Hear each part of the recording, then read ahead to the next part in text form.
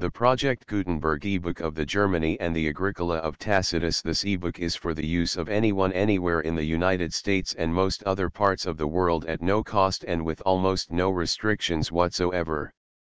You may copy it, give it away or reuse it under the terms of the Project Gutenberg license included with this ebook or online at www.gutenberg.org. If you are not located in the United States, you will have to check the laws of the country where you are located before using this ebook.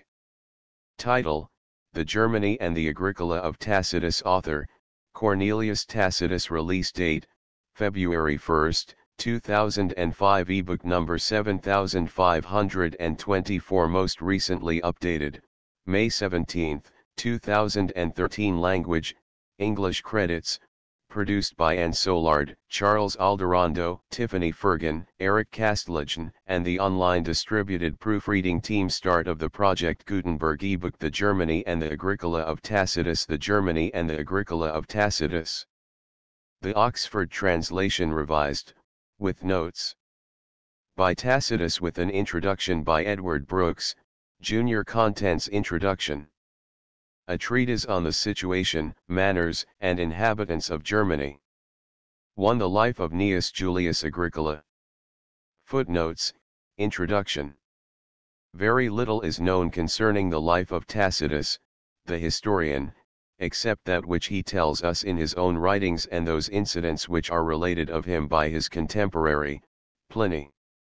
His full name was Caius Cornelius Tacitus. The date of his birth can only be arrived at by conjecture, and then only approximately. The younger Pliny speaks of him as prope magum equals, about the same age. Pliny was born in 61. Tacitus, however, occupied the office of quaestor under Vespasian in 78 AD, at which time he must, therefore, have been at least 25 years of age. This would fix the date of his birth not later than 53 AD. It is probable, therefore, that Tacitus was Pliny's senior by several years. His parentage is also a matter of pure conjecture. The name Cornelius was a common one among the Romans, so that from it we can draw no inference. The fact that at an early age he occupied a prominent public office indicates that he was born of good family, and it is not impossible that his father was a certain Cornelius Tacitus, a Roman knight, who was procurator in Belgic Gaul, and whom the elder Pliny speaks of in his Natural History. Of the early life of Tacitus and the training which he underwent preparatory to those literary efforts which afterwards rendered him a conspicuous figure among Roman litterateurs we know absolutely nothing. Of the events of his life which transpired after he attained man's estate we know but little beyond that which he himself has recorded in his writings. He occupied a position of some eminence as a pleader at the Roman bar, and in 77 AD married the daughter of Julius Agricola, a humane and honorable citizen, who was at that time consul and was subsequently appointed governor of Britain. It is quite possible that this very advantageous alliance hastened his promotion to the office of quaestor under Vespasian. Under Domitian, in 88, Tacitus was appointed one of 15 commissioners to preside at the celebration of the secular games. In the same year he held the office of praetor, and was a member of one of the most select of the old priestly colleges, in which a prerequisite of membership was that a man should be born of a good family. The following year he appears to have left Rome, and it is possible that he visited Germany and there obtained his knowledge and information respecting the manners and customs of its people, which he makes the subject of his work known as the Germany. He did not return to Rome until 93, after an absence of 4 years, during which time his father-in-law died. Sometime between the years 93 and 97 he was elected to the Senate, and during this time witnessed the judicial murders of many of Rome's best citizens which were perpetrated under the reign of Nero.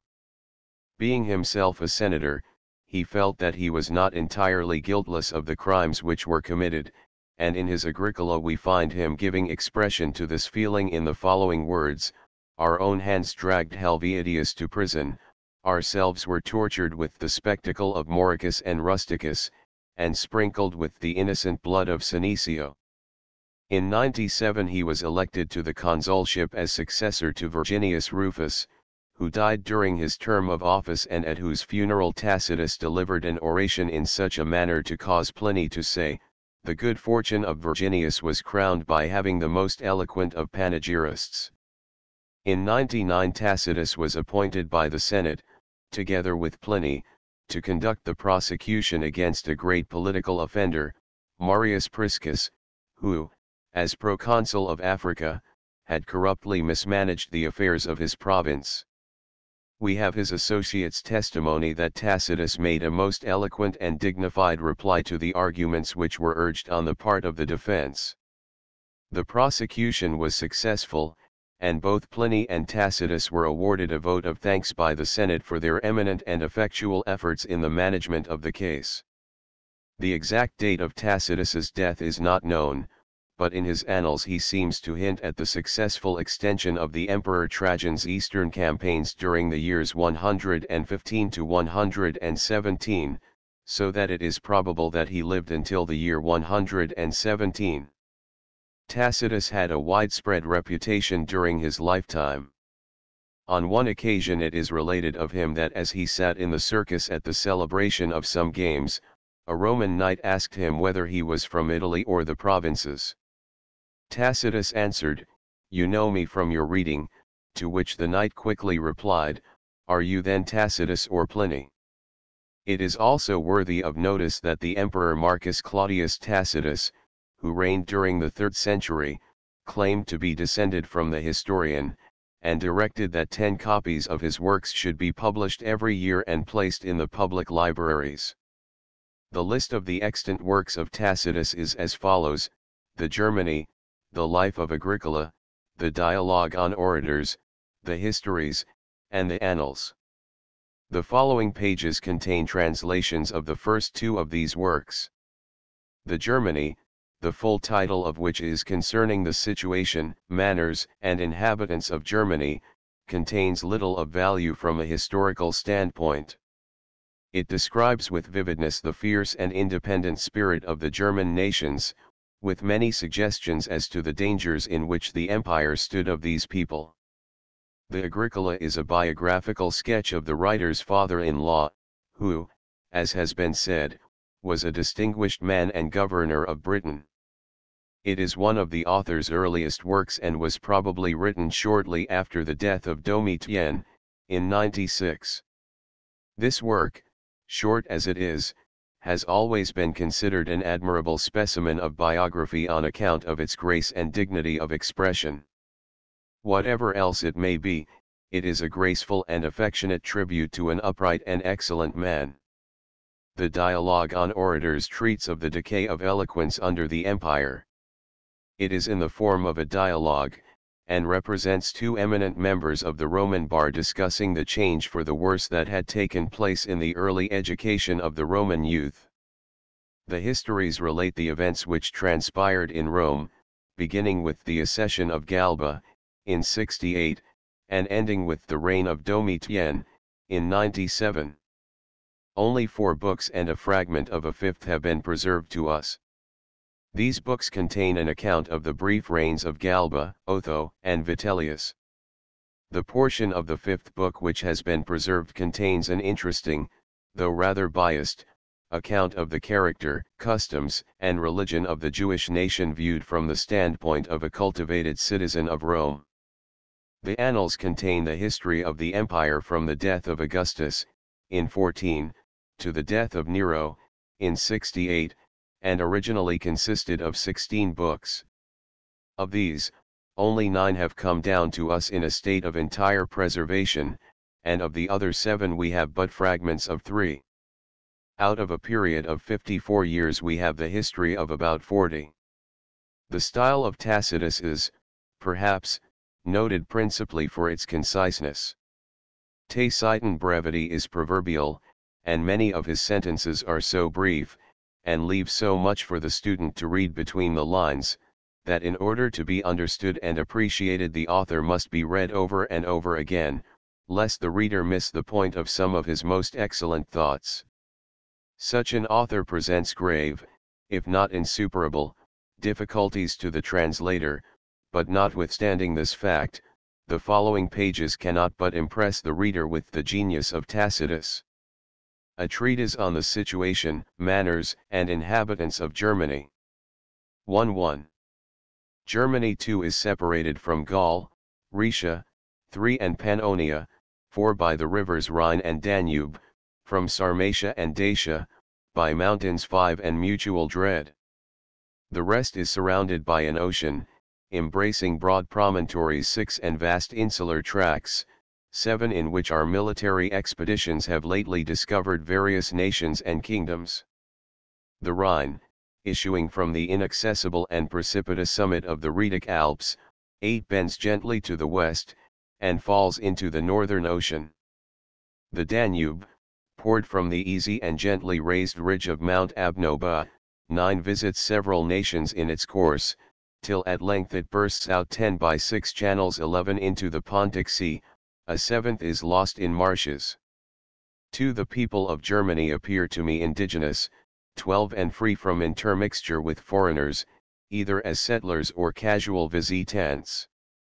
For the emigrants of former ages performed their expeditions not by land, but by water, 13 and that immense, and, if I may so call it, hostile ocean, is rarely navigated by ships from our world.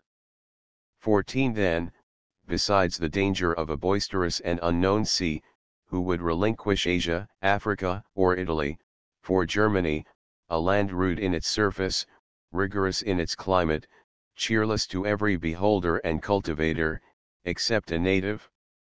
In their ancient songs, 15 which are their only records or annals, they celebrate the god Tuisto, 16 sprung from the earth, and his son Munus, as the fathers and founders of their race. To Munus they ascribe 3 sons, from whose names 17 the people bordering on the ocean are called Ingaevans, those inhabiting the central parts, Herminones, the rest, Istaevans. Some, 18 however, assuming the license of antiquity, affirm that there were more descendants of the god, from whom more appellations were derived, as those of the Marsi, 19 Gambritorii, 20 Suevi, 21 and Vandali, 22 and that these are the genuine and original names. 23 That of Germany, on the other hand, they assert to be a modern addition, 24 For that the people who first crossed the Rhine, and expelled the Gauls, and are now called Tungri, were then named Germans, which appellation of a particular tribe, not of a whole people, gradually prevailed, so that the title of Germans, first assumed by the victors in order to excite terror, was afterwards adopted by the nation in general. 25 They have likewise the tradition of a Hercules 26 of their country, whose praises they sing before those of all other heroes as they advance to battle. 3 A peculiar kind of verses is also current among them, by the recital of which, termed barding, 27 they stimulate their courage, while the sound itself serves as an augury of the event of the impending combat. 4. According to the nature of the cry proceeding from the line, terror is inspired or felt, nor does it seem so much an articulate song, as the wild chorus of valor. A harsh, piercing note, and a broken roar, are the favorite tones, which they render more full and sonorous by applying their mouths to their shields. 28 Some conjecture that Ulysses, in the course of his long and fabulous wanderings, was driven into this ocean, and landed in Germany, and that Assibergium, 29 a place situated on the Rhine, and at this day inhabited, was founded by him, and named Ascapergian. They pretend that an altar was formerly discovered here, consecrated to Ulysses, with the name of his father Laertes subjoined, and that certain monuments and tombs, inscribed with Greek characters, 30 are still extant upon the confines of Germany and Rhaetia. These allegations I shall neither attempt to confirm nor to refute, let every one believe concerning them as he is disposed. For I concur in opinion with those who deem the Germans never to have intermarried with other nations, but to be a race, pure, unmixed, and stamped with a distinct character.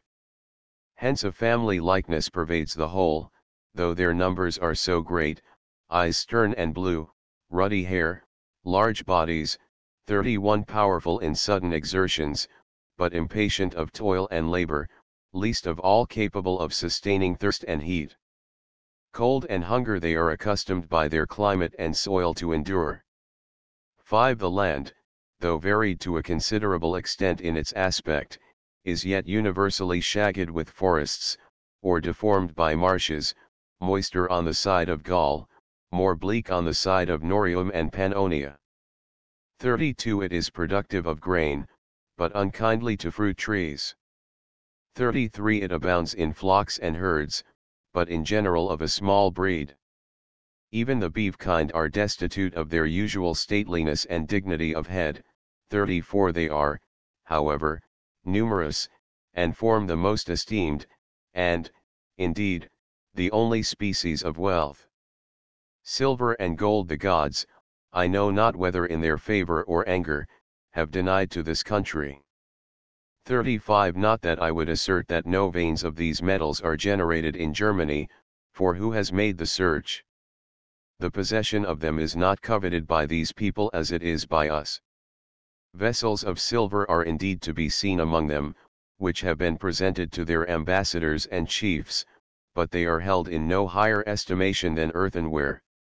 The borderers, however, set a value on gold and silver for the purpose of commerce, and have learned to distinguish several kinds of our coin, some of which they prefer to others. The remoter inhabitants continue the more simple and ancient usage of bartering commodities. The money preferred by the Germans is the old and well-known species, such as the cerity and bigoti. 36. They are also better pleased with silver than gold. 37. Not on account of any fondness for that metal, but because the smaller money is more convenient in their common and petty merchandise. 6. Even iron is not plentiful. 38. Among them, as may be inferred from the nature of their weapons. Swords or broad lances are seldom used, but they generally carry a spear, called in their language framea. 39, which has an iron blade, short and narrow, but so sharp and manageable, that, as occasion requires, they employ it either in close or distant fighting. 40. The spear and a shield are all the armor of the cavalry. The foot have, besides, missile weapons, several to each man, which they hurl to an immense distance. 41. They are either naked, 42. or lightly covered with a small mantle, and have no pride in equipage, their shields only are ornamented with the choicest colors. 43. Few are provided with a coat of mail, 44. and scarcely here and there one with a casque or helmet. 45. Their horses are neither remarkable for beauty nor swiftness, nor are they taught the various evolutions practiced with us. The cavalry either bear down straight forwards, or will once to the right, in so compact a body that none is left behind the rest. Their principal strength, on the whole, consists in their infantry, hence in an engagement these are intermixed with the cavalry. 46. South well accordant with the nature of equestrian combats is the agility of those foot soldiers, whom they select from the whole body of their youth, and place in the front of the line. Their number, too, is determined, 100 from each canton. 47. And they are distinguished at home by a name expressive of this circumstance, so that what at first was only an appellation of number, becomes thenceforth a title of honor. Their line of battle is disposed in wedges. 48. To give ground, provided they rally again, is considered rather as a prudent stratagem, than cowardice. They carry off their slain even while the battle remains undecided. The greatest disgrace that can befall them is to have abandoned their shields. 49. A person branded with this ignominy is not permitted to join in their religious rites, or enter their assemblies, so that many, after escaping from battle, have put an end to their infamy by the halter. 7. In the election of kings they have regard to birth, in that of generals, 50 to valor. Their kings have not an absolute or unlimited power, 51. And their generals command less through the force of authority, than of example.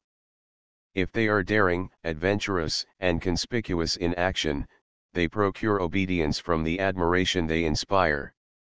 None, however, but the priests 52 are permitted to judge offenders, to inflict bonds or stripes, so that chastisement appears not as an act of military discipline, but as the instigation of the god whom they suppose present with warriors. They also carry with them to battle certain images and standards taken from the sacred groves.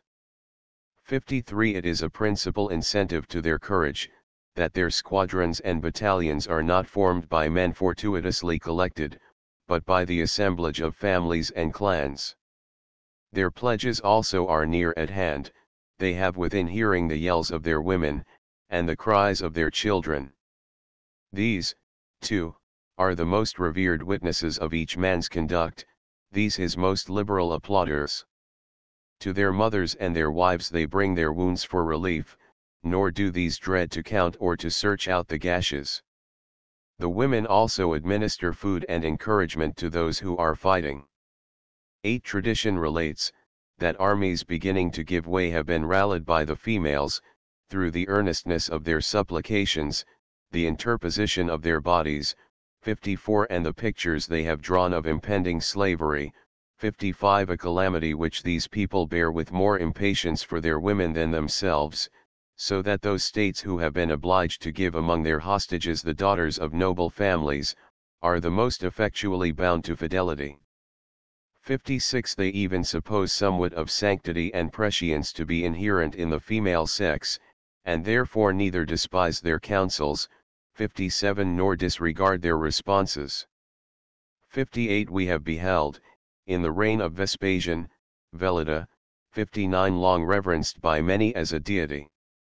Orima, moreover, and several others, 60. Were formerly held in equal veneration, but not with a servile flattery, nor as though they made them goddesses. 61. 9. Of the gods, Mercury 62 is the principal object of their adoration, whom, on certain days, 63 they think it lawful to propitiate even with human victims. To Hercules and Mars 64 they offer the animals usually allotted for sacrifice. 65. Some of the Suevi also perform sacred rites to Isis. What was the cause and origin of this foreign worship, I have not been able to discover, further than that her being represented with the symbol of a galley, seems to indicate an imported religion. 66. They conceive it unworthy the grandeur of celestial beings to confine their deities within walls, or to represent them under a human similitude. 67. Woods and groves are their temples, and they affix names of divinity to that secret power, which they behold with the eye of adoration alone. 10. No people are more addicted to divination by omens and lots. The latter is performed in the following simple manner. They cut a twig 68 from a fruit tree, and divide it into small pieces, which, distinguished by certain marks, are thrown promiscuously upon a white garment. Then, the priest of the canton, if the occasion be public, if private, the master of the family, after an invocation of the gods, with his eyes lifted up to heaven, thrice takes out each piece, and, as they come up, interprets their signification according to the marks fixed upon them. If the result prove unfavorable, there is no more consultation on the same affair that day. If propitious, a confirmation by omens is still required. In common with other nations, the Germans are acquainted with the practice of auguring from the notes and flight of birds, but it is peculiar to them to derive admonitions and presages from horses also. 69. Certain of these animals, milk-white, and untouched by earthly labor, are pastured at the public expense in the sacred woods and groves. These, yoked to a consecrated chariot, are accompanied by the priest and king or chief person of the community, who attentively observe their manner of neighing and snorting, and no kind of augury is more credited, not only among the populace, but among the nobles and priests. For the latter consider themselves as the ministers of the gods, and the horses, as privy to the divine will. Another kind of divination, by which they explore the event of momentous wars, is to oblige a prisoner, taken by any means whatsoever from the nation with whom they are at variance, to fight with a picked man of their own, each with his own country's arms, and, according as the victory falls, they presage success to the one or to the other party. 7011. On affairs of smaller moment, the chiefs consult; on those of greater importance, the whole community, yet with this circumstance, that what is referred to the decision of the people, is first maturely discussed by the chiefs. 71. They assemble, unless upon some sudden emergency, on stated days, either at the new or full moon, which they account the most auspicious season for beginning any enterprise. Nor do they, in their computation of time, reckon, like us, by the number of days, but of nights. In this way they arrange their business, in this way they fix their appointments, so that, with them, the night seems to lead the day. 72. An inconvenience produced by their liberty is, that they do not all assemble at a stated time, as if it were in obedience to a command, but 2 or 3 days are lost in the delays of convening. When they all think fit, 73. They sit down armed. 74. Silence is proclaimed by the priests, who have on this occasion a coercive power. Then the king, or chief, and such others as are conspicuous for age, birth, military renown, or eloquence, are heard, and gain attention rather from their ability to persuade, than their authority to command. If a proposal displease, the assembly reject it by an inarticulate murmur; if it prove agreeable, they clash their javelins. 75. For the most honorable expression of assent among them is the sound of arms. 12. Before this council, it is likewise allowed to exhibit accusations, and to prosecute capital offences. Punishments are varied according to the nature of the crime. Traitors and deserters are hung upon trees. 76. Cowards, dastards, 77. And those guilty of unnatural practices, 78. Are suffocated in mud under a hurdle. 79. This difference of punishment has in view the principle, that villainy should be exposed while it is punished, but turpitude concealed. The penalties annexed to slighter offences 80 are also proportioned to the delinquency. The convicts are fined in horses and cattle. 81. Part of the mulct 82 goes to the king or state, part to the injured person, or his relations. In the same assemblies chiefs 83 are also elected, to administer justice through the cantons and districts. 100 companions, chosen from the people, attended upon each of them, to assist them as well with their advice as their authority. 13. The Germans transact no business, public or private, without being armed. 84. But it is not customary for any person to assume arms till the state has approved his ability to use them. Then, in the midst of the assembly, either one of the chiefs, or the father, or a relation, equips the youth with a shield and javelin. 85. These are to them the manly gown. 86. This is the first honor conferred on youth; before this they are considered as part of a household, afterwards, of the state.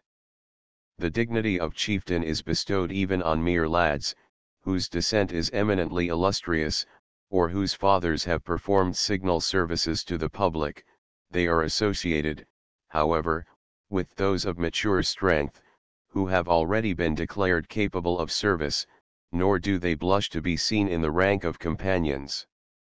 87. For the state of companionship itself has its several degrees, determined by the judgment of him whom they follow, and there is a great emulation among the companions, which shall possess the highest place in the favor of their chief, and among the chiefs, which shall excel in the number and valor of his companions. It is their dignity, their strength, to be always surrounded with a large body of select youth, an ornament in peace, a bulwark in war. And not in his own country alone, but among the neighboring states, the fame and glory of each chief consists in being distinguished for the number and bravery of his companions. Such chiefs are courted by embassies, distinguished by presents, and often by their reputation alone decide a war.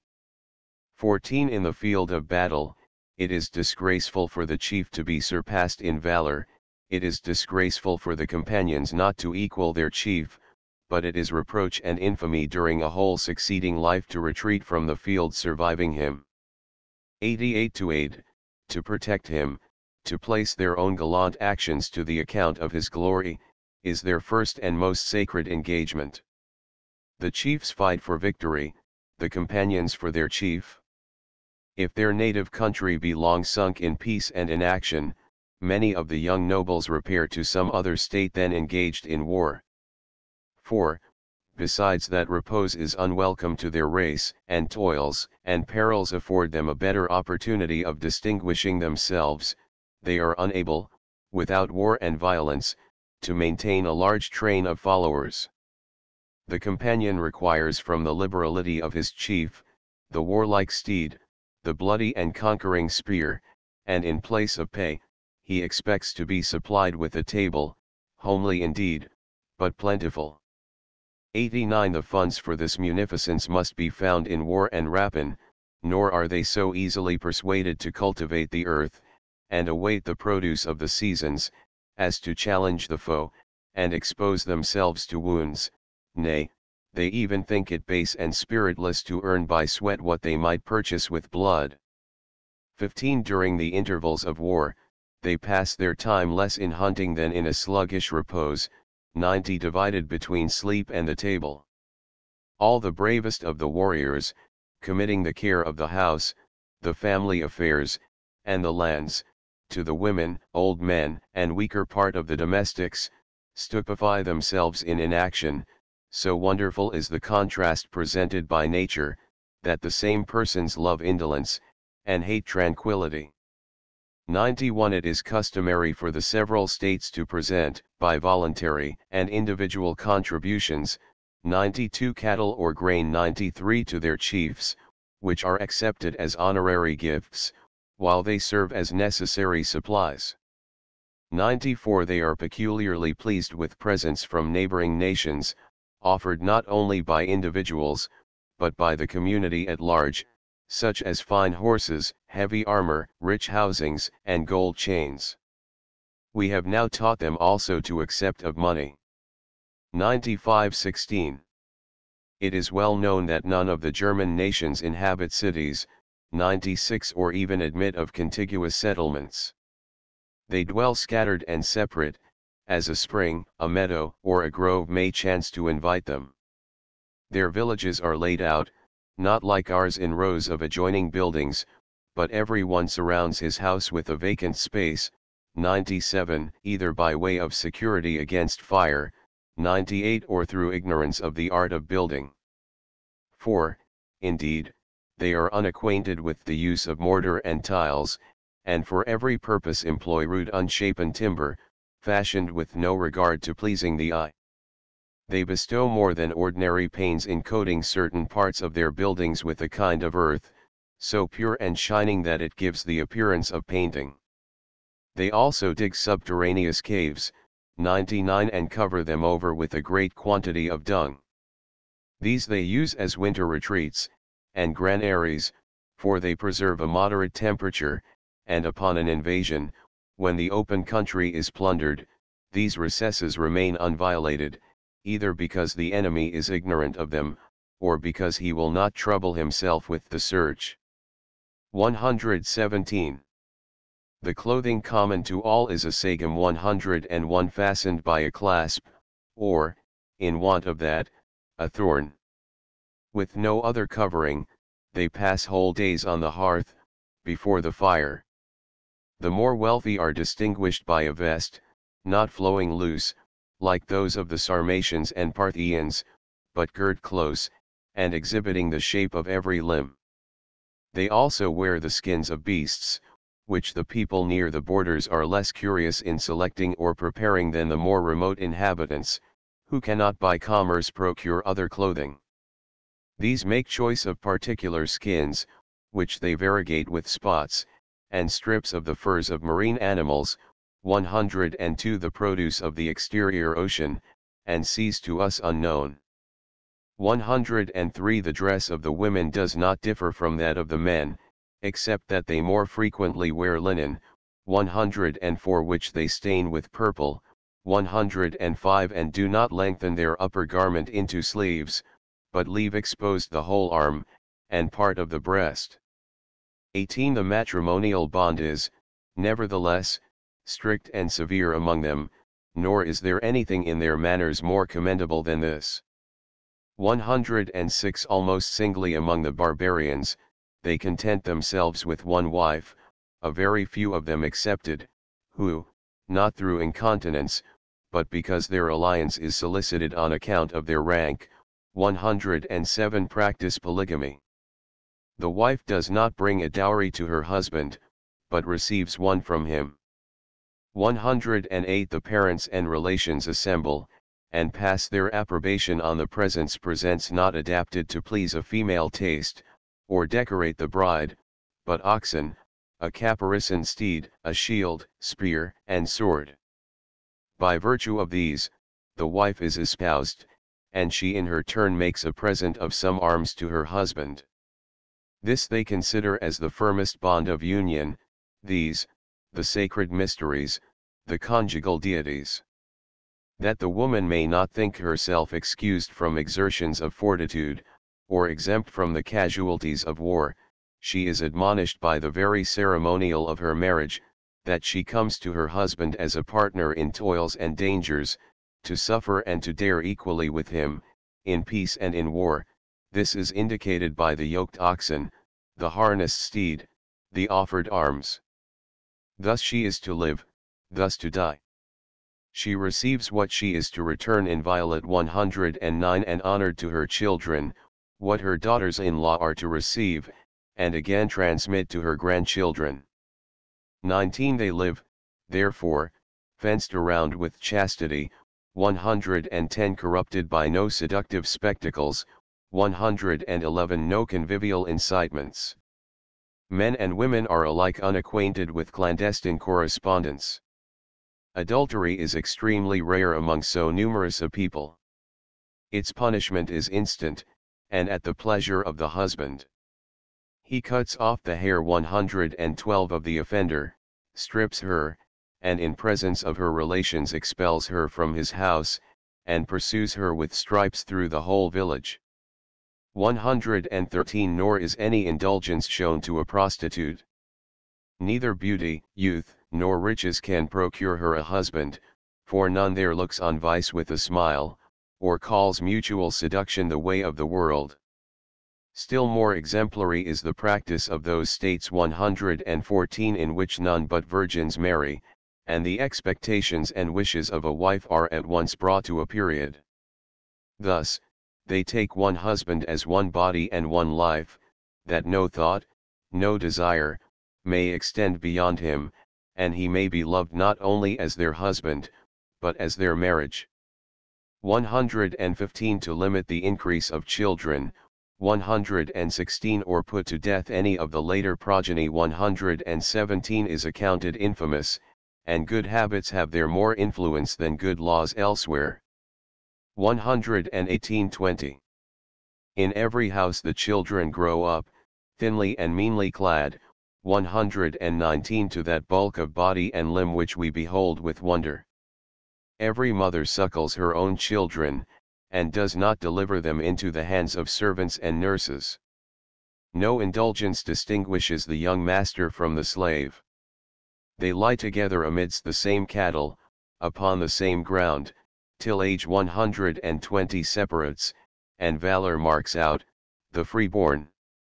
The youths partake late of the pleasures of love, 121 and hence pass the age of puberty unexhausted, nor are the virgins hurried into marriage, the same maturity, the same full growth is required, the sexes unite equally matched 122 and robust, and the children inherit the vigor of their parents.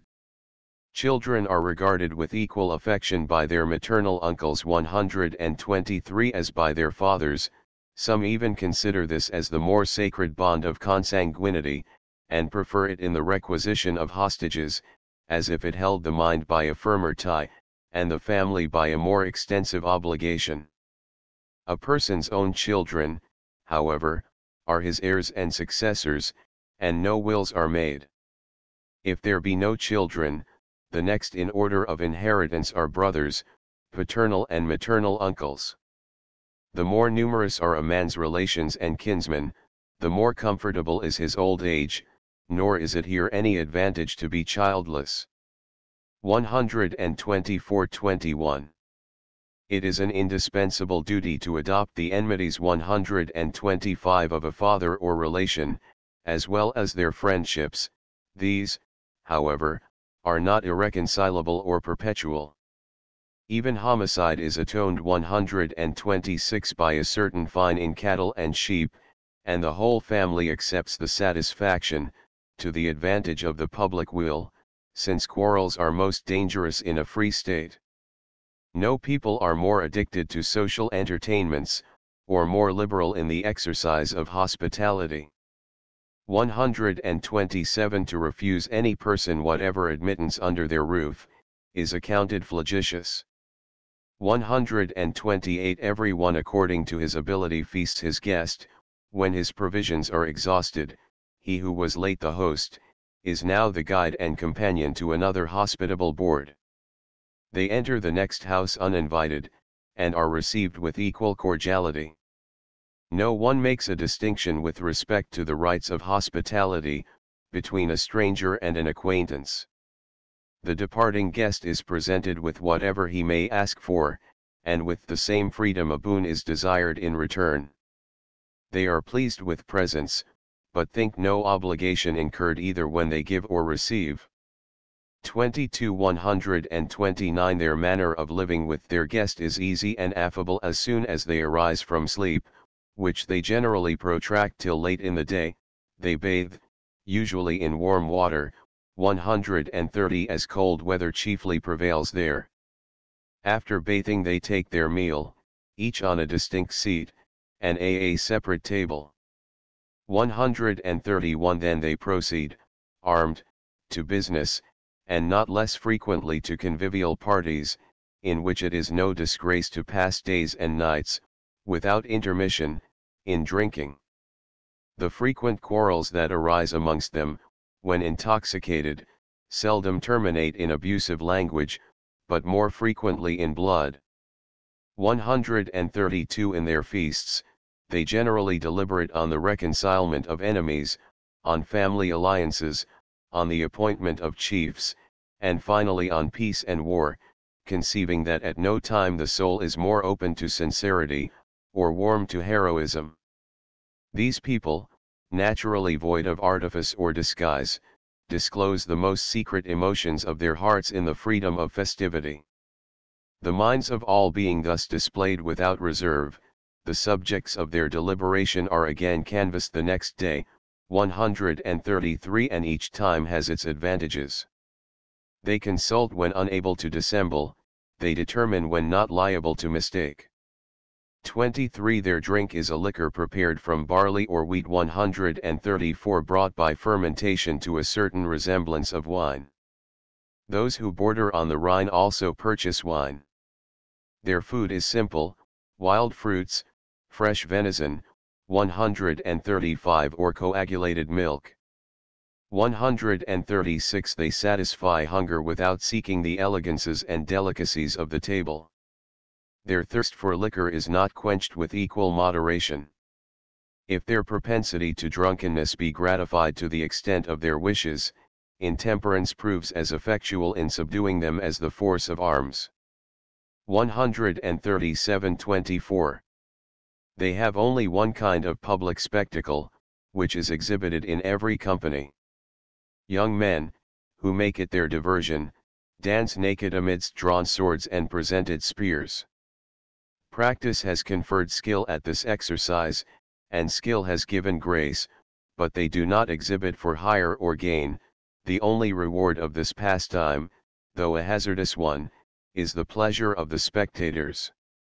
What is extraordinary, they play at dice, when sober, as a serious business, and that with such a desperate venture of gain or loss, that, when everything else is gone, they set their liberties and persons on the last throw. The loser goes into voluntary servitude, and, though the youngest and strongest, patiently suffers himself to be bound and sold. 138 Such is their obstinacy in a bad practice they themselves call it honor. The slaves thus acquired are exchanged away in commerce, that the winner may get rid of the scandal of his victory. 25 The rest of their slaves have not, like ours, particular employments in the family allotted them. Each is the master of a habitation and household of his own. The Lord requires from him a certain quantity of grain, cattle, or cloth, as from a tenant, and so far only the subjection of the slave extends. 139 His domestic offices are performed by his own wife and children. It is usual to scourge a slave, or punish him with chains or hard labor. They are sometimes killed by their masters, not through severity of chastisement, but in the heat of passion, like an enemy, with this difference, that it is done with impunity. 140 Freedmen are little superior to slaves, seldom filling any important office in the family, never in the state, except in those tribes which are under regal government. 141 There, they rise above the freeborn, and even the nobles. In the rest, the subordinate condition of the freedman is a proof of freedom. 26 Lending money upon interest, and increasing it by usury, 142 is unknown amongst them, and this ignorance more effectually prevents the practice than a prohibition would do. The lands are occupied by townships, 143 in allotments proportional to the number of cultivators, and are afterwards parceled out among the individuals of the district, in shares according to the rank and condition of each person. 144 The wide extent of plain facilitates this partition. The arable lands are annually changed, and a part left fallow, nor do they attempt to make the most of the fertility and plenty of the soil, by their own industry in planting orchards, enclosing meadows, and watering gardens. Corn is the only product required from the earth, hence their year is not divided into so many seasons as ours, for, while they know and distinguish by name winter, spring, and summer, they are unacquainted equally with the appellation and bounty of autumn. 145-27. Their funerals are without parade. 146 The only circumstance to which they attend, is to burn the bodies of eminent persons with some particular kinds of wood. Neither vestments nor perfumes are heaped upon the pile. 147 The arms of the deceased, and sometimes his horse, 148 are given to the flames. The tomb is a mound of turf. They contemn the elaborate and costly honors of monumental structures, as mere bird hens to the dead. They soon dismiss tears and lamentations, slowly, sorrow and regret. They think it the women's part to bewail their friends, the men's to remember them. 28 This is the sum of what I have been able to learn concerning the origin and manners of the Germans in general. I now proceed to mention those particulars in which they differ from each other, and likewise to relate what nations have migrated from Germany into Gaul. That great writer, the deified Julius, asserts that the Gauls were formerly the superior people, 149 whence it is probable that some Gallic colonies passed over into Germany, for how small an obstacle would a river be to prevent any nation, as it increased in strength, from occupying or changing settlements as yet lying in common, and unappropriated by the power of monarchies. Accordingly, The tract betwixt the Hercynian forest and the rivers Rhine and Main was possessed by the Helvetii, 150, and that beyond, by the Boii, 151, both Gallic tribes. The name of Boiemum still remains, a memorial of the ancient settlement, though its inhabitants are now changed. 152 But whether the Aravasi 153 migrated into Pannonia from the Osi, 154 a German nation, or the Osi into Germany from the Aravasi, the language, institutions, and manners of both being still the same, is a matter of uncertainty, for, in their pristine state of equal indigence and equal liberty, the same advantages and disadvantages were common to both sides of the river. The Treveri 155 and Nureii 156 are ambitious of being thought of German origin, as if the reputation of this descent would distinguish them from the Gauls, whom they resemble in person and effeminacy. The Vangiones, Tribossi, and Nemetes, 157, who inhabit the bank of the Rhine, are without doubt German tribes.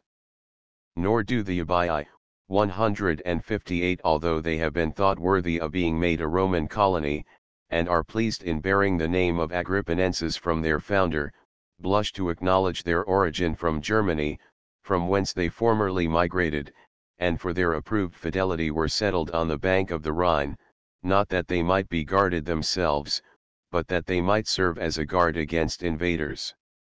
29 Of all these people, the most famed for valor are the Batavi, whose territories comprise but a small part of the banks of the Rhine, but consist chiefly of an island within it. 159 These were formerly a tribe of the Catti, who, on account of an intestine division, removed to their present settlements, in order to become a part of the Roman Empire. They still retain this honor, together with a memorial of their ancient alliance, 160, for they are neither insulted by taxes, nor oppressed by farmers of the revenue. Exempt from fiscal burdens and extraordinary contributions, and kept apart for military use alone, they are reserved, like a magazine of arms, for the purposes of war. The nation of the Matiaci 161 is under a degree of subjection of the same kind, for the greatness of the Roman people has carried a reverence for the empire beyond the Rhine and the ancient limits.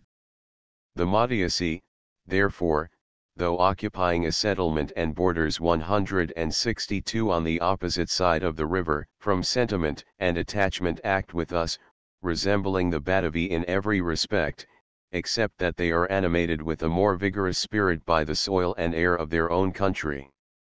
163 I do not reckon among the people of Germany those who occupy the Decumate lands, 164 although inhabiting between the Rhine and Danube. Some of the most fickle of the Gauls, rendered daring through indigence, seized upon this district of uncertain property. Afterwards, our boundary line being advanced, and a chain of fortified posts established, it became a skirt of the empire, and part of the Roman province. 165-30. Beyond these dwell the Catti, 166, whose settlements, beginning from the Hercynian forest, are in a tract of country less open and marshy than those which overspread the other states of Germany, for it consists of a continued range of hills, which gradually become more scattered, and the Hercynian forest 167 both accompanies and leaves behind, its Catti. This nation is distinguished by hardier frames, 168 compactness of limb, fierceness of countenance, and superior vigor of mind. For Germans, they have a considerable share of understanding and sagacity, they choose able persons to command, and obey them when chosen, keep their ranks, seize opportunities, restrain impetuous motions, distribute properly the business of the day, entrench themselves against the night, account fortune dubious, and valor only certain, and, what is extremely rare, and only a consequence of discipline, depend more upon the general than the army. 169 Their force consists entirely in infantry, who, besides their arms, are obliged to carry tools and provisions. Other nations appear to go to a battle, the Cadi, to war. Excursions and casual encounters are rare amongst them. It is, indeed, peculiar to cavalry soon to obtain, and soon to yield, the victory. Speed borders upon timidity, slow movements are more akin to steady valor. 31 A custom followed among the other German nations only by a few individuals, of more daring spirit than the rest, is adopted by general consent among the Cadi. From the time they arrive at years of maturity they let their hair and beard grow, 170 and do not divest themselves of this votive badge, the promise of valor, till they have slain an enemy. Over blood and spoils they unveil the countenance, and proclaim that they have at length paid the debt of existence, and have proved themselves worthy of their country and parents. The cowardly and effeminate continue in their squalid disguise. The bravest among them wear also an iron ring 171, a mark of ignominy in that nation, as a kind of chain, till they have released themselves by the slaughter of a foe. Many of the Cadi assume this distinction, and grow hoary under the mark, conspicuous both to foes and friends. By these, in every engagement, the attack is begun, they compose the front line, presenting a new spectacle of terror. Even in peace they do not relax the sternness of their aspect. They have no house, land, or domestic cares, they are maintained by whomsoever they visit, lavish of another's property, regardless of their own, till the debility of age renders them unequal to such a rigid course of military virtue. 172-32. Next to the Cadi, on the banks of the Rhine, where, now settled in its channel, it is become a sufficient boundary, dwell the Usupi and Tenctri. 173 The latter people, in addition to the usual military reputation, are famed for the discipline of their cavalry, nor is the infantry of the Cadi in higher estimation than the horse of the Tenctri. Their ancestors established it, and are imitated by posterity. Horsemanship is the sport of their children, the point of emulation of their youth, and the exercise in which they persevere to old age. Horses are bequeathed along with the domestics, the household gods, and the rights of inheritance. They do not, however, like other things, go to the eldest son, but to the bravest and most warlike. 33 Contiguous to the Tenctri were formerly the Bructeri, 174 but report now says that the Camavi and Angrivarii, 175 migrating into their country, have expelled and entirely extirpated them, 176 with the concurrence of the neighboring nations, induced either by hatred of their arrogance, 177 love of plunder, or the favor of the gods towards the Romans. For they even gratified us with the spectacle of a battle, in which above 60,000 Germans were slain, not by Roman arms, but, what was still grander, by mutual hostilities, as it were for our pleasure and entertainment. 178 May the nations retain and perpetuate, if not an affection for us, at least an animosity against each other. Since, while the fate of the empire is thus urgent, 179 Fortune can bestow no higher benefit upon us, than the discord of our enemies. 34 Contiguous to the Angrivarii and Camavi backwards lie the Dulgibani, Chazori, 180 and other nations less known. 181 In front, the Frigii 182 succeed, who are distinguished by the appellations of greater and lesser, from their proportional power. The settlements of both stretch along the border of the Rhine to the ocean, and include, besides, vast lakes, 183 which have been navigated by Roman fleets. We have even explored the ocean itself on that side, and fame reports that columns of Hercules 184 are still remaining on that coast, whether it be that Hercules was ever there in reality, or that whatever great and magnificent is anywhere met with is, by common consent, ascribed to his renowned name. The attempt of Drusus Germanicus 185 to make discoveries in these parts was sufficiently daring, but the ocean opposed any further inquiry into itself and Hercules. After a while no one renewed the attempt, and it was thought more pious and reverential to believe the actions of the gods, than to investigate them. 35 Hitherto we have traced the western side of Germany. It turns from thence with a vast sweep to the north, and first occurs the country of the Chauci, 186 which, though it begins immediately from Frisia, and occupies part of the seashore, yet stretches so far as to border on all the nations before mentioned, till it winds round so as to meet the territories of the Chatti. This immense tract is not only possessed, but filled by the Chauci, a people the noblest of the Germans, who choose to maintain their greatness by justice rather than violence. Without ambition, without ungoverned desires, quiet and retired, they provoke no wars, they are guilty of no rapine or plunder, and it is a principal proof of their power and bravery, that the superiority they possess has not been acquired by unjust means. Yet all have arms in readiness, 187 and, if necessary, an army is soon raised, for they abound in men and horses, and maintain their military reputation even in inaction. 36 Bordering on the Chauci and Chatti are the Cherusci, 188 who, for want of an enemy, long cherished a too lasting and enfeebling peace, a state more flattering than secure, since the repose enjoyed amidst ambitious and powerful neighbors is treacherous, and when an appeal is made to the sword, moderation and probity are names appropriated by the victors. Thus, the Cherusci, who formerly bore the titles of just and upright, are now charged with cowardice and folly, and the good fortune of the Chatti, who subdued them, has grown into wisdom. The ruin of the Cherusci involved that of the Fossi, 189 a neighboring tribe, equal partakers of their adversity, although they had enjoyed an inferior share of their prosperity.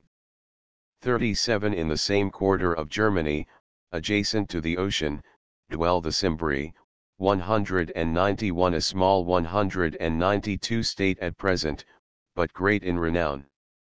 193 of their past grandeur extensive vestiges still remain, in encampments and lines on either shore, 194 from the compass of which the strength and numbers of the nation may still be computed, and credit derived to the account of so prodigious an army. It was in the 640th year of Rome that the arms of the Cimbri were first heard of, under the consulate of Caecilius Metellus and Papirius Carbo, from which era to the second consulate of the Emperor Trajan 195 is a period of nearly 210 years. So long has Germany withstood the arms of Rome. During this long interval many mutual wounds have been inflicted. Not the Samnite, the Carthaginian, Spain, Gaul, or Parthia, have given more frequent alarms, for the liberty of the Germans is more vigorous than the monarchy of the Arsacidae. What has the East, which has itself lost Pacorus, and suffered an overthrow from Ventidius, 196 to boast against us, but the slaughter of Crassus? But the Germans, by the defeat or capture of Carbo, 197 Cassius, 198 Scaurus Aurelius, 199 Servilius Scipio, and Gnaeus Manlius, 200 deprived the Roman people of 5 consular armies, 201 and afterwards took from Augustus himself Varus with 3 legions. 202 nor did Caius Marius 203 in Italy, the deified Julius in Gaul, or Drusus, Nero, or Germanicus 204 in their own country, defeat them without loss. The subsequent mighty threats of Caligula terminated in ridicule. Then succeeded tranquillity, till, Seizing the occasion of our discords and civil wars, they forced the winter quarters of the legions, 205, and even aimed at the possession of Gaul, and, again expelled thence, they have in latter times been rather triumphed over 206 than vanquished. 38. We have now to speak of the Suevi, 207, who do not compose a single state, like the Chatti or Teucri, but occupy the greatest part of Germany, and are still distributed into different names and nations, although all hearing the common appellation of Suevi. It is a characteristic of this people to turn their hair sideways, and tie it beneath the poll in a knot. By this mark the Suevi are distinguished from the rest of the Germans, and the freemen of the Suevi from the slaves. 208. Among other nations, this mode, either on account of some relationship with the Suevi, or from the usual propensity to imitation, is sometimes adopted, but rarely, and only during the period of youth. The Suevi, even till they are hoary, continue to have their hair growing stiffly backwards, and often it is fastened on the very crown of the head. The chiefs dress it with still greater care, and in this respect they study ornament, though of an undebasing kind. For their design is not to make love, or inspire it, they decorate themselves in this manner as they proceed to war, in order to seem taller and more terrible, and dress for the eyes of their enemies. 39. The Semnons 209 assert themselves to be the most ancient and noble of the Suevi, and their pretensions are confirmed by religion. At a stated time, all the people of the same lineage assemble by their delegates in a wood, consecrated by the auguries of their forefathers and ancient terror, and there by the public slaughter of a human victim celebrate the horrid origin of their barbarous rites. Another kind of reverence is paid to the grove. No person enters it without being bound with a chain, as an acknowledgement of his inferior nature, and the power of the deity residing there. If he accidentally fall, it is not lawful for him to be lifted or to rise up, they roll themselves out along the ground. The whole of their superstition has this import, that from this spot the nation derives its origin, that here is the residence of the deity, the governor of all, and that everything else is subject and subordinate to him. These opinions receive additional authority from the power of the Semnons, who inhabit 100 cantons, and, from the great body they compose, consider themselves as the head of the Suevi. 40. The Langobardi, 210 on the other hand, are ennobled by the smallness of their numbers, since though surrounded by many powerful nations, they derive security, not from obsequiousness, but from their martial enterprise. The neighboring Roy-Digne, 211, and the Avians, 212, Angli, 213, Varani, Eudoses, Suardanes, and Nudhones, 214 are defended by rivers or forests. Nothing remarkable occurs in any of these, except that they unite in the worship of Hertha, 215, or Mother Earth, and suppose her to interfere in the affairs of men, and to visit the different nations. In an island 216 of the ocean stands a sacred and unviolated grove, in which is a consecrated chariot, covered with a veil, which the priest alone is permitted to touch. He becomes conscious of the entrance of the goddess into this secret recess, and with profound veneration attends the vehicle, which is drawn by yoked cows. At this season, 217, all is joy, and every place which the goddess deigns to visit is a scene of festivity. No wars are undertaken, arms are untouched, and every hostile weapon is shut up. Peace abroad and at home are then only known, then only loved, till at length the same priest reconducts the goddess, satiated with mortal intercourse, to her temple. 218 The chariot, with its curtain, and, if we may believe it, the goddess herself, then undergo ablution in a secret lake. This office is performed by slaves, whom the same lake instantly swallows up. Hence proceeds a mysterious horror, and a holy ignorance of what that can be, which is beheld only by those who are about to perish. This part of the Suevian nation extends to the most remote recesses of Germany. 41. If we now follow the course of the Danube, as we before did that of the Rhine, we first meet with the Hermanduri, 219, a people faithful to the Romans, 220, and on that account the only Germans who are admitted to commerce, not on the bank alone, but within our territories, and in the flourishing colony 221 established in the province of Rhaetia. They pass and repass at pleasure, without being attended by a guard, and while we exhibit to other nations our arms and camps alone, to these we lay open our houses and country seats, which they behold without coveting. In the country of the Hermanduri rises the Elbe, 222, a river formerly celebrated and known among us, now only heard of by name. 42. Contiguous to the Hermanduri are the Naresci, 223, and next to them, the Marcomanni 224 and Quadi.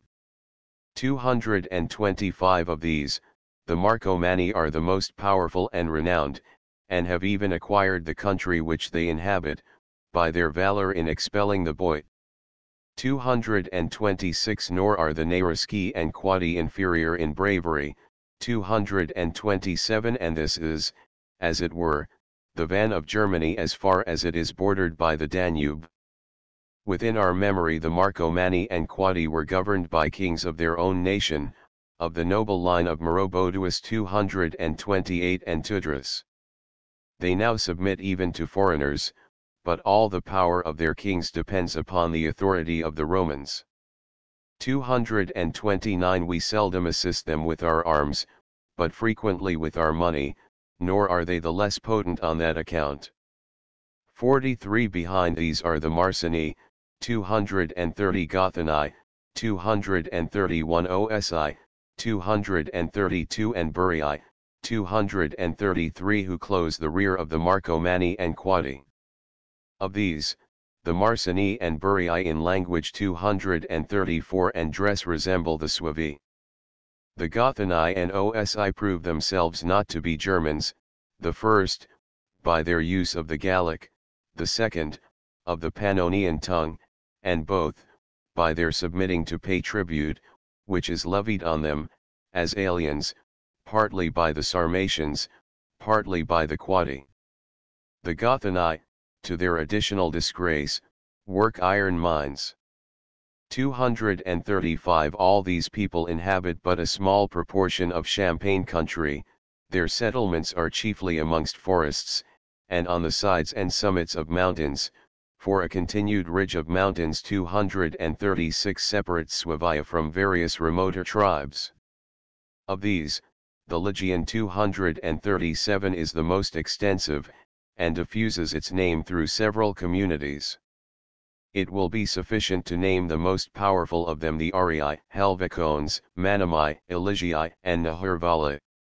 238. In the country of the latter is a grove, consecrated to religious rites of great antiquity. A priest presides over them, dressed in woman's apparel, but the gods worshipped there are said, according to the Roman interpretation, to be Castor and Pollux. Their attributes are the same, their name, Alcis. 239. No images, indeed, or vestiges of foreign superstition, appear in their worship, but they are revered under the character of young men and brothers. The Arii, fierce beyond the superiority of strength they possess over the other just enumerated people, improve their natural ferocity of aspect by artificial helps. Their shields are black, their bodies painted. 240. They choose the darkest nights for an attack, and strike terror by the funereal gloom of their sable bands, no enemy being able to sustain their singular, and, as it were, infernal appearance, since in every combat the eyes are the first part subdued. Beyond the Ligii are the Goth ones, 241, who live under a monarchy, somewhat more strict than that of the other German nations, yet not to a degree incompatible with liberty. Adjoining to these are the Rugii 242 and Lemuvii 243 situated on the sea coast. All these tribes are distinguished by round shields, short swords, and submission to regal authority. 44 Next occur the communities of the Suyanese, 244 seated in the very ocean, 245 who, besides their strength in men and arms, also possess a naval force. 246 The form of their vessels differs from ours in having a prow at each end, 247 so that they are always ready to advance.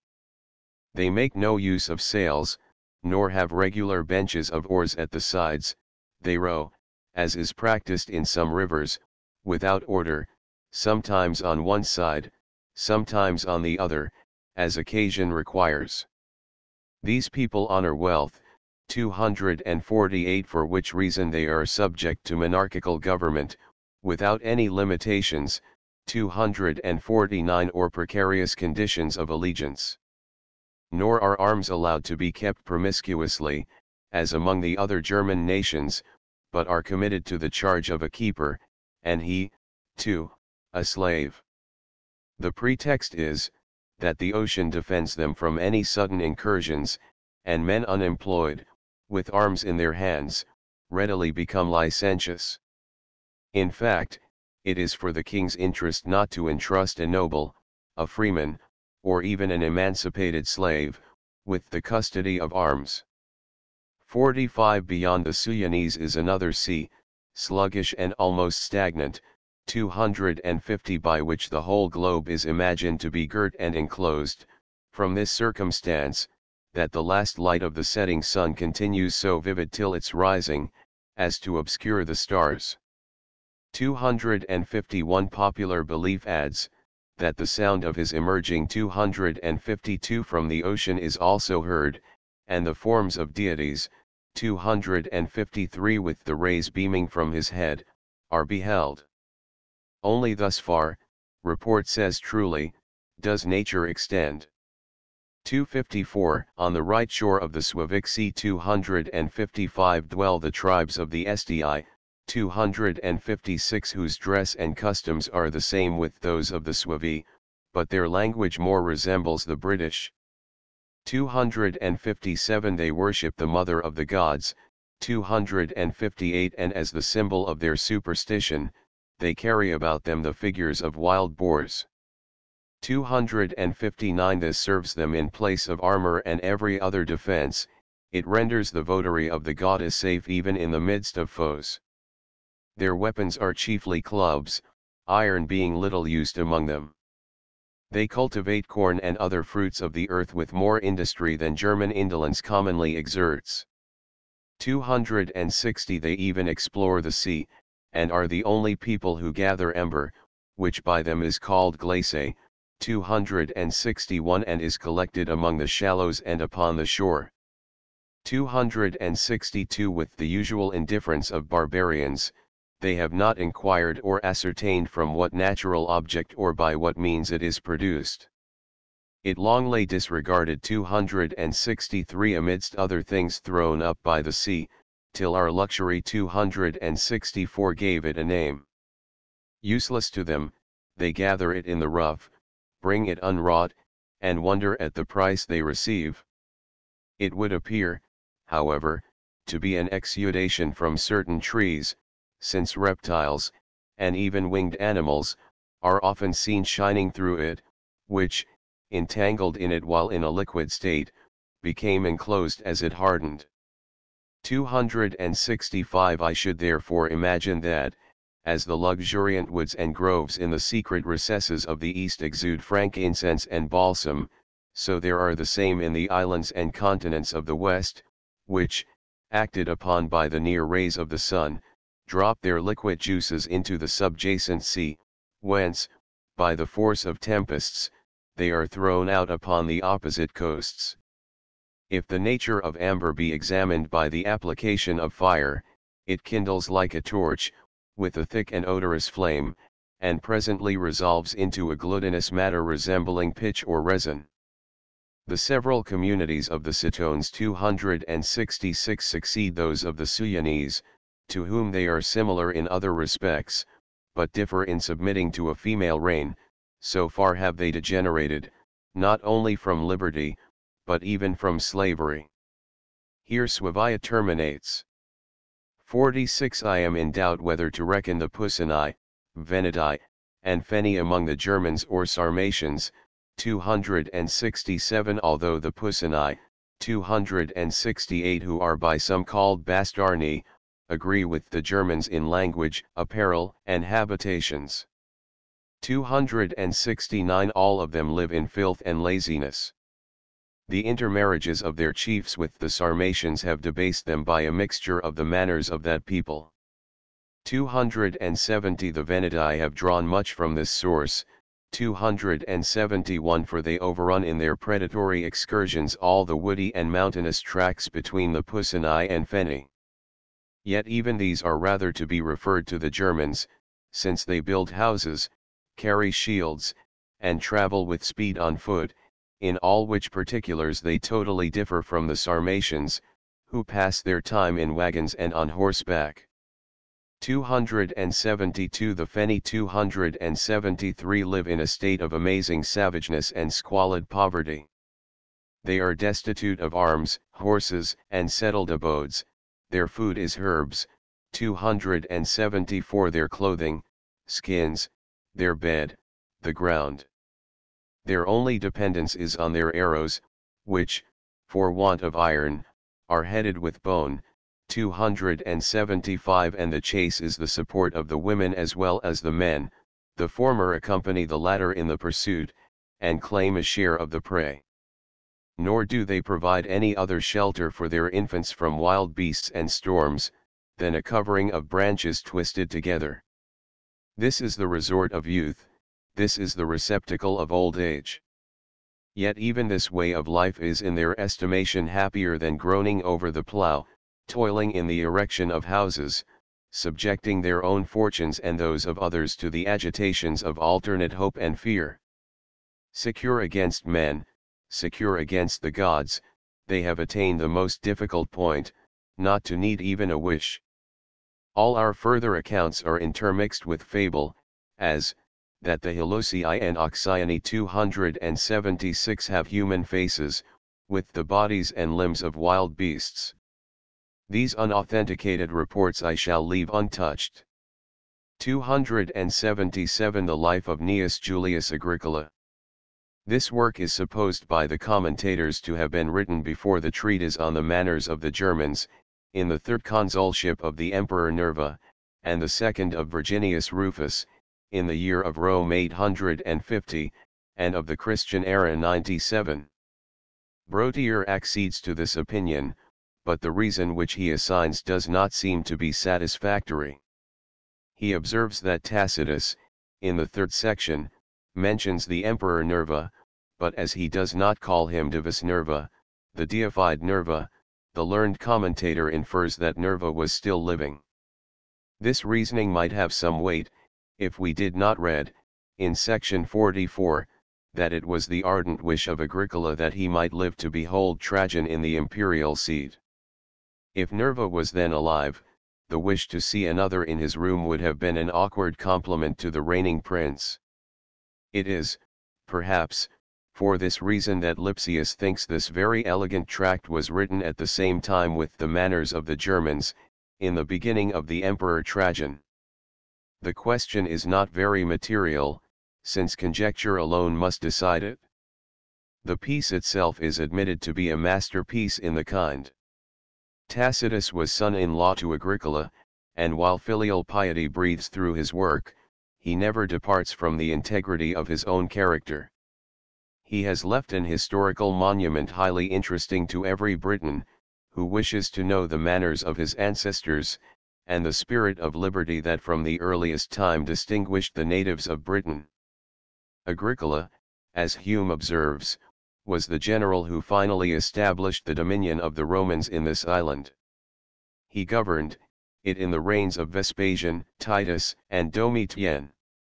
He carried his victorious arms northward, defeated the Britons in every encounter, pierced into the forests and the mountains of Caledonia, reduced every state to subjection in the southern parts of the island, and chased before him all the men of fiercer and more intractable spirits, who deemed war and death itself less intolerable than servitude under the victors.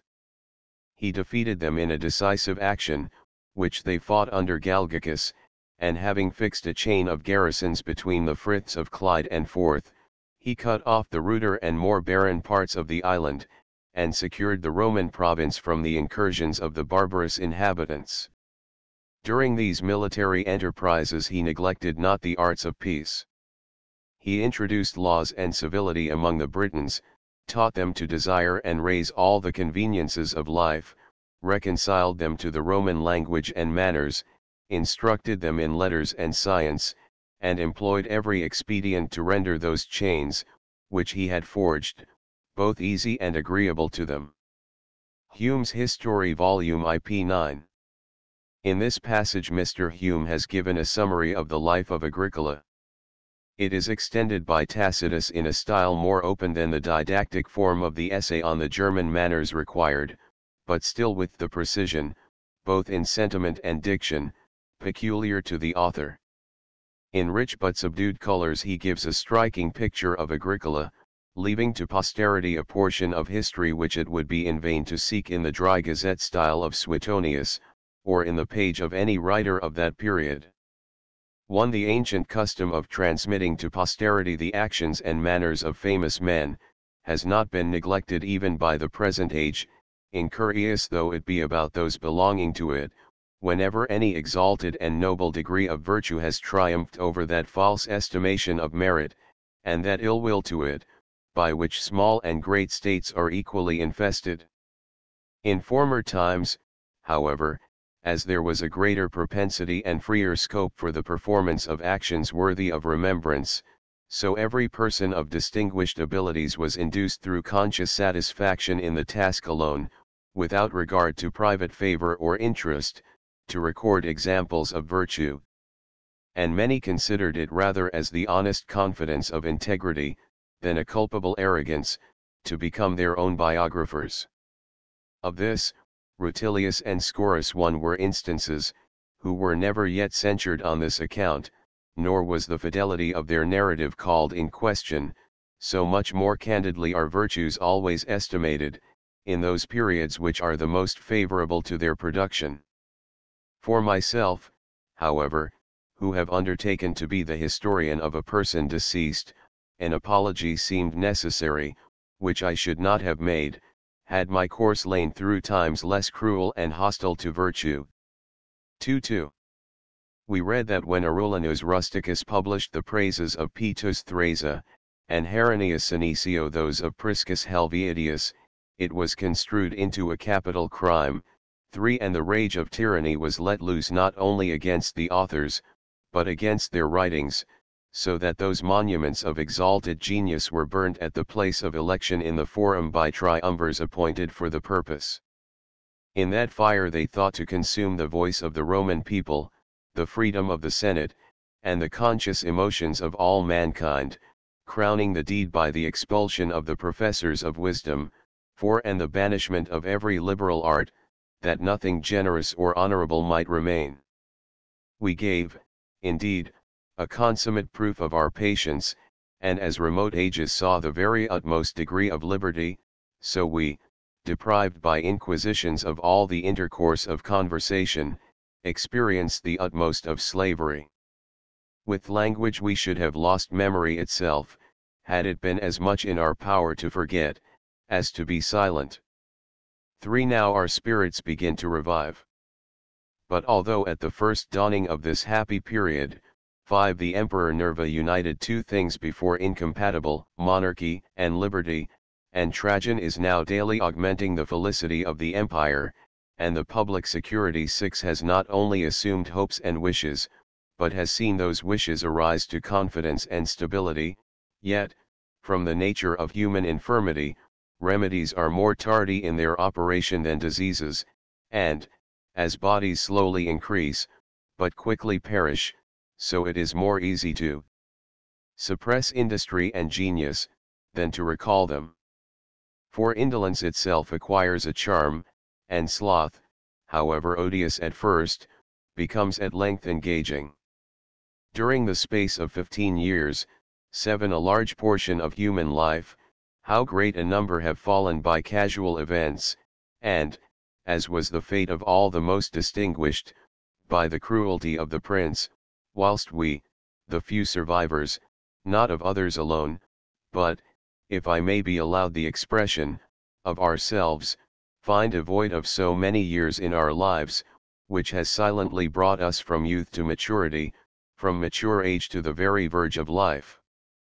Still, however, I shall not regret having composed, though in rude and artless language, a memorial of past servitude, and a testimony of present blessings. 8. The present work, in the meantime, which is dedicated to the honor of my father-in-law, may be thought to merit approbation, or at least excuse, from the piety of the intention. For Gnaeus Julius Agricola was born at the ancient and illustrious colony of Forum Julii. 9. Both his grandfathers were imperial procurators, 10. An office which confers the rank of equestrian nobility. His father, Julius Graecinus, 11 of the senatorian order, was famous for the study of eloquence and philosophy, and by these accomplishments he drew on himself the displeasure of Caius Caesar, 12:4, being commanded to undertake the accusation of Marcus Silanus, 13. On his refusal, he was put to death. His mother was Julia Procilla, a lady of exemplary chastity. Educated with tenderness in her bosom, 14. He passed his childhood and youth in the attainment of every liberal art. He was preserved from the allurements of vice, not only by a naturally good disposition, but by being sent very early to pursue his studies at Massilia, 15. A place where Grecian politeness and provincial frugality are happily united.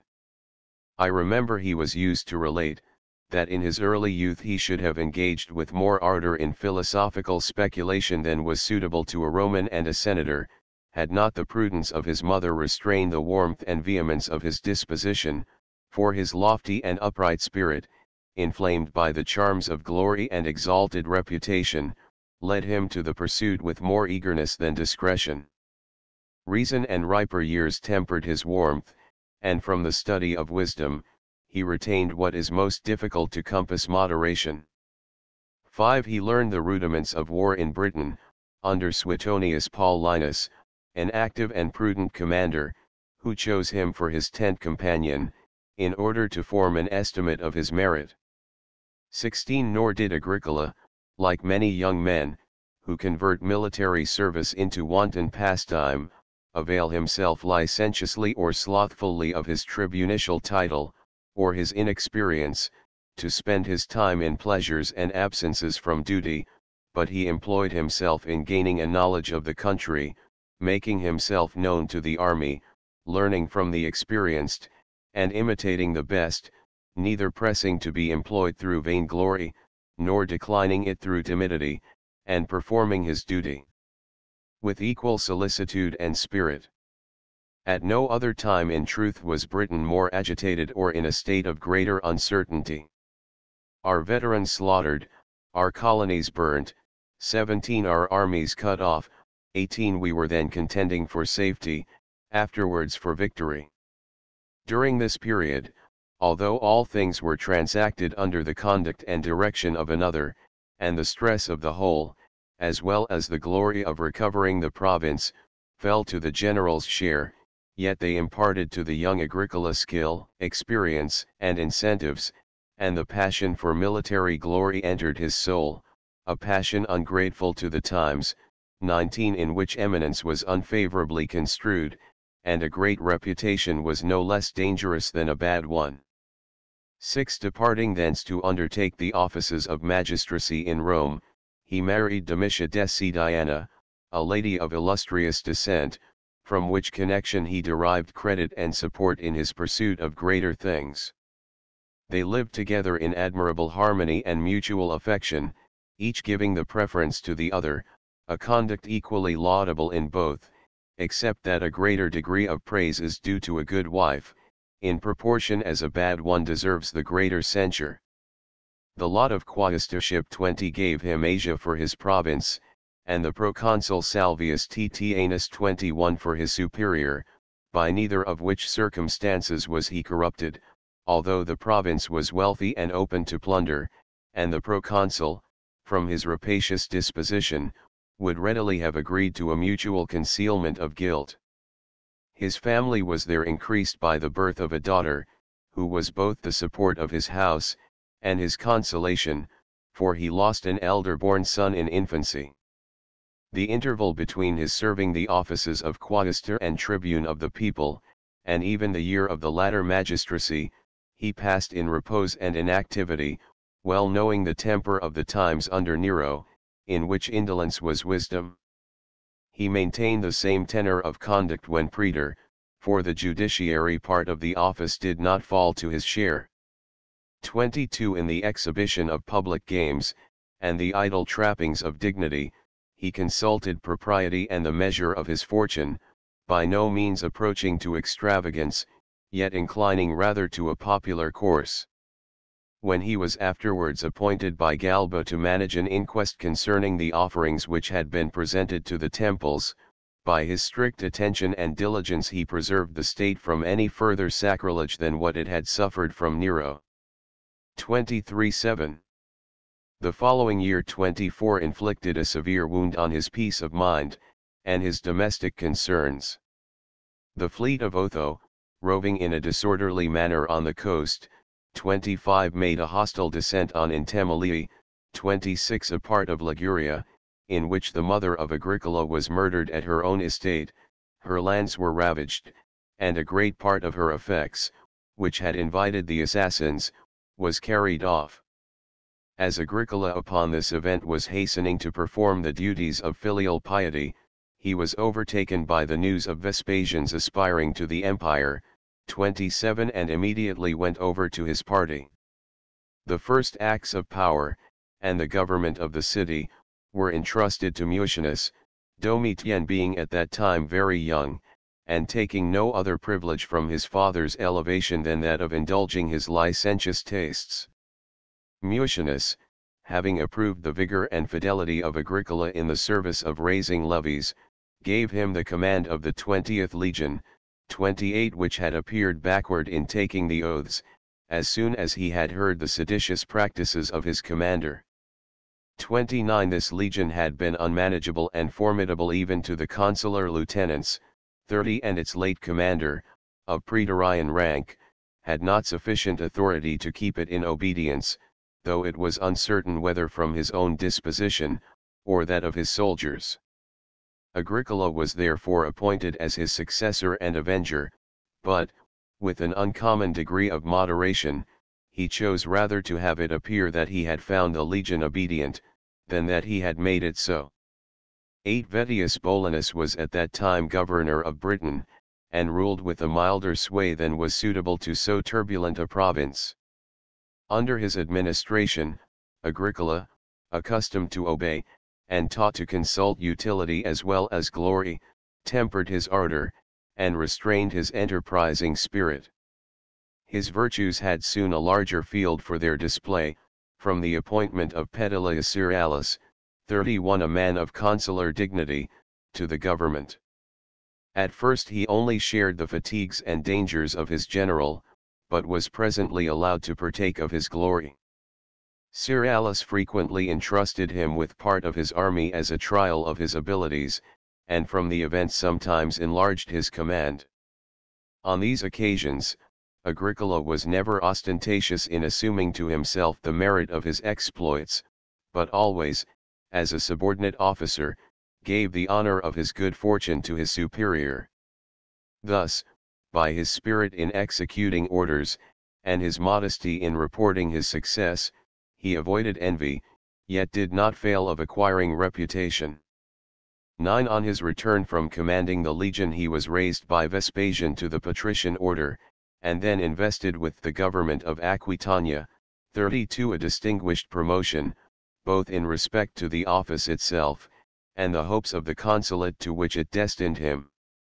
It is a common supposition that military men, habituated to the unscrupulous and summary processes of camps, where things are carried with a strong hand, are deficient in the address and subtlety of genius requisite in civil jurisdiction.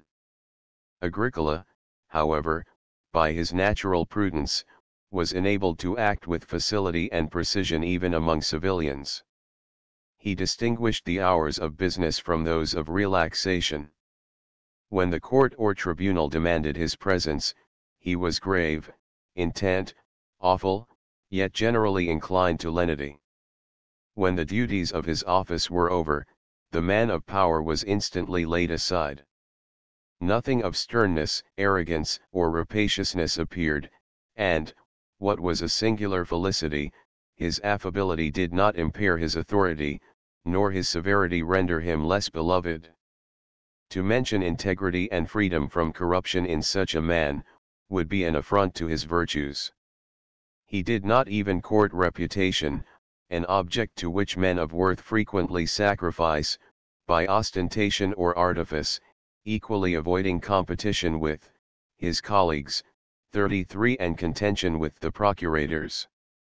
To overcome in such a contest he thought inglorious, and to be put down, a disgrace. Somewhat less than 3 years were spent in this office, when he was recalled to the immediate prospect of the consulate, while at the same time a popular opinion prevailed that the government of Britain would be conferred upon him, an opinion not founded upon any suggestions of his own, but upon his being thought equal to the station. Common fame does not always err, sometimes it even directs a choice. When consul, 34 he contracted his daughter, a lady already of the happiest promise, to myself, then a very young man, and after his office was expired I received her in marriage. He was immediately appointed governor of Britain, and the pontificate 35 was added to his other dignities. 10. The situation and inhabitants of Britain have been described by many writers, 36, and I shall not add to the number with the view of vying with them in accuracy and ingenuity, but because it was first thoroughly subdued in the period of the present history. Those things which, while yet unascertained, they embellished with their eloquence, shall here be related with a faithful adherence to known facts. Britain, the largest of all the islands which have come within the knowledge of the Romans, stretches on the east towards Germany, on the west towards Spain, 37, and on the south it is even within sight of Gaul. Its northern extremity has no opposite land, but is washed by a wide and open sea. Livy, the most eloquent of ancient, and Fabius Rusticus, of modern writers, have likened the figure of Britain to an oblong target, or a two-edged axe. 38. And this is in reality its appearance, exclusive of Caledonia, whence it has been popularly attributed to the whole island. But that tract of country, irregularly stretching out to an immense length towards the furthest shore, is gradually contracted in form of a wedge. 39. The Roman fleet, at this period first sailing round this remotest coast, gave certain proof that Britain was an island, and at the same time discovered and subdued the Orcades, 40 islands till then unknown. Thule 41 was also distinctly seen, which winter and eternal snow had hitherto concealed. The sea is reported to be sluggish and laborious to the rower, and even to be scarcely agitated by winds. The cause of this stagnation I imagine to be the deficiency of land and mountains where tempests are generated, and the difficulty with which such a mighty mass of waters, in an uninterrupted main, is put in motion. 42. It is not the business of this work to investigate the nature of the ocean and the tides, a subject which many writers have already undertaken. I shall only add one circumstance, that the dominion of the sea is nowhere more extensive, that it carries many currents in this direction and in that, and its ebbings and flowings are not confined to the shore, but it penetrates into the heart of the country, and works its way among hills and mountains, as though it were in its own domain. 43:11. Who were the first inhabitants of Britain, whether indigenous 44 or immigrants, is a question involved in the obscurity usual among barbarians. Their temperament of body is various, whence deductions are formed of their different origin. Thus, the ruddy hair and large limbs of the Caledonians 45 point out a German derivation. The swarthy complexion and curled hair of the Silures, 46 together with their situation opposite to Spain, render it probable that a colony of the ancient Iberi 47 possessed themselves of that territory. They who are nearest Gaul 48 resemble the inhabitants of that country, whether from the duration of hereditary influence, or whether it be that when lands jut forward in opposite directions, climate gives the same condition of body to the inhabitants of both. 49 On a general survey, however, it appears probable that the Gauls originally took possession of the neighboring coast. The sacred rites and superstitions 50 of these people are discernible among the Britons. The languages of the two nations do not greatly differ. The same audacity in provoking danger, and irresolution in facing it when present, is observable in both. The Britons, however, display more ferocity, 51 not being yet softened by a long peace, for it appears from history that the Gauls were once renowned in war, till, losing their valor with their liberty, languor and indolence entered amongst them. The same change has also taken place among those of the Britons who have been long subdued, 52, but the rest continue such American Samoa the Gauls formerly were. 12 Their military strength consists in infantry. Some nations also make use of chariots in war, in the management of which, the most honorable person guides the reins, while his dependents fight from the chariot. 53 The Britons were formerly governed by kings, 54 but at present they are divided in factions and parties among their chiefs, and this want of union for concerting some general plan is the most favorable circumstance to us, in our designs against so powerful a people. It is seldom that 2 or 3 communities concur in repelling the common danger, and thus, while they engage singly, they are all subdued. The sky in this country is deformed by clouds and frequent rains, but the cold is never extremely rigorous. 55 The length of the days greatly exceeds that in our part of the world. 56 The nights are bright, and, at the extremity of the island, so short, that the close and return of day is scarcely distinguished by a perceptible interval. It is even asserted that, when clouds do not intervene, the splendor of the sun is visible during the whole night, and that it does not appear to rise and set, but to move across.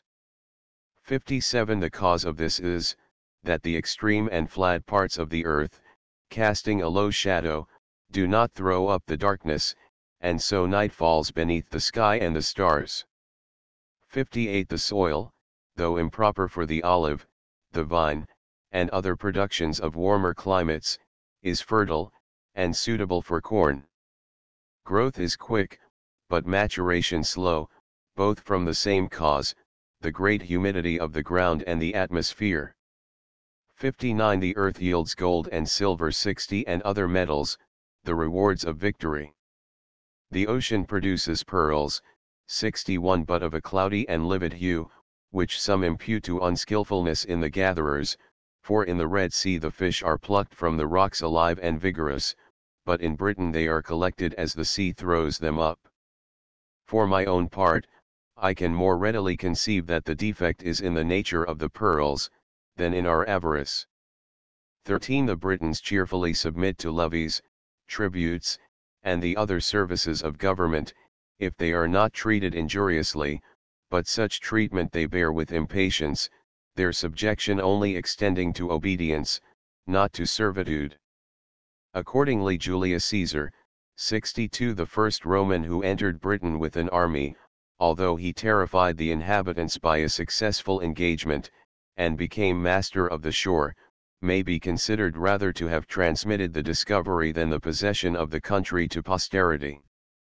The civil wars soon succeeded, the arms of the leaders were turned against their country, and a long neglect of Britain ensued, which continued even after the establishment of peace. This Augustus attributed to policy, and Tiberius to the injunctions of his predecessor.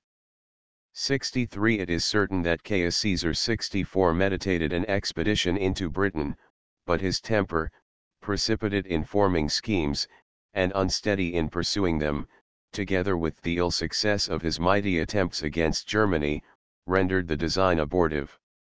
Claudius 65 accomplished the undertaking, transporting his legions and auxiliaries, and associating Vespasian in the direction of affairs, which laid the foundation of his future fortune. In this expedition, nations were subdued, kings made captive, and Vespasian was held forth to the fates. 14 Aulus Plautius, the first consular governor, and his successor, Ostorius Scapula, 66 were both eminent for military abilities. Under them, the nearest part of Britain was gradually reduced into the form of a province, and a colony of veterans 67 was settled. Certain districts were bestowed upon King Cogitunus, a prince who continued in perfect fidelity within our own memory. This was done agreeably to the ancient and long-established practice of the Romans, to make even kings the instruments of servitude. Didius Gallus, the next governor, preserved the acquisitions of his predecessors, and added a very few fortified posts in the remoter parts, for the reputation of enlarging his province. Veranius succeeded, but died within the year. Suetonius Paulinus then commanded with success for 2 years, subduing various nations, and establishing garrisons. In the confidence with which this inspired him, he undertook an expedition against the island Mona, 68 which had furnished the revolters with supplies, and thereby exposed the settlements behind him to a surprise. 15 For the Britons, relieved from present dread by the absence of the governor, began to hold conferences, in which they painted the miseries of servitude, compared their several injuries, and inflamed each other with such representations as these, that the only effects of their patience were more grievous impositions upon a people who submitted with such facility. Formerly they had 1 king respectively, now 2 were set over them, the lieutenant and the procurator, the former of whom vented his rage upon their life's blood, the latter upon their properties. 69 The union or discord 70 of these governors was equally fatal to those whom they ruled, while the officers of the one, and the centurions of the other, joined in oppressing them by all kinds of violence and contumely, so that nothing was exempted from their avarice, nothing from their lust. In battle it was the bravest who took spoils, but those whom they suffered to seize their houses, force away their children, and exact levies, were, for the most part, the cowardly and effeminate, as if the only lesson of suffering of which they were ignorant was how to die for their country. Yet how inconsiderable would the number of invaders appear did the Britons but compute their own forces. From considerations like these, Germany had thrown off the yoke, 71 though a river 72 and not the ocean was its barrier. The welfare of their country, their wives and their parents called them to arms, while avarice and luxury alone incited their enemies, who would withdraw as even the deified Julius had done, if the present race of Britons would emulate the valor of their ancestors, and not be dismayed at the event of the first or second engagement. Superior spirit and perseverance were always the share of the wretched, and the gods themselves now seemed to compassionate the Britons, by ordaining the absence of the general, and the detention of his army in another island. The most difficult point, assembling for the purpose of deliberation, was already accomplished, and there was always more danger from the discovery of designs like these, than from their execution. 16 Instigated by such suggestions, they unanimously rose in arms, led by Boadicea, 73 a woman of royal descent, for they make no distinction between the sexes in succession to the throne, and attacking the soldiers dispersed through the garrisons, stormed the fortified posts, and invaded the colony 74 itself, as the seat of slavery. They omitted no species of cruelty with which rage and victory could inspire barbarians, and had not Paulinus, on being acquainted with the commotion of the province, marched speedily to its relief, Britain would have been lost. The fortune of a single battle, however, reduced it to its former subjection, though many still remained in arms, whom the consciousness of revolt, and particular dread of the governor, had driven to despair. Paulinus, although otherwise exemplary in his administration, having treated those who surrendered with severity, and having pursued too rigorous measures, as one who was revenging his own personal injury also, Petronius Turpilianus 75 was sent in his stead, as a person more inclined to lenity, and one who, being unacquainted with the enemy's delinquency, could more easily accept their penitence. After having restored things to their former quiet state, he delivered the command to Trebellius Maximus. 76 Trebellius, indolent, and inexperienced in military affairs, maintained the tranquility of the province by popular manners, for even the barbarians had now learned to pardon under the seductive influence of vices, and the intervention of the civil wars afforded a legitimate excuse for his inactivity. Sedition however infected the soldiers, who, instead of their usual military services, were rioting in idleness.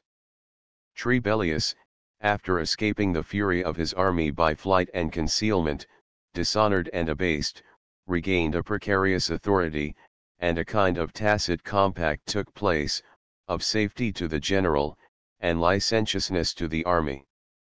This mutiny was not attended with bloodshed. Vettius Bolanus, 77 succeeding during the continuance of the civil wars, was unable to introduce discipline into Britain. The same inaction towards the enemy, and the same insolence in the camp, continued, except that Bolanus, unblemished in his character, and not obnoxious by any crime, in some measure substituted affection in the place of authority. 17 At length, when Vespasian received the possession of Britain together with the rest of the world, the great commanders and well-appointed armies which were sent over abetted the confidence of the enemy, and Pedilius Cerealis struck terror by an attack upon the Brigantes, 78 who are reputed to compose the most populous state in the whole province. Many battles were fought, some of them attended with much bloodshed, and the greater part of the Brigantes were either brought into subjection, or involved in the ravages of war. The conduct and reputation of Cerealis were so brilliant that they might have eclipsed the splendor of a successor, yet Julius Frontinus, 79 a truly great man, supported the arduous competition, as far as circumstances would permit. 80 He subdued the strong and warlike nation of the Silures, 81 in which expedition, besides the valor of the enemy, he had the difficulties of the country to struggle with. 18 Such was the state of Britain, and such had been the vicissitudes of warfare, when Agricola arrived in the middle of summer, 82 at a time when the Roman soldiers, supposing the expeditions of the year were concluded, were thinking of enjoying themselves without care, and the natives, of seizing the opportunity thus afforded them. Not long before his arrival, the Ordovices 83 had cut off almost an entire corps of cavalry stationed on their frontiers, and the inhabitants of the province being thrown into a state of anxious suspense by this beginning, inasmuch as war was what they wished for, either approved of the example, or waited to discover the disposition of the new governor. 84 The season was now far advanced, the troops dispersed through the country, and possessed with the idea of being suffered to remain inactive during the rest of the year, circumstances which tended to retard and discourage any military enterprise, so that it was generally thought most advisable to be contented with defending the suspected posts, yet Agricola determined to march out and meet the approaching danger. For this purpose, he drew together the detachments from the legions, 85 and a small body of auxiliaries, and when he perceived that the Ordovices would not venture to descend into the plain, he led an advanced party in person to the attack, in order to inspire the rest of his troops with equal ardor. The result of the action was almost the total extirpation of the Ordovices, when Agricola, sensible that renown must be followed up, and that the future events of the war would be determined by the first success, resolved to make an attempt upon the island Mona, from the occupation of which Paulinus had been summoned by the general rebellion of Britain, as before related. 86. The usual deficiency of an unforeseen expedition appearing in the want of transport vessels, the ability and resolution of the general were exerted to supply this defect. A select body of auxiliaries, disencumbered of their baggage, who were well acquainted with the fords, and accustomed, after the manner of their country, to direct their horses and manage their arms while swimming, 87 were ordered suddenly to plunge into the channel, by which movement, the enemy, who expected the arrival of a fleet, and a formal invasion by sea, were struck with terror and astonishment, conceiving nothing arduous or insuperable to troops who thus advanced to the attack. They were therefore induced to sue for peace, and make a surrender of the island, an event which threw lustre on the name of Agricola, who, on the very entrance upon his province, had employed in toils and dangers that time which is usually devoted to ostentatious parade, and the compliments of office. Nor was he tempted, in the pride of success, to term that an expedition or a victory, which was only bridling the vanquished, nor even to announce his success in laureate dispatches. 88. But this concealment of his glory served to augment it, since men were led to entertain a high idea of the grandeur of his future views, when such important services were passed over in silence. 19. Well acquainted with the temper of the province, and taught by the experience of former governors how little proficiency had been made by arms, when success was followed by injuries, he next undertook to eradicate the causes of war. And beginning with himself, and those next to him, he first laid restrictions upon his own household, a task no less arduous to most governors than the administration of the province. He suffered no public business to pass through the hands of his slaves or freedmen. In admitting soldiers into regular service, 89 to attendance about his person, he was not influenced by private favor, or the recommendation or solicitation of the centurions, but considered the best men as likely to prove the most faithful. He would know everything, but was content to let some things pass unnoticed. 90. He could pardon small faults, and use severity to great ones, yet did not always punish, but was frequently satisfied with penitence. He chose rather to confer offices and employments upon such as would not offend, than to condemn those who had offended. The augmentation 91 of tributes and contributions he mitigated by a just and equal assessment, abolishing those private exactions which were more grievous to be borne than the taxes themselves. For the inhabitants had been compelled in mockery to sit by their own locked-up granaries, to buy corn needlessly, and to sell it again at a stated price. Long and difficult journeys had also been imposed upon them, for the several districts, instead of being allowed to supply the nearest winter quarters, were forced to carry their corn to remote and devious places, by which means, what was easy to be procured by all, was converted into an article of gain to a few. 20. By suppressing these abuses in the first year of his administration, he established a favorable idea of peace, which, through the negligence or oppression of his predecessors, had been no less dreaded than war. At the return of summer 92 he assembled his army. On their march, he commended the regular and orderly, and restrained the stragglers. He marked out the encampments, 93, and explored in person the estuaries and forests. At the same time he perpetually harassed the enemy by sudden incursions, and, after sufficiently alarming them, by an interval of forbearance, he held to their view the allurements of peace. By this management, many states, which till that time had asserted their independence, were now induced to lay aside their animosity, and to deliver hostages. These districts were surrounded with castles and forts, disposed with so much attention and judgment, that no part of Britain, hitherto new to the Roman arms, escaped unmolested. 21. The succeeding winter was employed in the most salutary measures. In order, by a taste of pleasures, to reclaim the natives from that rude and unsettled state which prompted them to war, and reconcile them to quiet and tranquility, he incited them, by private instigations and public encouragements, to erect temples, courts of justice, and dwelling houses. He bestowed commendations upon those who were prompt in complying with his intentions, and reprimanded such as were dilatory, thus promoting a spirit of emulation which had all the force of necessity. He was also attentive to provide a liberal education for the sons of their chieftains, preferring the natural genius of the Britons to the attainments of the Gauls, and his attempts were attended with such success, that they who lately disdained to make use of the Roman language, were now ambitious of becoming eloquent. Hence the Roman habit began to be held in honor, and the toga was frequently worn. At length they gradually deviated into a taste for those luxuries which stimulate to vice, porticos and baths and the elegancies of the table, and this, from their inexperience, they termed politeness, whilst, in reality, it constituted a part of their slavery. 22. The military expeditions of the third year 94 discovered new nations to the Romans, and their ravages extended as far as the estuary of the Tay.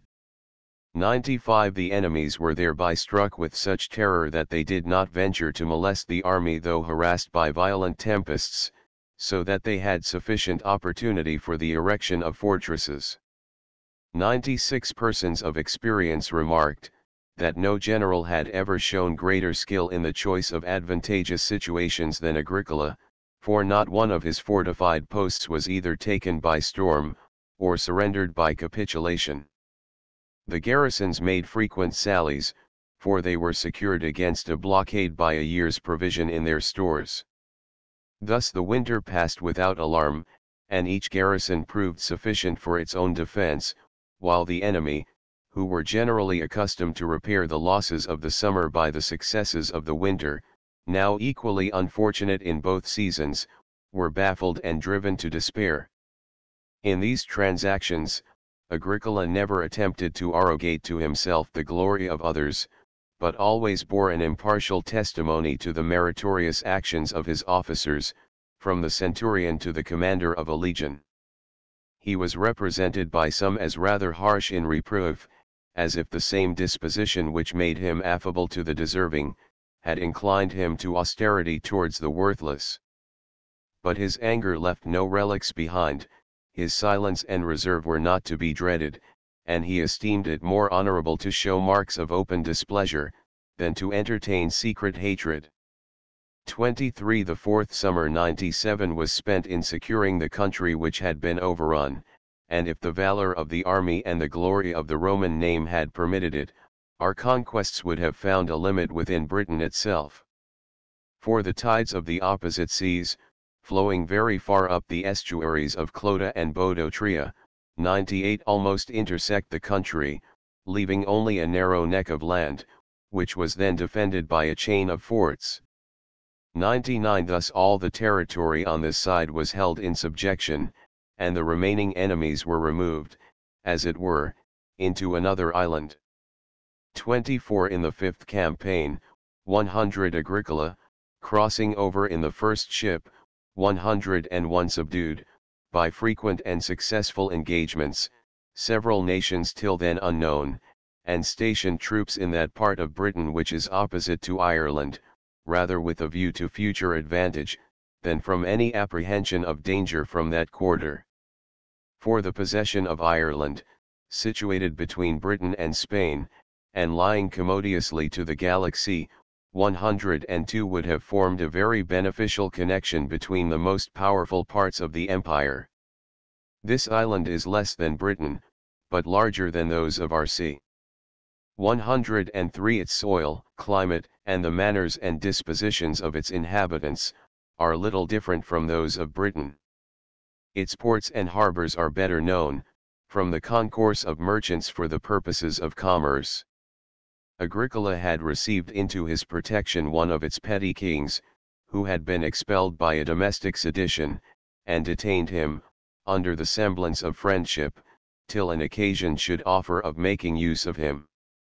I have frequently heard him assert, that a single legion and a few auxiliaries would be sufficient entirely to conquer Ireland and keep it in subjection, and that such an event would also have contributed to restrain the Britons, by eyeing them with the prospect of the Roman arms all around them, and, as it were, banishing liberty from their sight.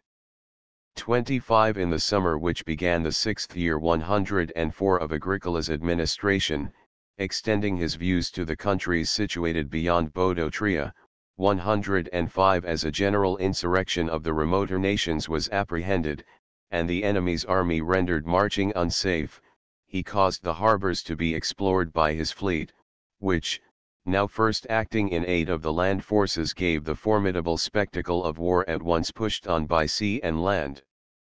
The cavalry, infantry, and marines were frequently mingled in the same camp, and recounted with mutual pleasure their several exploits and adventures, comparing, in the boastful language of military men, the dark recesses of woods and mountains, with the horrors of waves and tempests, and the land and enemy subdued, with the conquered ocean. It was also discovered from the captives, that the Britons had been struck with consternation at the view of the fleet, conceiving the last refuge of the vanquished to be cut off. Now the secret retreats of their seas were disclosed. The various inhabitants of Caledonia immediately took up arms, with great preparations, magnified, however, by report, as usual where the truth is unknown, and by beginning hostilities, and attacking our fortresses, they inspired terror as daring to act offensively, insomuch that some persons, disguising their timidity under the mask of prudence, were for instantly retreating on this side the Firth, and relinquishing the country rather than waiting to be driven out. Agricola, in the meantime, being informed that the enemy intended to bear down in several bodies, distributed his army into 3 divisions, that his inferiority of numbers, and ignorance of the country, might not give them an opportunity of surrounding him. 26 When this was known to the enemy, they suddenly changed their design, and making a general attack in the night upon the 9th Legion, which was the weakest, 106 in the confusion of sleep and consternation they slaughtered the sentinels, and burst through the entrenchments. They were now fighting within the camp, when Agricola, who had received information of their march from his scouts, and followed close upon their track, gave orders for the swiftest of his horse and foot to charge the enemy's rear. Presently the whole army raised a general shout, and the standards now glittered at the approach of day. The Britons were distracted by opposite dangers, whilst the Romans in the camp resumed their courage, and secure of safety, began to contend for glory.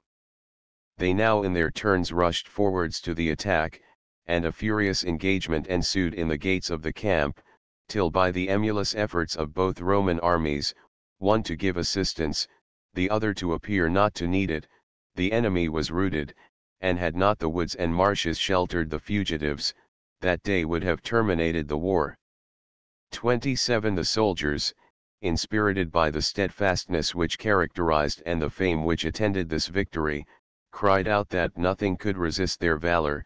Now was the time to penetrate into the heart of Caledonia, and in a continued series of engagements at length to discover the utmost limits of Britain. Those even who had before recommended caution and prudence, were now rendered rash and boastful by success. It is the hard condition of military command, that a share in prosperous events is claimed by all, but misfortunes are imputed to one alone. The Britons meantime, attributing their defeat not to the superior bravery of their adversaries, but to chance, and the skill of the general, remitted nothing of their confidence, but proceeded to arm their youth, to send their wives and children to places of safety, and to ratify the confederacy of their several states by solemn assemblies and sacrifices. Thus the parties separated with minds mutually irritated. 28 During the same summer, a cohort of Usupi, 107 which had been levied in Germany, and sent over into Britain, performed an extremely daring and memorable action. After murdering a centurion and some soldiers who had been incorporated with them for the purpose of instructing them in military discipline, they seized upon 3 light vessels, and compelled the masters to go on board with them. One of these, however, escaping to shore, they killed the other 2 upon suspicion, and before the affair was publicly known, they sailed away, as it were by miracle. They were presently driven at the mercy of the waves, and had frequent conflicts, with various success, with the Britons, defending their property from plunder. 108 At length they were reduced to such extremity of distress as to be obliged to feed upon each other, the weakest being first sacrificed, and then such as were taken by lot. In this manner, having sailed round the island, they lost their ships through want of skill, and, being regarded as pirates, were intercepted, first by the Suevi, then by the Frigii. Some of them, after being sold for slaves, by the change of masters were brought to the Roman side of the river, 109 and became notorious from the relation of their extraordinary adventures.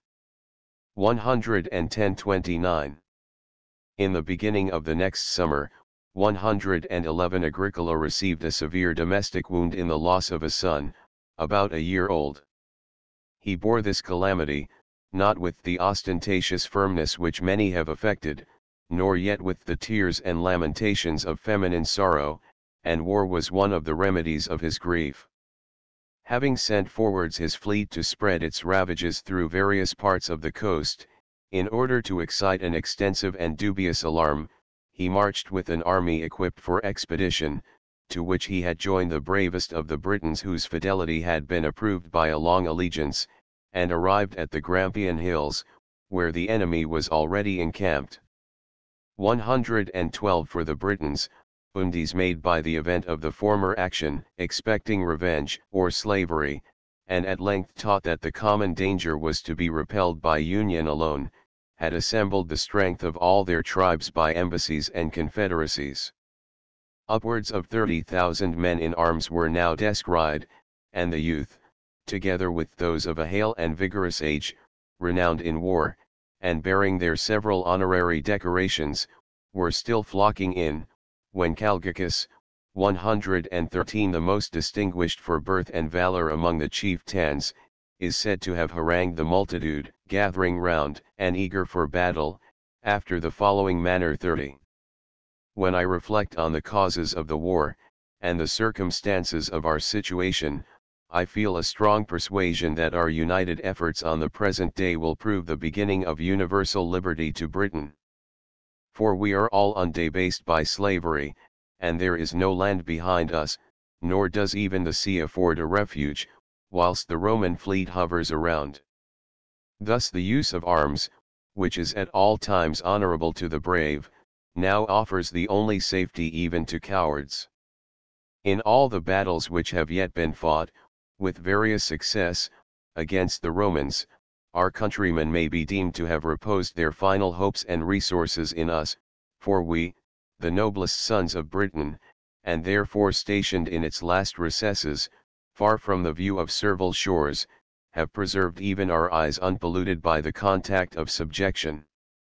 We, at the furthest limits both of land and liberty, have been defended to this day by the remoteness of our situation and of our fame. The extremity of Britain is now disclosed, and whatever is unknown becomes an object of magnitude. But there is no nation beyond us, nothing but waves and rocks, and the still more hostile Romans, whose arrogance we cannot escape by obsequiousness and submission. These plunderers of the world, after exhausting the land by their devastations, are rifling the ocean, stimulated by avarice, if their enemy be rich, by ambition, if poor, unsatiated by the east and by the west, the only people who behold wealth and indigence with equal avidity. To ravage, to slaughter, to usurp under false titles, they call empire, and where they make a desert, they call it peace. 114:31. Our children and relations are by the appointment of nature the dearest of all things to us. These are torn away by levies to serve in foreign lands. 115. Our wives and sisters, though they should escape the violation of hostile force, are polluted under names of friendship and hospitality. Our estates and possessions are consumed in tributes, our grain in contributions. Even our bodies are worn down amidst stripes and insults in clearing woods and draining marshes. Wretches born to slavery are once bought, and afterwards maintained by their masters. Britain every day buys, every day feeds, her own servitude. 116. And as among domestic slaves every newcomer serves for the scorn and derision of his fellows, so, in this ancient household of the world, we, as the newest and vilest, are sought out to destruction. For we have neither cultivated lands, nor mines, nor harbors, which can induce them to preserve us for our labors. The valor to and unsubmitting spirit of subjects only render them more obnoxious to their masters, while remoteness and secrecy of situation itself, in proportion as it conduces to security, tends to inspire suspicion. Since then all Lopez of mercy are vain, at length assume courage, both you to whom safety and you to whom glory is dear. The Trinobants, even under a female leader, had force enough to burn a colony, to storm camps, and, if success had not damped their vigor, would have been able entirely to throw off the yoke, and shall not we, untouched, unsubdued, and struggling not for the acquisition but the security of liberty, show at the very first onset what men Caledonia has reserved for her defense? 32. Can you imagine that the Romans are as brave in war as they are licentious in peace? Acquiring renown from our discords and dissensions, they convert the faults of their enemies to the glory of their own army, an army compounded of the most different nations, which success alone has kept together, and which misfortune will as certainly dissipate. Unless, indeed, you can suppose that Gauls, and Germans, and, I blush to say it, even Britons, who, though they expend their blood to establish a foreign dominion, have been longer its foes than its subjects, will be retained by loyalty and affection. Terror and dread alone are the weak bonds of attachment, which once broken, they who cease to fear will begin to hate. Every incitement to victory is on our side. The Romans have no wives to animate them, no parents to upbraid their flight. Most of them have either no home, or a distant one. Few in number, ignorant of the country, looking around in silent horror at woods, seas, and a heaven itself unknown to them, they are delivered by the gods, as it were imprisoned and bound, into our hands. Be not terrified with an idle show, and the glitter of silver and gold, which can neither protect nor wound. In the very ranks of the enemy we shall find our own bands. The Britons will acknowledge their own cause. The Gauls will recollect their former liberty. The rest of the Germans will desert them, as the Usipi have lately done. Nor is there anything formidable behind them, ungarrisoned forts, colonies of old men, municipal towns distempered and distracted between unjust masters and ill-obeying subjects. Here is a general, here an army. There, tributes, mines, and all the train of punishments inflicted on slaves, which whether to bear eternally, or instantly to revenge, this field must determine. March then to battle, and think of your ancestors and your posterity. 33. They received this harangue with alacrity, and testified their applause after the barbarian manner, with songs, and yells, and dissonant shouts. And now the several divisions were in motion, the glittering of arms was beheld, while the most daring and impetuous were hurrying to the front, and the line of battle was forming, when Agricola, although his soldiers were in high spirits, and scarcely to be kept within their entrenchments, kindled additional ardor by these words: It is now the 8th year, my fellow soldiers, in which, under the high auspices of the Roman Empire, by your valor and perseverance you have been conquering Britain. In so many expeditions, in so many battles, whether you have been required to exert your courage against the enemy, or your patient labors against the very nature of the country, neither have I ever been dissatisfied with my soldiers, nor you with your general. In this mutual confidence, we have proceeded beyond the limits of former commanders and former armies, and are now become acquainted with the extremity of the island, not by uncertain rumor, but by actual possession with our arms and encampments. Britain is discovered and subdued. How often on a march, when embarrassed with mountains, bogs and rivers, have I heard the bravest among you exclaim, "When shall we descry the enemy? When shall we be led to the field of battle?" At length they are unharbored from their retreats, your wishes and your valor have now free scope, and every circumstance is equally propitious to the victor, and ruinous to the vanquished. For, the greater our glory in having marched over vast tracts of land, penetrated forests, and crossed arms of the sea, while advancing towards the foe, the greater will be our danger and difficulty if we should attempt a retreat.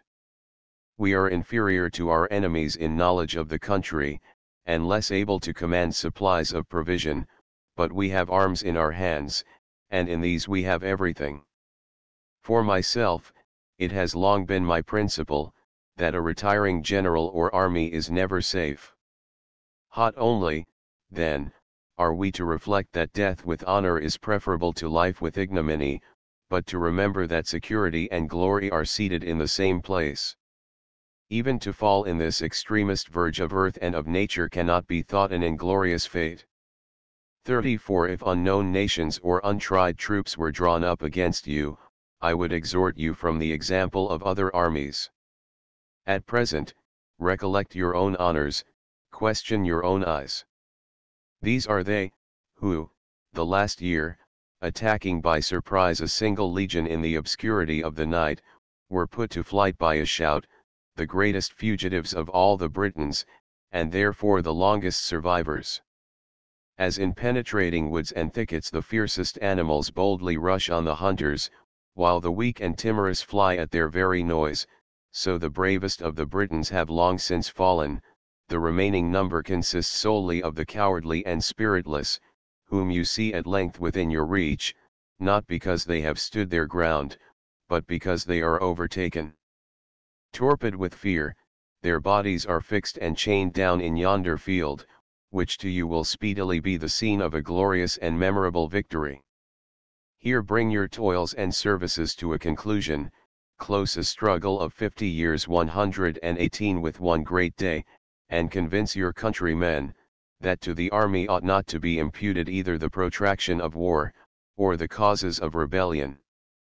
35 Whilst Agricola was yet speaking, the ardor of the soldiers declared itself, and as soon as he had finished, they burst forth into cheerful acclamations, and instantly flew to arms. Thus eager and impetuous, he formed them so that the center was occupied by the auxiliary infantry, in number 8,000, and 3,000 horse were spread in the wings. The legions were stationed in the rear, before the entrenchments, a disposition which would render the victory signally glorious, if it were obtained without the expense of Roman blood, and would ensure support if the rest of the army were repulsed. The British troops, for the greater display of their numbers, and more formidable appearance, were ranged upon the rising grounds, so that the first line stood upon the plain, the rest, as if linked together, rose above one another upon the ascent. The charioteers 119 and horsemen filled the middle of the field with their tumult and careering. Then Agricola, fearing from the superior number of the enemy lest he should be obliged to fight as well on his flanks as in front, extended his ranks, and although this rendered his line of battle less firm, and several of his officers advised him to bring up the legions, yet, filled with hope, and resolute in danger, he dismissed his horse and took his station on foot before the colors. 36 At first the action was carried on at a distance. The Britons, armed with long swords and short targets, 120 with steadiness and dexterity avoided or struck down our missile weapons, and at the same time poured in a torrent of their own. Agricola then encouraged 3 Batavian and 2 Tungrian 121 cohorts to fall in and come to close quarters, a method of fighting familiar to these veteran soldiers, but embarrassing to the enemy from the nature of their armor, for the enormous British swords, blunt at the point, are unfit for close grappling, and engaging in a confined space. When the Batavians, therefore, began to redouble their blows, to strike with the bosses of their shields, and mangle the faces of the enemy, and, bearing down all those who resisted them on the plain, were advancing their lines up the ascent, the other cohorts, fired with ardor and emulation, joined in the charge, and overthrew all who came in their way, and so great was their impetuosity in the pursuit of victory, that they left many of their foes half dead or unhurt behind them. In the meantime the troops of cavalry took to flight, and the armed chariots mingled in the engagement of the infantry, but although their first shock occasioned some consternation, they were soon entangled among the close ranks of the cohorts, and the inequalities of the ground. Not the least appearance was left of an engagement of cavalry, since the men, long keeping their ground with difficulty, were forced along with the bodies of the horses, and frequently, straggling chariots, and affrighted horses without their riders, flying variously as terror impelled them, rushed obliquely athwart or directly through the lines. 122-37. Those of the Britons who, yet disengaged from the fight, sat on the summits of the hills, and looked with careless contempt on the smallness of our numbers, now began gradually to descend, and would have fallen on the rear of the conquering troops, had not Agricola, apprehending this very event, opposed 4 reserved squadron of horse to their attack, which, the more furiously they had advanced, drove them back with the greater celerity. Their project was thus turned against themselves, and the squadrons were ordered to wheel from the front of the battle and fall upon the enemy's rear. A striking and hideous spectacle now appeared on the plain, some pursuing, some striking, some making prisoners, whom they slaughtered as others came in their way. Now, as their several dispositions prompted, crowds of armed Britons fled before inferior numbers, or a few, even unarmed, rushed upon their foes, and offered themselves to a voluntary death. Arms, and carcasses, and mangled limbs, were promiscuously strewed, and the field was dyed in blood. Even among the vanquished were seen instances of rage and valor. When the fugitives approached the woods, they collected, and surrounded the foremost of the pursuers, advancing incautiously, and unacquainted with the country, and had not Agricola, who was everywhere present, caused some strong and lightly equipped cohorts to encompass the ground, while part of the cavalry dismounted made way through the thickets, and part on horseback scoured the open woods, some disaster would have proceeded from the excess of confidence. But when the enemy saw their pursuers again formed in compact order, they renewed their flight, not in bodies as before, or waiting for their companions, but scattered and mutually avoiding each other, and thus took their way to the most distant and devious retreats. Night and satiety of slaughter put an end to the pursuit. Of the enemy 10,000 were slain, on our part 360 fell, among whom was Aulus Atticus, the prefect of a cohort, who, by his juvenile ardor, and the fire of his horse, was borne into the midst of the enemy. 38 Success and plunder contributed to render the night joyful to the victors, whilst the Britons, wandering and forlorn, amid the promiscuous lamentations of men and women, were dragging along the wounded, calling out to the unhurt, abandoning their habitations, and in the rage of despair setting them on fire, choosing places of concealment, and then deserting them, consulting together, and then separating. Sometimes, on beholding the dear pledges of kindred and affection, they were melted into tenderness, or more frequently roused into fury, insomuch that several, according to authentic information, instigated by a savage compassion, laid violent hands upon their own wives and children. On the succeeding day, a vast silence all around, desolate hills, the distant smoke of burning houses, and not a living soul descried by the scouts, displayed more amply the face of victory. After parties had been detached to all quarters without discovering any certain tracks of the enemy's flight, or any bodies of them still in arms, as the lateness of the season rendered it impracticable to spread the war through the country, Agricola led his army to the confines of the Horisti. 123 Having received hostages from this people, he ordered the commander of the fleet to sail round the island, for which expedition he was furnished with sufficient force, and preceded by the terror of the Roman name. Pi himself then led back the cavalry and infantry, marching slowly, that he might impress a deeper awe on the newly conquered nations, and at length distributed his troops into their winter quarters. The fleet, about the same time, with prosperous gales and renown, entered the Trucilensian 124 harbour, whence, coasting all the hither shore of Britain, it returned entire to its former station. 125-39. The account of these transactions, although unadorned with the pomp of words in the letters of Agricola, was received by Domitian, as was customary with that prince, with outward expressions of joy, but inward anxiety. He was conscious that his late mock triumph over Germany, 126 in which he had exhibited purchased slaves, whose habits and hair 127 were contrived to give them the resemblance of captives, was a subject of derision, whereas here, a real and important victory, in which so many thousands of the enemy were slain, was celebrated with universal applause. His greatest dread was that the name of a private man should be exalted above that of the prince. In vain had he silenced the eloquence of the forum, and cast a shade upon all civil honors, if military glory were still in possession of another. Other accomplishments might more easily be connived at, but the talents of a great general were truly imperial.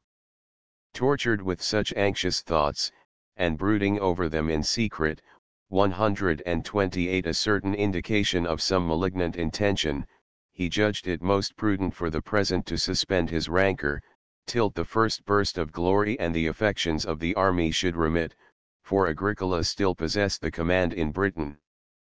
40 He therefore caused the Senate to decree him triumphal ornaments, 129 a statue crowned with laurel, and all the other honors which are substituted for a real triumph, together with a profusion of complimentary expressions, and also directed an expectation to be raised that the province of Syria, vacant by the death of Attilius Rufus, a consular man, and usually reserved for persons of the greatest distinction, was designed for Agricola.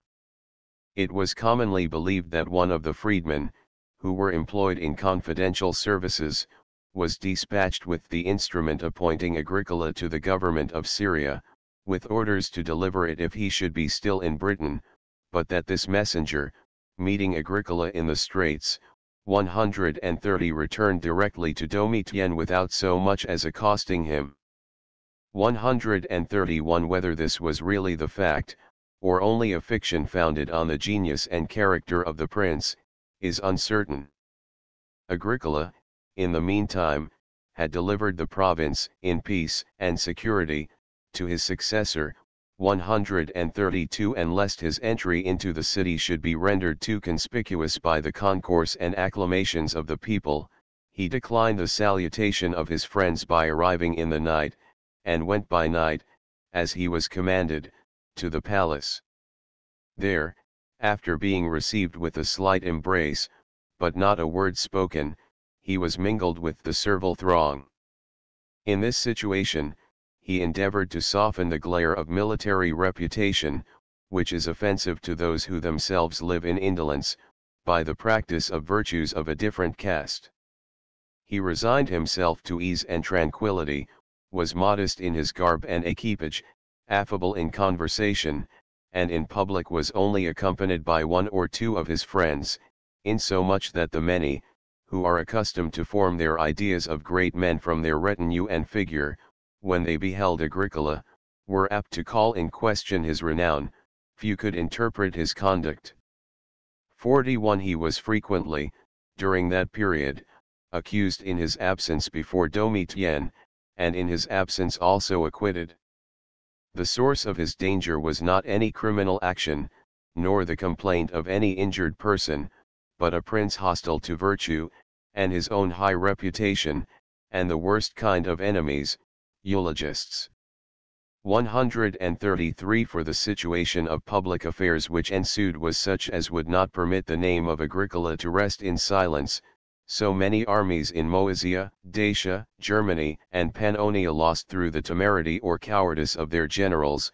134. So many men of military character, with numerous cohorts, defeated and taken prisoners, whilst a dubious contest was maintained, not for the boundaries of the empire, and the banks of the bordering rivers. 135. But for the winter quarters of the legions, and the possession of our territories. In this state of things, when loss succeeded loss, and every year was signalized by disasters and slaughters, the public voice loudly demanded Agricola for general, every one comparing his vigor, firmness, and experience in war, with the indolence and pusillanimity of the others. It is certain that the ears of Domitian himself were assailed by such discourses, while the best of his freedmen pressed him to the choice through motives of fidelity and affection, and the worst through envy and malignity, emotions to which he was of himself sufficiently prone. Thus Agricola, as well by his own virtues as the vices of others, was urged on precipitously to glory. 42. The year now arrived in which the proconsulate of Asia or Africa must fall by lot upon Agricola. 136. And as Civica had lately been put to death, Agricola was not unprovided with a lesson, nor Domitian with an example. 137. Some persons, acquainted with the secret inclinations of the emperor, came to Agricola, and inquired whether he intended to go to his province, and first, somewhat distantly, began to commend a life of leisure and tranquility, then offered their services in procuring him to be excused from the office, and at length, throwing off all disguise, after using arguments both to persuade and intimidate him, compelled him to accompany them to Domitian. The emperor, prepared to dissemble, and assuming an air of stateliness, received his petition for excuse, and suffered himself to be formally thanked. 138. For granting it, without blushing at so invidious a favor. He did not, however, bestow on Agricola the salary 139 usually offered to a proconsul, and which he himself had granted to others, either taking offense that it was not requested, or feeling a consciousness that it would seem a bribe for what he had in reality extorted by his authority. It is a principle of human nature to hate those whom we have injured. 140. And Domitian was constitutionally inclined to anger, which was the more difficult to be averted, in proportion as it was the more disguised. Yet he was softened by the temper and prudence of Agricola, who did not think it necessary, by a contumacious spirit, or a vain ostentation of liberty, to challenge fame or urge his fate. 141. Let those be apprised, who are accustomed to admire every opposition to control, that even under a bad prince men may be truly great, that submission and modesty, if accompanied with vigor and industry, will elevate a character to a height of public esteem equal to that which many, through abrupt and dangerous paths, have attained, without benefit to their country, by an ambitious death. 43. His decease was a severe affliction to his family, a grief to his friends, and a subject of regret even to foreigners, and those who had no personal knowledge of him. 142. The common people too, and the class who little interest themselves about public concerns, were frequent in their inquiries at his house during his sickness, and made him the subject of conversation at the forum and in private circles, nor did any person either rejoice at the news of his death, or speedily forget it. Their commiseration was aggravated by a prevailing report that he was taken off by poison. I cannot venture to affirm anything certain of this matter. 143 Yet, during the whole course of his illness, the principal of the imperial freedmen and the most confidential of the physicians was sent much more frequently than was customary with the court, whose visits were chiefly paid by messages, whether that was done out of real solicitude, or for the purposes of state inquisition. On the day of his decease, it is certain that accounts of his approaching dissolution were every instant transmitted to the emperor by couriers stationed for the purpose, and no one believed that the information, which so much pains was taken to accelerate, could be received with regret. He put on, however, in his countenance and demeanor, the semblance of grief, for he was now secured from an object of hatred, and could more easily conceal his joy than his fear.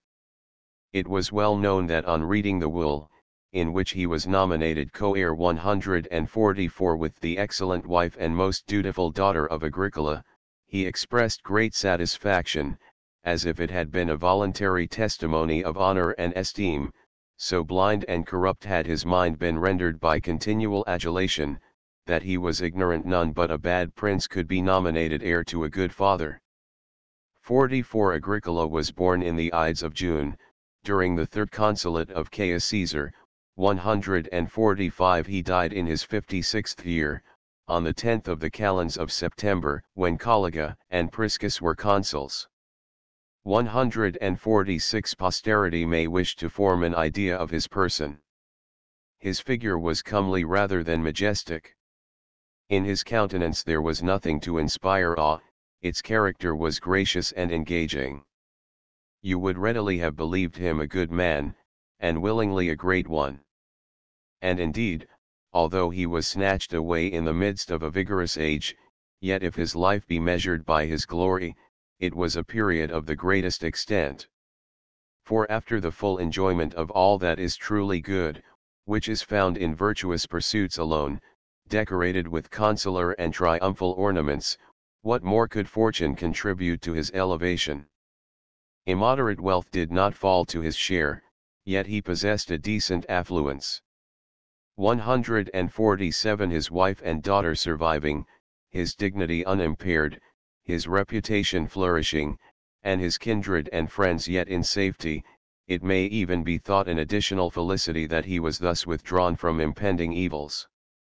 For, as we have heard him express his wishes of continuing to the dawn of the present auspicious day, and beholding Trajan in the imperial seat wishes in which he formed a certain presage of the event, so it is a great consolation, that by his untimely end he escaped that latter period, in which Domitian, not by intervals and remissions, but by a continued, and, as it were, a single act, aimed at the destruction of the Commonwealth. 148-45 Agricola did not behold the Senate house besieged, and the senators enclosed by a circle of arms. 149 And in one havoc the massacre of so many consular men, the flight and banishment of so many honorable women. As yet Charismatius 150 was distinguished only by a single victory. The councils of Messallinus 151 resounded only through the Albanian citadel. 152 And Maccabeus 153 was himself among the accused.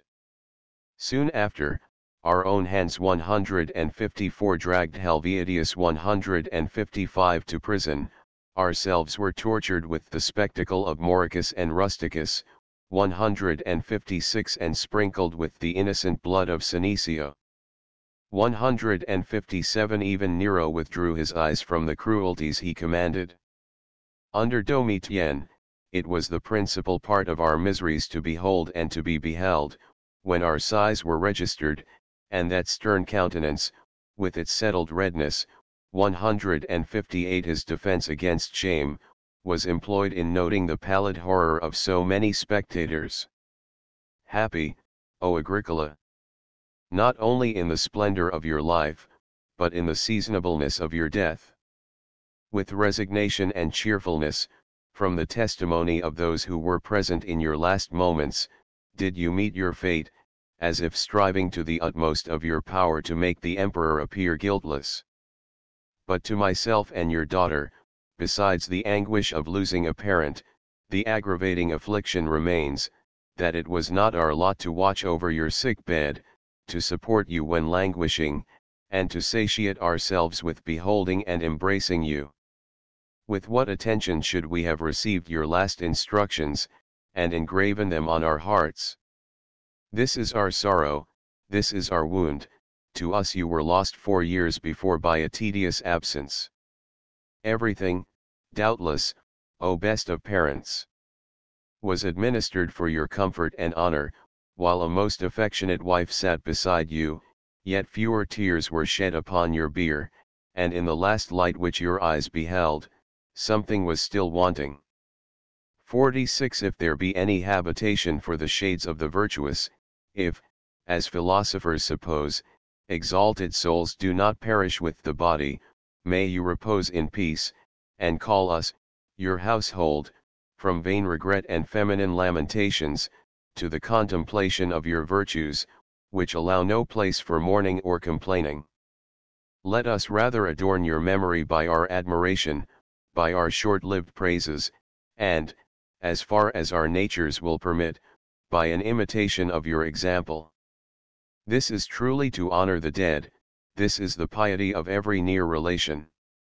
I would also recommend it to the wife and daughter of this great man, to show their veneration of a husband's and a father's memory by revolving his actions and words in their breasts, and endeavoring to retain an idea of the form and features of his mind, rather than of his person. Not that I would reject those resemblances of the human figure which are engraven in brass or marbles, but as their originals are frail and perishable, so likewise are they, while the form of the mind is eternal, and not to be retained or expressed by any foreign matter, or the artist's skill, but by the manners of the survivors. Whatever in Agricola was the object of our love, of our admiration, remains, and will remain in the minds of men, transmitted in the records of fame, through an eternity of years. 4. While many great personages of antiquity will be involved in a common oblivion with the mean and inglorious, Agricola shall survive, represented and consigned to future ages. Footnotes: a treatise on the situation, manners, and inhabitants of Germany. 1. Return. This treatise was written in the year of Rome 851, AD 98, during the 4th consulate of the Emperor Nerva, and the 3rd of Trajan. 2. Return. The Germany here meant is that beyond the Rhine. The Germania Cisrhenana, divided into the Upper and Lower, was a part of Gallia Belgica. 3. Return. Rhaetia comprehended the country of the Grisons, with part of Suabia and Bavaria. 4.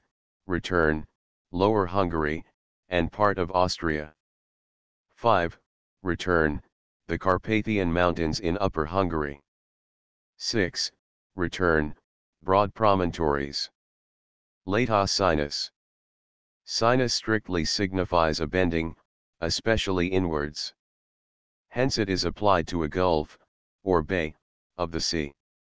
And hence, again, by metonymy, to that projecting part of the land, whereby the gulf is formed, and still further to any promontory or peninsula. It is in this latter force it is here used, and refers especially to the Danish peninsula. See Livy XXVII, 30, 38. 5. Servius on Virgil, N. 11:626. 7. Return. Scandinavia and Finland, of which the Romans had a very slight knowledge, were supposed to be islands. 8. Return. The mountains of the Grisons. That in which the Rhine rises is at present called Vogelberg. 9. Return. now called Schwarzwald, or the Black Forest. The name Danubius was given to that portion of the river which is included between its source and Vindobina, Vienna. Throughout the rest of its course it was called Ister. 10. Return, Dunuk Irumpat. The term Irumpat is most correctly and graphically employed, for the Danube discharges its waters into the Euxine with so great force, that its course may be distinctly traced for miles out to sea. 11. Return, there are now but 5. 12. Return, the ancient writers called all nations indigeni, i.e. ingenity, or autochthonies, sprung from the soil, of whose origin they were ignorant. 13. Return, it is, however, well established that the ancestors of the Germans migrated by land from Asia. Tacitus here falls into a very common kind of error, in assuming a local fact, viz. The manner in which migrations took place in the basin of the Mediterranean, to be the expression of a general law ed. 14. Return, Drusus, father of the Emperor Claudius, was the first Roman general who navigated the German Ocean. The difficulties and dangers which Germanicus met with from the storms of the sea are related in the Annals, 2. 23:15, Return, all barbarous nations, in all ages, have applied verse to the same use, as is still found to be the case among the North American Indians. Charlemagne, as we are told by Eginhard, wrote out and committed to memory barbarous verses of great antiquity, in which the actions and wars of ancient kings were recorded. 16. Return, the learned Leibniz supposes the Stuisto to have been the Tut or Tutates so famous throughout Gaul and Spain, who was a Celto-Scythian king or hero, and subdued and civilized a great part of Europe and Asia. Various other conjectures have been formed concerning him and his son Mannus, but most of them extremely vague and improbable. Among the rest, it has been thought that in Mannus and his 3 sons an obscure tradition is preserved of Adam, and his sons Cain, Abel, and Seth, or of Noah, and his sons Shem, Ham, and Japheth. 17. Return, Conringius interprets the names of the sons of Mannus into Ingaf, Istaph, and Herman. 18. Return, Pliny, 414, embraces a middle opinion between these, and mentions 5 capital tribes. The Vindeli, to whom belong the Burgundians, Varani, Carini, and Gutwans, the Ingaevans, including the Cimbri, Teutoni, and Chauci, the Istaevans, near the Rhine, part of whom are the Midland Cimbri, the Hermiones, containing the Suevi, Hermanduri, Catti, and Cherusci, and the Pusani and Bastarni, bordering upon the Dacians. 19. Return, the Marsi appear to have occupied various portions of the northwest part of Germany at various times. In the time of Tiberius, AD 14, they sustained a great slaughter from the forces of Germanicus, who ravaged their country for 50 miles with fire and sword, sparing neither age nor sex, neither things profane nor sacred. CNI 51. At this period they were occupying the country in the neighborhood of the Ruhr, a tributary of the Rhine. Probably this slaughter was the destruction of them as a separate people, and by the time that Trajan succeeded to the imperial power they seem to have been blotted out from amongst the Germanic tribes. Hence their name will not be found in the following account of Germany. 20. Return, these people are mentioned by Strabo, 7:1, 3. Their locality is not very easy to determine. 21. Return, see note, C38. 22. Return, the Vandals are said to have derived their name from the German word wendeln, to wander. They began to be troublesome to the Romans AD 160, in the reigns of Aurelius and Verus. In AD 410 they made themselves masters of Spain in conjunction with the Alans and Suevi, and received for their share what from them was termed Vandalusia, Andalusia. In AD 429 they crossed into Africa under Genseric, who not only made himself master of Byzantium, Gaetulia, and part of Numidia, but also crossed over into Italy, AD 455, and plundered Rome. After the death of Genseric the Vandal power declined. 23. Return, that is, those of the Marsi, Gambritorii, etc. Those of Inga Evans, Ista Evans, and Hermiones, were not so much names of the people, as terms expressing their situation. For, according to the most learned Germans, the Inga Evans are die Inwohner, those dwelling inwards, towards the sea, the Ista Evans, die Westwohner, the inhabitants of the western parts, and the Hermiones, die Herumwohner, the midland inhabitants. 24. Return, it is however found in an inscription so far back as the year of Rome 531, before Christ 222, recording the victory of Claudius Marcellus over the Galli in Subrase and their allies the Germans, at Clastidium, now Chiastetzo in the Milanese. 25. Return, this is illustrated by a passage in Caesar, Bell. Gaul. 24, where, after mentioning that several of the Belgi were descended from the Germans who had formerly crossed the Rhine and expelled the Gauls, he says, the first of these emigrants were the Condrusii, Eburones, Ceresii, and Pimeni, who were called by the common name of Germans. The derivation of German is where man, a warrior, or man of war. This appellation was first used by the victorious Cisrhenane tribes, but not by the whole Transrhenane nation, till they gradually adopted it, as equally due to them on account of their military reputation. The Tungri were formerly a people of great name, the relics of which still exist in the extent of the district now termed the ancient Diocese of Tongres. 26. Return, under this name Tacitus speaks of some German deity, whose attributes corresponded in the main with those of the Greek and Roman Hercules. What he was called by the Germans is a matter of doubt. White. 27. Return, quem Bardidum vocant. The word Bardidus is of Gallic origin, being derived from bardi, bards, it being a custom with the Gauls for bards to accompany the army, and celebrate the heroic deeds of their great warriors, so that Bardidum would thus signify the fulfillment of the bard's office. Hence it is clear that Bardidum could not be used correctly here, inasmuch as amongst the Germans not any particular, appointed, body of men, but the whole army chanted forth the war song. Some editions have Baridum, which is said to be derived from the German word Burin, or Baron, to shout, and hence it is translated in some dictionaries as, the German war song. From the following passage extracted from Faxiolati, it would seem, however, that German critics repudiate this idea, de barito clamori bellico, scu, ut quidam habent exemplaria, bardito, nihil audivimus nunc in Germania, nisi hoc dixerimus, quod bracht, vel brecht, milites Germania pel lar consueverant, concursum videlicet certaintium, et clamorum ad pugnam descendentium, quem bar, sinuis non nulli affirmant.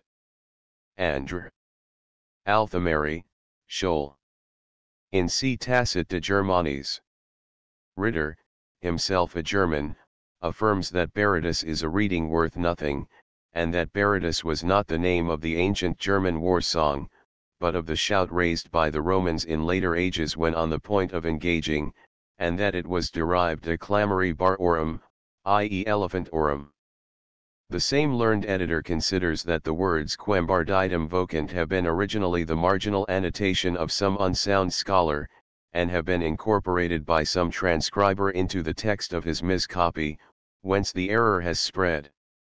He therefore encloses them between brackets, to show that, in his judgment, they are not the genuine production of the pen of Tacitus White. 28.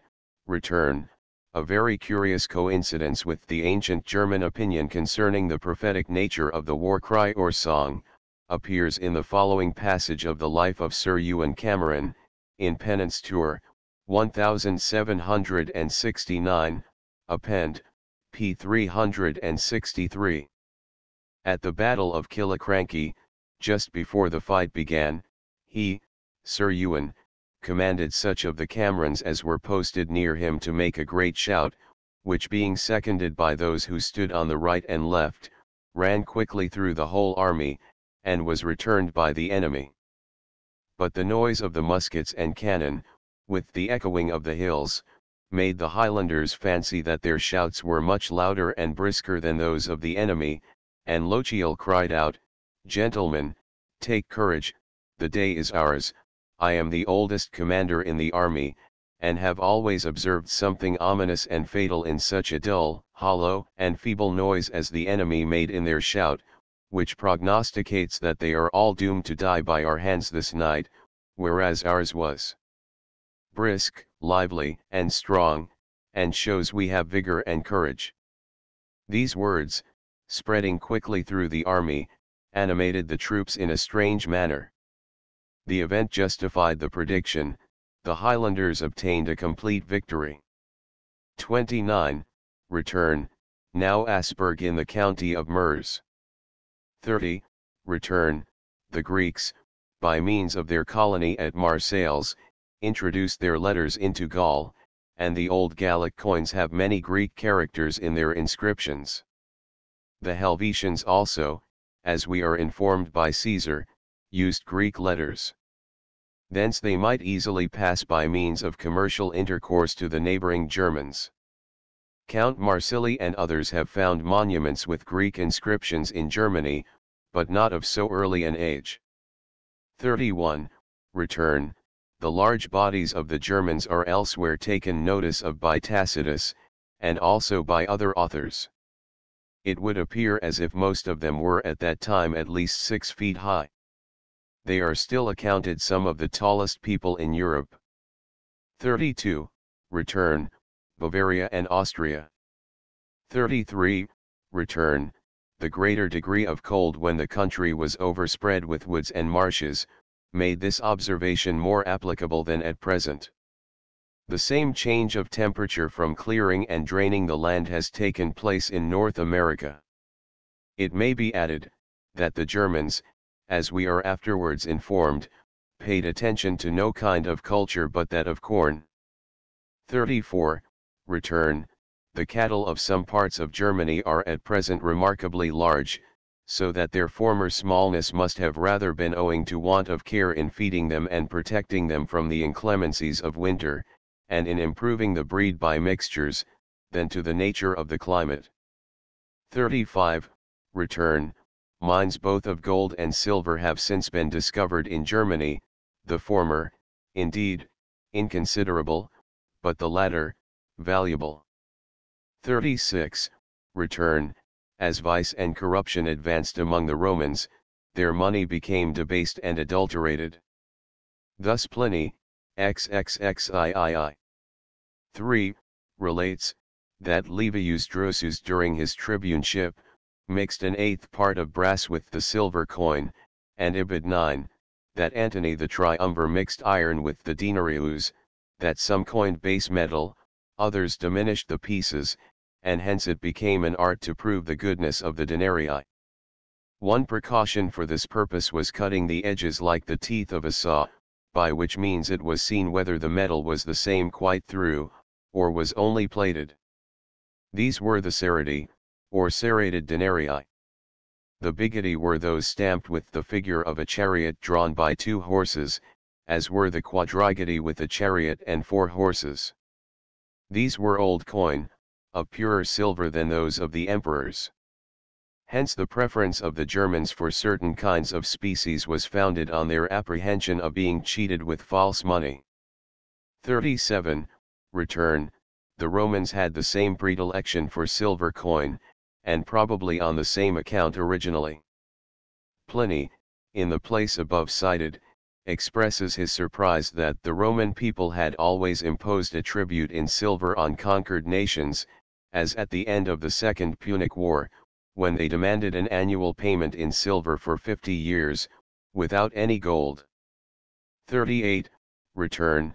Iron was in great abundance in the bowels of the earth, but this barbarous people had neither patience, skill, nor industry to dig and work it.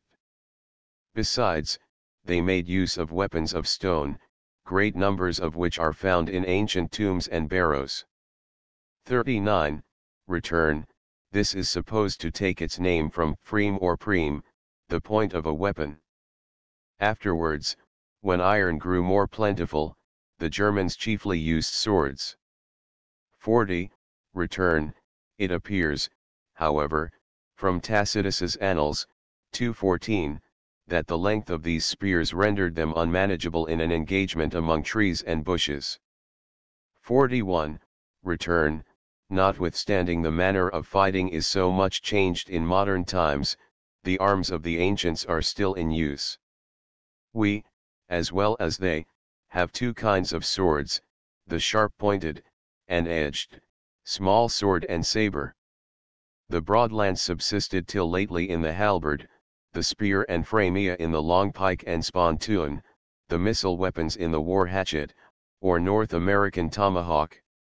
There are, besides, found in the old German barrows, perforated stone balls, which they threw by means of thongs passed through them. 42. Return. Nudity. The Latin nudus, like the Greek gymnos, does not point out a person devoid of all clothing, but merely one without an upper garment clad merely in a vest or tunic, and that perhaps a short one white. 43. Return. This decoration at first denoted the valor, afterwards the nobility, of the bearer, and in process of time gave origin to the armorial ensigns so famous in the ages of chivalry. The shields of the private men were simply colored, those of the chieftains had the figures of animals painted on them. 44. Return. Plutarch, in his Life of Marius, describes somewhat differently the arms and equipage of the Cimbri. They wore, says he, helmets representing the heads of wild beasts, and other unusual figures, and crowned with a winged crest, to make them appear taller. They were covered with iron coats of mail, and carried white glittering shields. Each had a battle axe, and in close fight they used large heavy swords. But the learned Eckhart justly observes, that they had procured these arms in their march, for the whole Sacian barrows of that age contain few weapons of brass, and none of iron, but stone spearheads, and instead of swords, the wedge-like bodies vulgarly called thunderbolts. 45. Return. Casques, cassis, are of metal, helmets, galea, of leather Isidorus. 46. Return. This mode of fighting is admirably described by Caesar. The Germans engaged after the following manner: there were 6,000 horse, and an equal number of the swiftest and bravest foot, who were chosen, man, by the cavalry, for their protection. By these they were attended in battle, to these they retreated, and, these, if they were hard pressed, joined them in the combat. If any fell wounded from their horses, by these they were covered. If it were necessary to advance or retreat to any considerable distance, such agility had they acquired by exercise, that, supporting themselves by the horses' manes, they kept pace with them. Bell. Gaul. I-48. 47. Return. To understand this, it is to be remarked, that the Germans were divided into nations or tribes, these into cantons, and these into districts or townships. The cantons, pagi in Latin, were called by themselves gauen. The districts or townships, vici, were called hundred, whence the English hundreds. The name given to these select youth, according to the learned Dithmar, was die hundred, 100 men.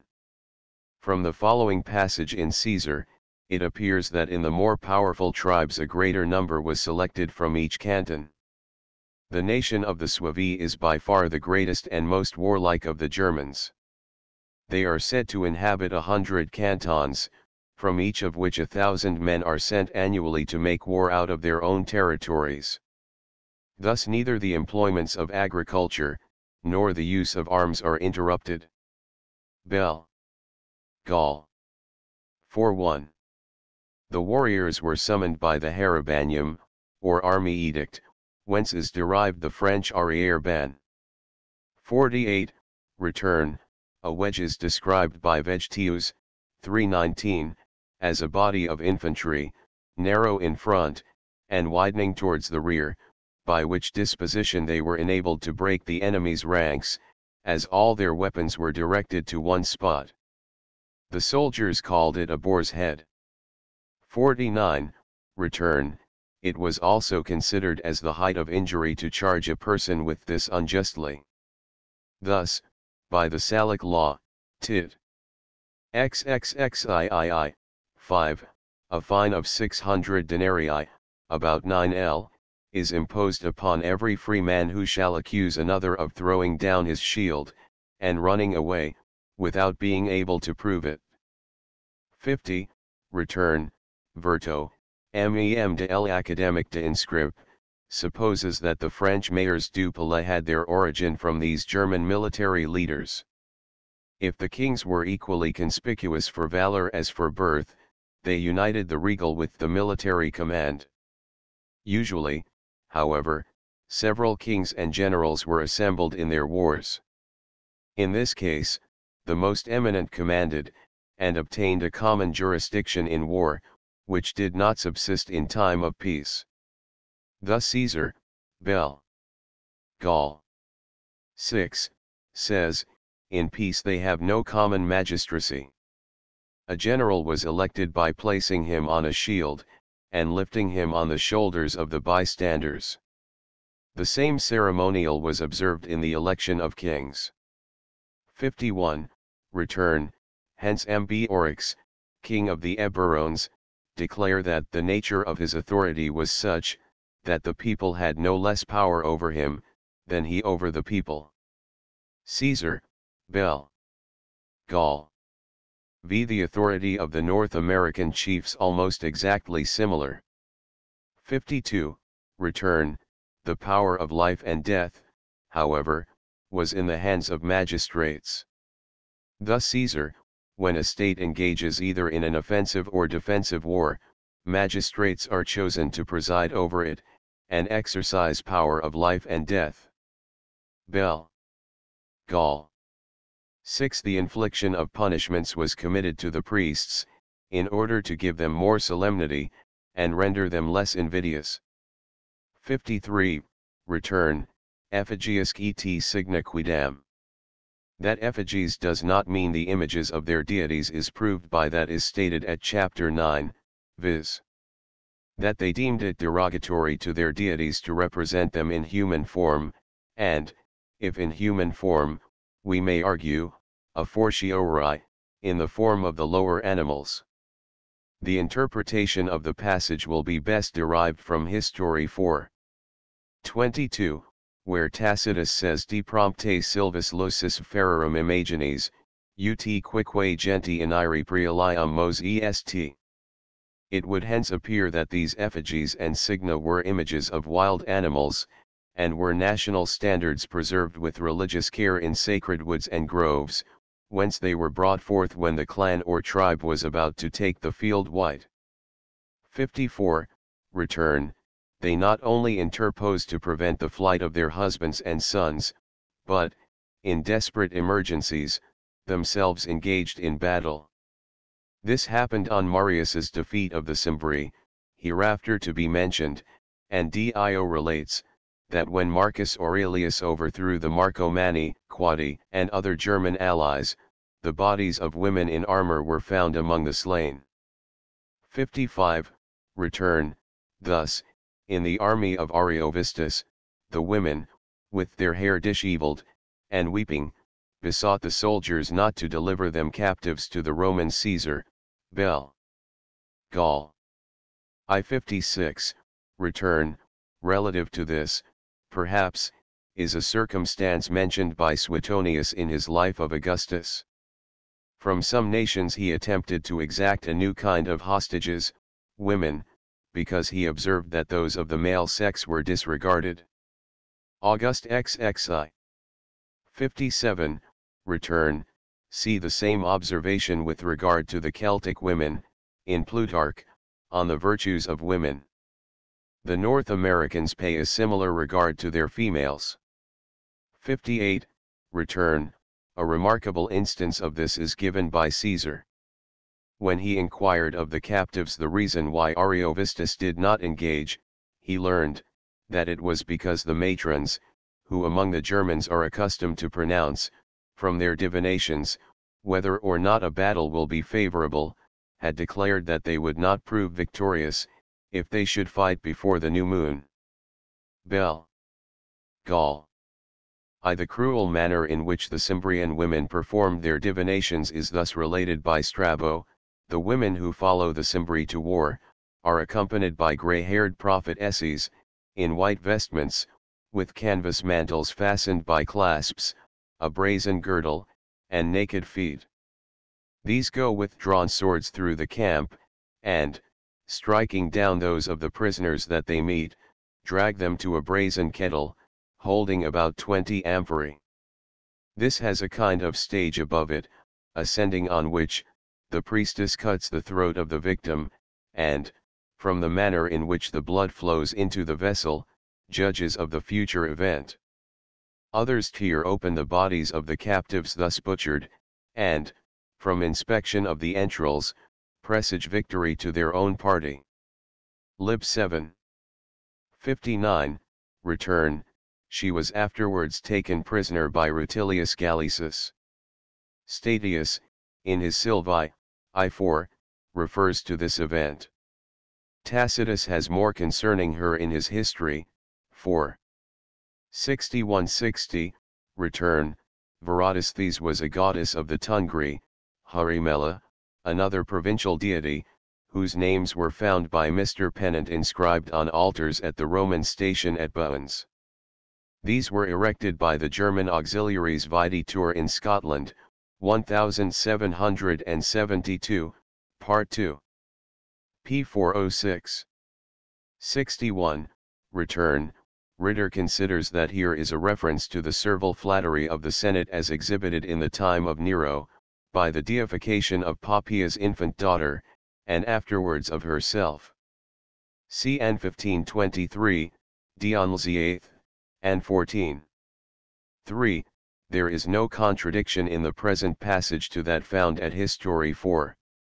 61, where Tacitus says, Plarisque feminarum fatidicas et, augs sente superstition, arbitrantur dies, i.e. they deem, arbitrantur, very many of their women possessed of prophetic powers, and, as their religious feeling increases, they deem, arbitrantur, them goddesses, i.e. possessed of a superhuman nature, they do not, however, make them goddesses and worship them, as the Romans did Poppaea and her infant, which is covertly implied in face rent dies white. 62, return, Mercury, i.e. a god whom Tacitus thus names, because his attributes resembled those of the Roman Mercury. According to Paulus Diaconus, Digestis Langobardorum, I-9, this deity was Wajun, or Gwodin, called also Odin. Mallet, North. And CHV, says, that in the Icelandic mythology he is called the terrible and severe god, the father of slaughter, he who giveth victory and receiveth courage in the conflict, who nameth those that are to be slain. The Germans drew their gods by their own character, who loved nothing so much themselves as to display their strength and power in battle, and to signalize their vengeance upon their enemies by slaughter and desolation. There remain to this day some traces of the worship paid to Odin in the name given by almost all the people of the north to the fourth day of the week, which was formerly consecrated to him. It is called by a name which signifies Odin's Day, Old Norse, Odinsdagr, Swedish and Danish, Onsdag, Anglo-Saxon, Wadinestag, Wadnesdag, Dutch, Woensdag, English, Wednesday. As Odin or Wajun was supposed to correspond to the Mercury of the Greeks and Romans, the name of this day was expressed in Latin dies Mercurii. White. 63. Return, the appointed time for these sacrifices, says Mallet, North. And ch. 6, was always determined by a superstitious opinion which made the northern nations regard the number 3 as sacred and particularly dear to the gods. Thus, in every 9th month they renewed the bloody ceremony, which was to last 9 days, and every day they offered up 9 living victims, whether men or animals. But the most solemn sacrifices were those which were offered up at Uppsala in Sweden every 9th year. After stating the compulsory nature of the attendance at this festival, Mallet adds, then they chose among the captives in time of war, and among the slaves in time of peace, 9 persons to be sacrificed. In whatever manner they immolated men, the priest always took care in consecrating the victim to pronounce certain words, as I devote thee to Odin, I send thee to Odin. See Lucan I 444.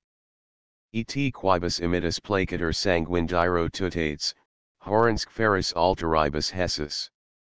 Tutates is Mercury, hessus, Mars. So also at 399, and c. Lucas erat longo nunquam violatus abevo. Barbaritu sacra deum, structi diris alteribus auri, omnes et humanis lustrata crueribus arbor. 64. Return, that is, as in the preceding case, a deity whose attributes corresponded to those of the Roman Mars. This appears to have been not Thor, who is rather the representative of the Roman Jupiter, but Tyr, a warrior god, and the protector of champions and brave men. From Tyr is derived the name given to the 3rd day of the week in most of the Teutonic languages, and which has been rendered into Latin by Dies Martis. Old Norse, Tyrsdagr, Tisdagr, Swedish, Tisdag, Danish, Tyrsdag, German, Dienstag, Dutch, Dingsdag, Anglo-Saxon, Tirsdag, Tivestdag, Tivstag, English, Tuesday, Mallet's North. And chv. White. 65. Return, the Suevi appear to have been the Germanic tribes, and this also the worship spoken of at chapter XL. Signum in magum liberni figuration corresponds with the vehiculum there spoken of, the real thing being, according to Ritter's view, a pinnace placed on wheels. That signum ipsum, the very symbol, does not mean any image of the goddess, may be gathered also from chxl, where the goddess herself, si Creator Avilis, is spoken of as being washed in the sacred lake. 66. Return, as the Romans in their ancient coins, many of which are now extant, recorded the arrival of Saturn by the stern of a ship, so other nations have frequently denoted the importation of a foreign religious rite by the figure of a galley on their medals. 67. Return, Tacitus elsewhere speaks of temples of German divinities, e.g. 40, Templum Nertae, and I-51, Templum Tanfani, but a consecrated grove, or any other sacred place, was called templum by the Romans. 68. Return, the Scythians are mentioned by Herodotus, and the Alans by Ammianus Marcellinus, as making use of these divining rods. The German method of divination with them is illustrated by what is said by Saxo Grammaticus, Histoire Dan 14, 288, of the inhabitants of the Isle of Rügen in the Baltic Sea, throwing, by way of lots, 3 pieces of wood, white in one part, and black in another, into their laps, they foretold good fortune by the coming up of the white, bad by that of the black. 69. Return, the same practice obtained among the Persians, from whom the Germans appear to be sprung. Darius was elected king by the neighing of a horse. Sacred white horses were in the army of Cyrus, and Xerxes, retreating after his defeat, was preceded by the sacred horses and consecrated chariot. Justin, I-10, mentions the cause of this superstition, viz.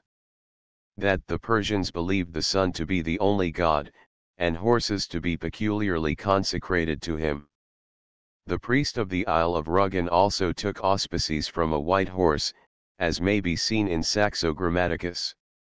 70. Return. Montesquieu finds in this custom the origin of the duel, and of knight errantry. 71. Return. This remarkable passage, so curious in political history, is commented on by Montesquieu, in his Spirit of Laws 6:11. That celebrated author expresses his surprise at the existence of such a balance between liberty and authority in the forests of Germany, and traces the origin of the English constitution from this source.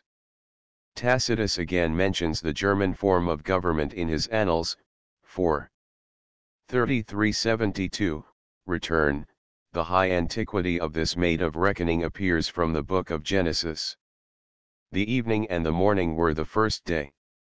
The Gauls, we are informed by Caesar, assert that, according to the tradition of their Druids, they are all sprung from Father Dis, on which account they reckon every period of time according to the number of nights, not of days, and observe birthdays and the beginnings of months and years in such a manner, that the day seems to follow the night. Bell. Gaul. 618. The vestiges of this method of computation still appear in the English language, in the terms se night and fortnight. 73. Return, ut turbi placuit. Duderlein interprets this passage as representing the confused way in which the people took their seats in the National Assembly, without reference to order, rank, age, and see. It rather represents, however, that the people, not the chieftains, determined when the business of the council should begin. White. 74. Return, and in an open plain. Vast heaps of stone still remaining, denote the scenes of these national councils. See Mallet's Introduct to History of Denmark. The English Stonehenge has been supposed a relic of this kind. In these assemblies are seen the origin of those which, under the Merovingian race of French kings, were called the Fields of March, under the Carlovingian, the Fields of May, then, the plenary courts of Christmas and Easter, and lastly, the States General. 75. Return. The speech of Civilis was received with this expression of applause. Tacitus, History 4. 1576, return, gibbeted alive. Heavy penalties were denounced against those who should take them down, alive or dead. These are particularized in the Salic Law. 77. Return, by cowards and dastards, in this passage, are probably meant those who, being summoned to war, refused or neglected to go. Caesar, Bell. Gaul. 622, mentions, that those who refused to follow their chiefs to war were considered as deserters and traitors. And, afterwards, the Emperor Clotaire made the following edict, preserved in the Lombard law: whatever freeman, summoned to the defense of his country by his count, or his officers, shall neglect to go, and the enemy enter the country to lay it waste, or otherwise damage our liege subjects, he shall incur a capital punishment.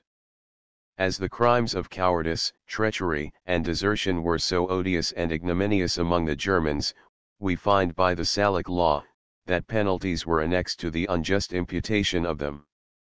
78. Return. These were so rare and so infamous among the Germans, that barely calling a person by a name significant of them was severely punished. 79. Return. Incestuous people were buried alive in bogs in Scotland. Penance Tour in Scotland, 1772, Part I p. 351, and Part 2. p. 421. 80. Return. Among these slighter offenses, however, were reckoned homicide, adultery, theft, and many others of a similar kind. This appears from the laws of the Germans, and from a subsequent passage of Tacitus himself. 81. Return. These were at that time the only riches of the country, as was already observed in this treatise. Afterwards gold and silver became plentiful, hence all the mulcts required by the Salic law are pecuniary. Money, however, still bore a fixed proportion to cattle, as appears from the Saxon law, Title 18. The solidus is of two kinds, one contains 2 trimissus, that is, a beeve of 12 months, or a sheep with its lamb, the other, 3 trimissus, or a beeve of 16 months. Homicide is compounded for by the lesser solidus, other crimes by the greater. The Saxons had their wergeld, the Scotch their crow, galns, and kelchin, and the Welsh their gwerth, and galenus, or compensations for injuries, and cattle were likewise the usual fine. Vide Penance Tour in Wales of 1773, pages 273, 274. 82. Return. This mulct is frequently in the Salic law called fred, that is, peace, because it was paid to the king or state, as guardians of the public peace. 83. Return. A brief account of the civil economy of the Germans will here be useful. They were divided into nations, of which some were under a regal government, others a republican. The former had kings, the latter chiefs. Both in kingdoms and republics, military affairs were under the conduct of the generals. The nations were divided into cantons, each of which was superintended by a chief, or count, who administered justice in it. The cantons were divided into districts or hundreds, so called because they contained 100 villes or townships. In each hundred was a companion, or centenary, chosen from the people, before whom small causes were tried. Before the count, all causes, as well great as small, were amenable. The centenaries are called companions by Tacitus, after the custom of the Romans, among whom the titles of honor were, Caesar, the legatus or lieutenant of Caesar, and his comites, or companions. The courts of justice were held in the open air, on a rising ground, beneath the shade of an oak, elm, or some other large tree. 84. Return. Even judges were armed on the seat of justice. The Romans, on the contrary, never went armed but when actually engaged in military service. 85. Return. These are the rudiments of the famous institution of chivalry. The sons of kings appear to have received arms from foreign princes. Hence, when Odoin, after overcoming the Gepidae, was requested by the Lombards to dine with his son Alboin, his partner in the victory, he refused, for, says he, you know it is not customary with us for a king's son to dine with his father, until he has received arms from the king of another country. Warnfrid, De Gestis Langobardorum, I 23. 86. Return. An allusion to the toga virilis of the Romans. The German youth were presented with the shield and spear probably at 12 or 15 years of age. This early initiation into the business of arms gave them that warlike character for which they were so celebrated. Thus, Seneca, Epist. 46, says, a native of Germany brandishes, while yet a boy, his slender javelin. And again, in his book on anger, I 11, who are braver than the Germans, who more impetuous in the charge, who fonder of arms, in the use of which they are born and nourished, which are their only care, who more inured to hardships, insomuch that for the most part they provide no covering for their bodies, no retreat against the perpetual severity of the climate. 87. Return. Hence it seems that these noble lads were deemed principes in rank, yet had their position among the Comites only. The German word Gesell is peculiarly appropriated to these comrades in arms. So highly were they esteemed in Germany, that for killing or hurting them a fine was exacted treble to that for other freemen. 88. Return. Hence, when Chonadamarus, king of the Alemanni, was taken prisoner by the Romans, his companions, 200 in number, and 3 friends peculiarly attached to him, thinking it infamous to survive their prince, or not to die for him, surrendered themselves to be put in bonds. Ammianus Marcellinus, 16. 1389, return. Hence Montesquieu, Spirit of Laws, XXX, 3, justly derives the origin of vassalage. At first, the prince gave to his nobles arms and provision, as avarice advanced, money, and then lands, were required, which from benefices became at length hereditary possessions, and were called fiefs. Hence the establishment of the feudal system. 90. Return. Caesar, with less precision, says, the Germans pass their whole lives in hunting and military exercises. Bell. Gall, 6. 21. The picture drawn by Tacitus is more consonant to the genius of a barbarous people, besides that, hunting being the employment but of a few months of the year, a greater part must necessarily be passed in indolence by those who had no other occupation. In this circumstance, and those afterwards related, the North American savages exactly agree with the ancient Germans. 91. Return. This apparent contradiction is, however, perfectly agreeable to the principles of human nature. Among people governed by impulse more than reason, everything is in the extreme, war and peace, motion and rest, love and hatred, none are pursued with moderation. 92. Return.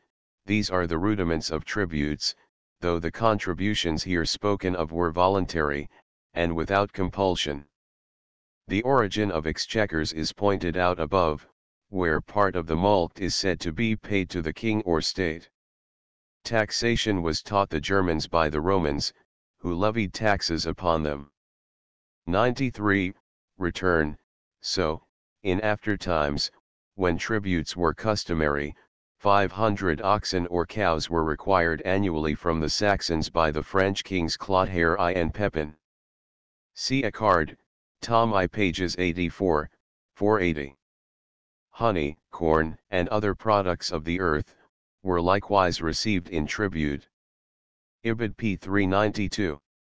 94. Return, for the expenses of war, and other necessities of state, and particularly the public entertainments. Hence, besides the stiera, or annual tribute, the Osterstuofa, or Easter cup, previous to the public assembly of the Field of March, was paid to the French kings. 95.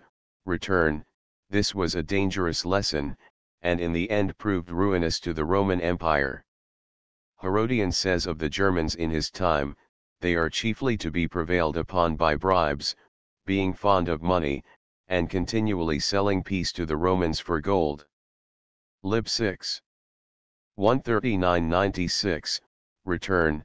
This custom was of long duration, for there is not the mention of a single city in Ammianus Marcellinus, who wrote on the wars of the Romans in Germany. The names of places in Ptolemy, 211, are not, therefore, those of cities, but of scattered villages. The Germans had not even what we should call towns, notwithstanding Caesar asserts the contrary. 97. Return. The space surrounding the house, and fenced in by hedges, was that celebrated Salic land, which descended to the male line, exclusively of the female. 98. Return. The danger of fire was particularly urgent in time of war, for, as Caesar informs us, these people were acquainted with the method of throwing red-hot clay bullets from slings, and burning javelins, on the thatch of houses. Bell. Gaul. V42. 99, return, thus likewise Mela, 2:1, concerning the Sarmatians, on account of the length and severity of their winters, they dwell underground, either in natural or artificial caverns. At the time that Germany was laid waste by a 40 years' war, Kircher saw many of the natives who, with their flocks, herds, and other possessions, took refuge in the caverns of the highest mountains. For many other curious particulars concerning these and other subterranean caves, see his Mundus Subterraneus, 8. 3, p. 100. In Hungary, at this day, corn is commonly stored in subterranean chambers. 100, return, near Neubatel, the seat of the Marquis of Lothian, are some subterraneous apartments and passages cut out of the live rock, which had probably served for the same purposes of winter retreats and granaries as those dug by the ancient Germans. Penance Tour in 1769, 42, p.63. 101, return, this was a kind of mantle of a square form, called also Renault. Thus Caesar, Bell. Gaul. 621 they use skins for clothing, or the short wren ones, and leave the greatest part of the body naked. Isidore, 1923, describes the wren ones as garments covering the shoulders and breast, as low as the navel, so rough and shaggy that they are impenetrable to rain. Mailot, 3:3, speaking of the Germans, says, the men are clothed only with the sagum, or the bark of trees, even in the depth of winter. 102, return, all savages are fond of variety of colors, hence the Germans spotted their furs with the skins of other animals, of which those here mentioned were probably of the seal kind. This practice is still continued with regard to the ermine, which is spotted with black lamb's skin. 103, return, the northern sea, and frozen ocean. 104, return, Pliny testifies the same thing, and adds, that the women beyond the Rhine are not acquainted with any more elegant kind of clothing. 19. 105, return, not that rich and costly purple in which the Roman nobility shone, but some ordinary material, such as the vaccinium, which Pliny says was used by the Gauls as a purple dye for the garments of the slaves. 16. 18, 106, return, the chastity of the Germans, and their strict regard to the laws of marriage, are witnessed by all their ancient codes of law. The purity of their manners in this respect afforded a striking contrast to the licentiousness of the Romans in the decline of the empire, and is exhibited in this light by Salvian, in his treatise De Gubernatione Dei, lib. 7. 107, return, thus we find in Caesar, Bell. Gaul. I-53, that Ariovistus had 2 wives. Others had more. This indulgence proved more difficult to abolish, as it was considered as a mark of opulence, and an appendage of nobility.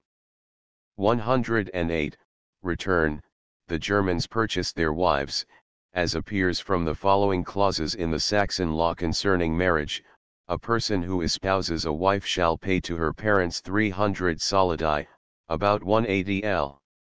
sterling, but if the marriage be without the consent of the parents, the damsel, however, consenting, he shall pay 600 solidi.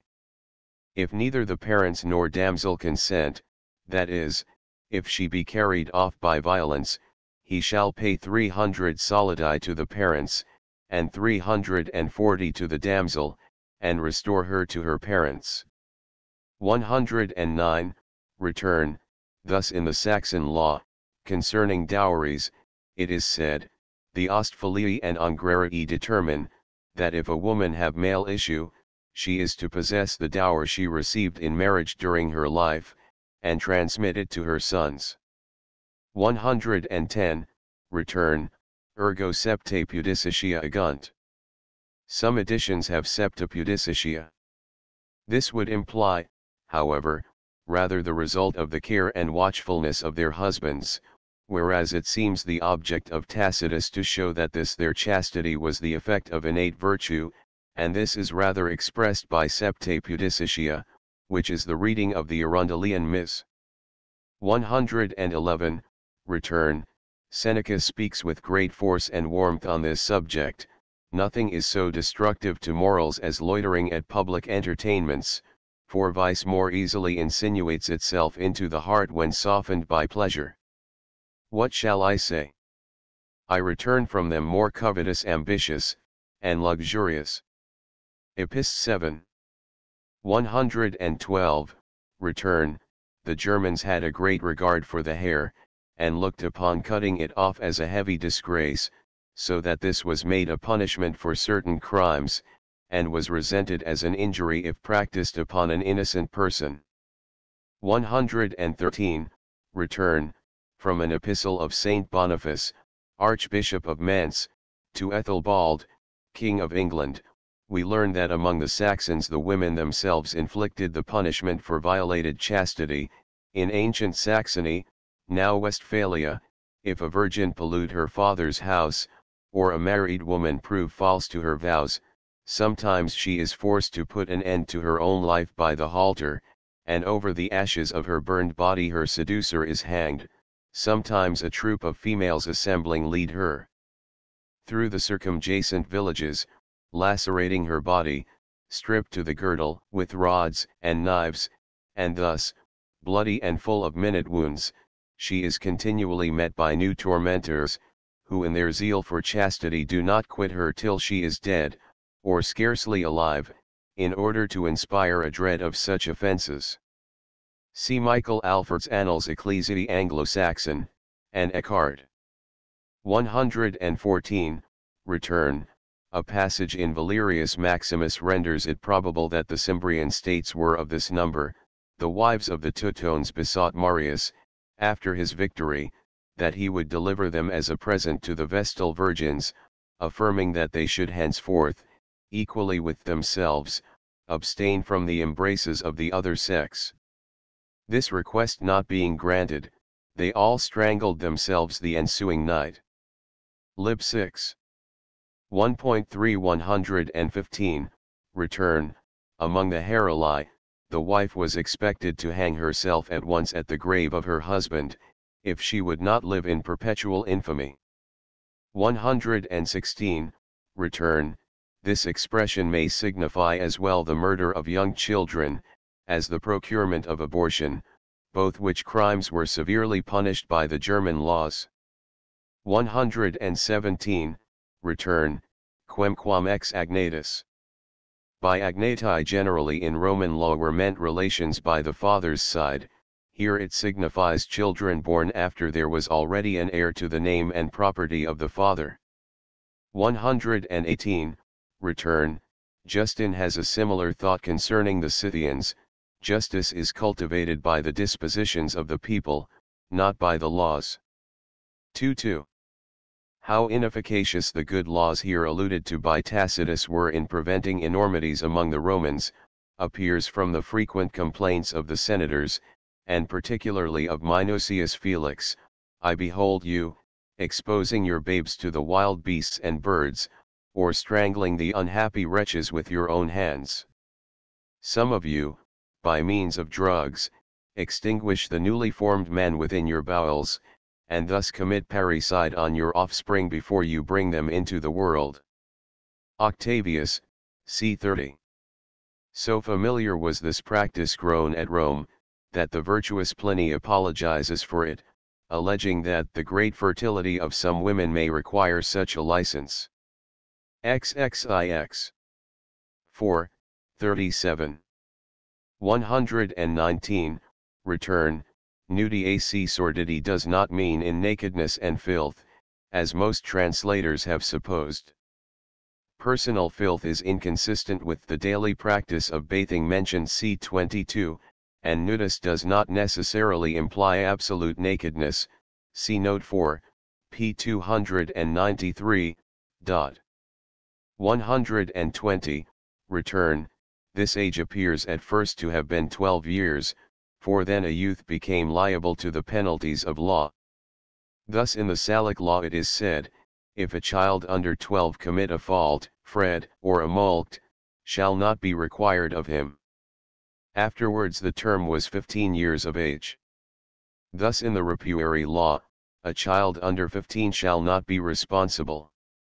Again, if a man die, or be killed, and leave a son, before he have completed his 15th year, he shall neither prosecute a cause, nor be called upon to answer in a suit, but at this term, he must either answer himself, or choose an advocate. In like manner with regard to the female sex, the Burgundian law provides to the same effect. This then was the term of majority, which in later times, when heavier armor was used, was still longer delayed. 121, return, this is illustrated by a passage in Caesar, Bell. Gaul.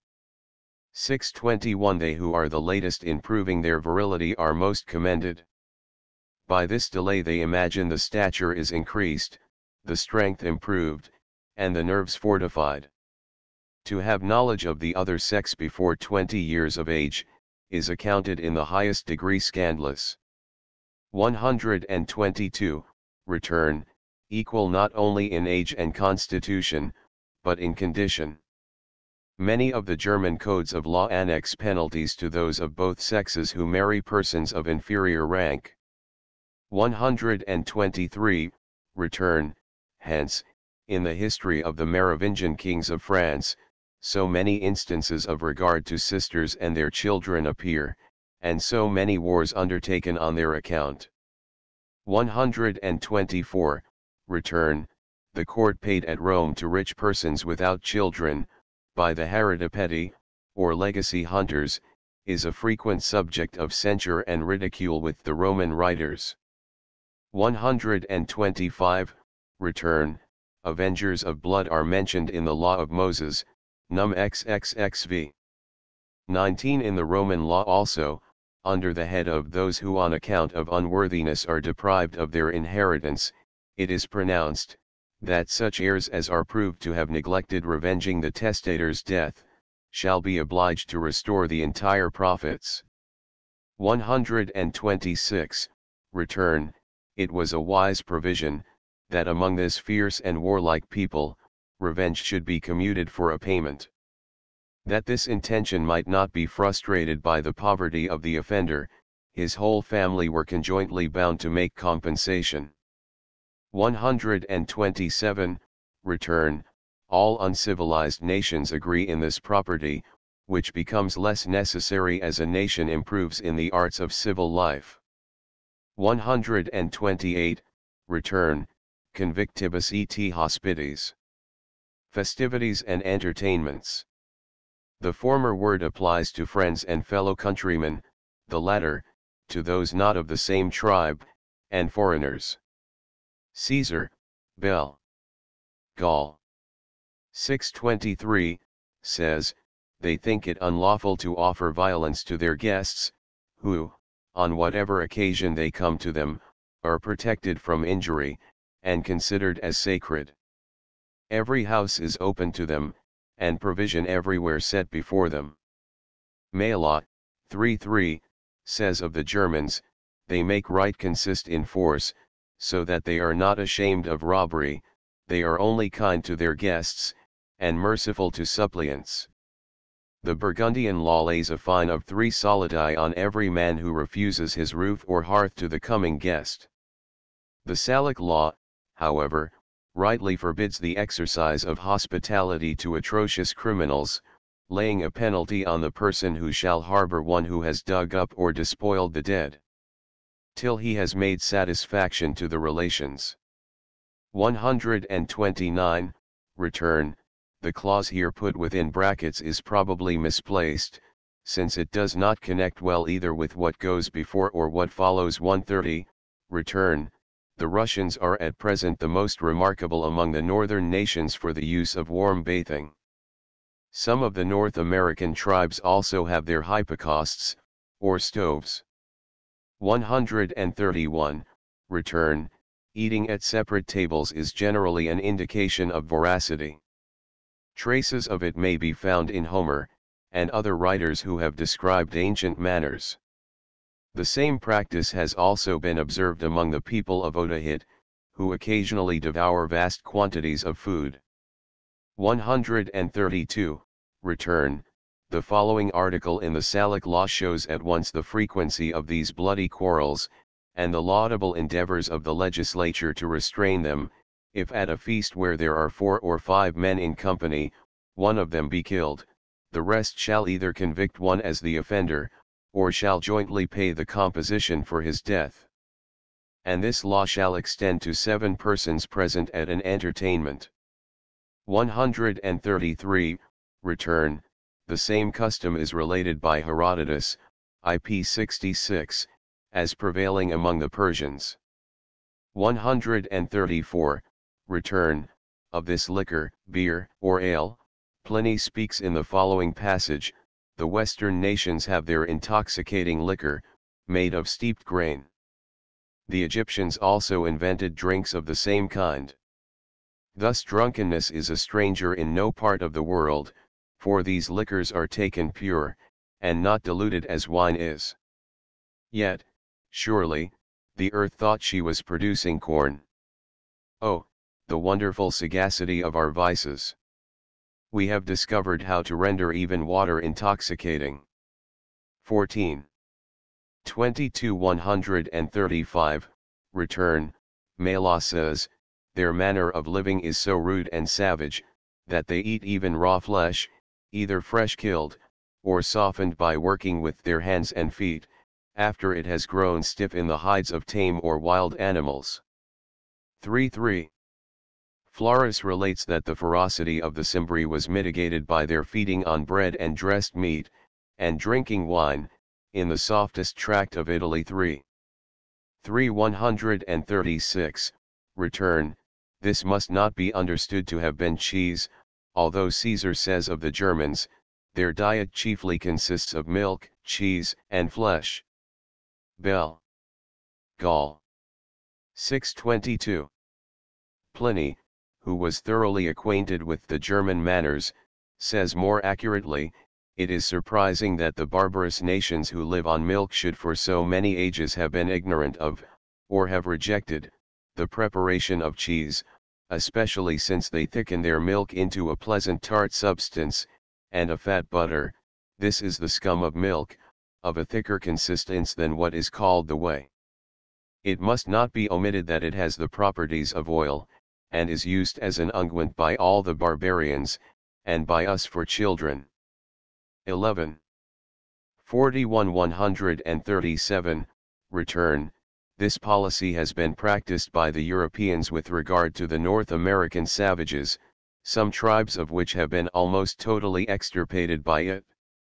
138. Return. Saint Ambrose has a remarkable passage concerning the spirit of gaming among a barbarous people. It is said that the Huns, who continually make war upon other nations, are themselves subject to usurers, with whom they run in debt at play, and that, while they live without laws, they obey the laws of the dice alone, playing when drawn up in line of battle, carrying dice along with their arms, and perishing more by each other's hands than by the enemy. In the midst of victory they submit to become captives, and suffer plunder from their own countrymen, which they know not how to bear from the foe.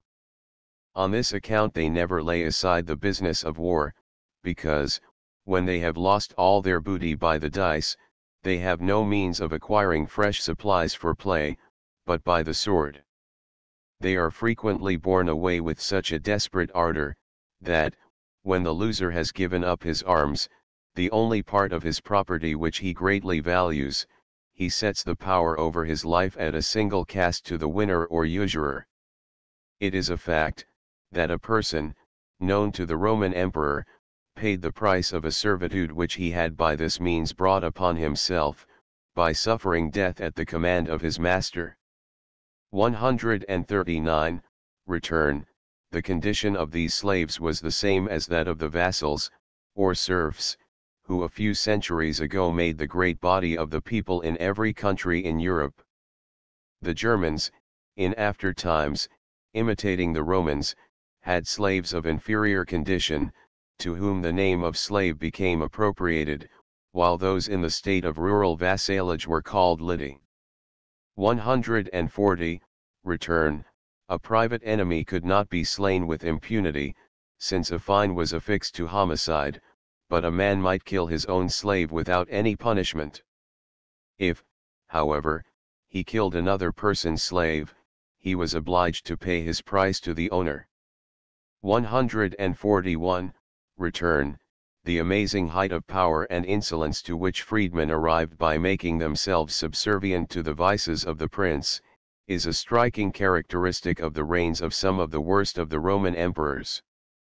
142. Return. In Rome, on the other hand, the practice of usury was, as our author terms it, an ancient evil, and a perpetual source of sedition and discord. Annals, 6. 16143, Return. All the copies read pervices, by turns, or alternately, but the connection seems evidently to require the easy alteration of pervicos, which has been approved by many learned commentators, and is therefore adopted in this translation. 144. Return. Caesar has several particulars concerning this part of German polity. They are not studious of agriculture, the greater part of their diet consisting of milk, cheese, and flesh, nor has any one a determinate portion of land, his own peculiar property, but the magistrates and chiefs allot every year to tribes and clanships forming communities, as much land, and in such situations, as they think proper, and oblige them to remove the succeeding year. For this practice they assign several reasons, as, lest they should be led, by being accustomed to one spot, to exchange the toils of war for the business of agriculture, lest they should acquire a passion for possessing extensive domains, and the more powerful should be tempted to dispossess the weaker, lest they should construct buildings with more art than was necessary to protect them from the inclemencies of the weather, lest the love of money should arise amongst them, the source of faction and dissensions, and in order that the people, beholding their own possessions equal to those of the most powerful, might be retained by the bonds of equity and moderation. Bell. Gaul. 621. 145. Return. The Germans, not planting fruit trees, were ignorant of the proper products of autumn. They have now all the autumnal fruits of their climate, yet their language still retains a memorial of their ancient deficiencies, in having no term for the season of the year, but one denoting the gathering in of corn alone. Herbst, harvest. 146. Return. In this respect, as well as many others, the manners of the Germans were a direct contrast to those of the Romans. Pliny mentions a private person, C. Caecilius Claudius Isidorus, who ordered the sum of about 10,000 L.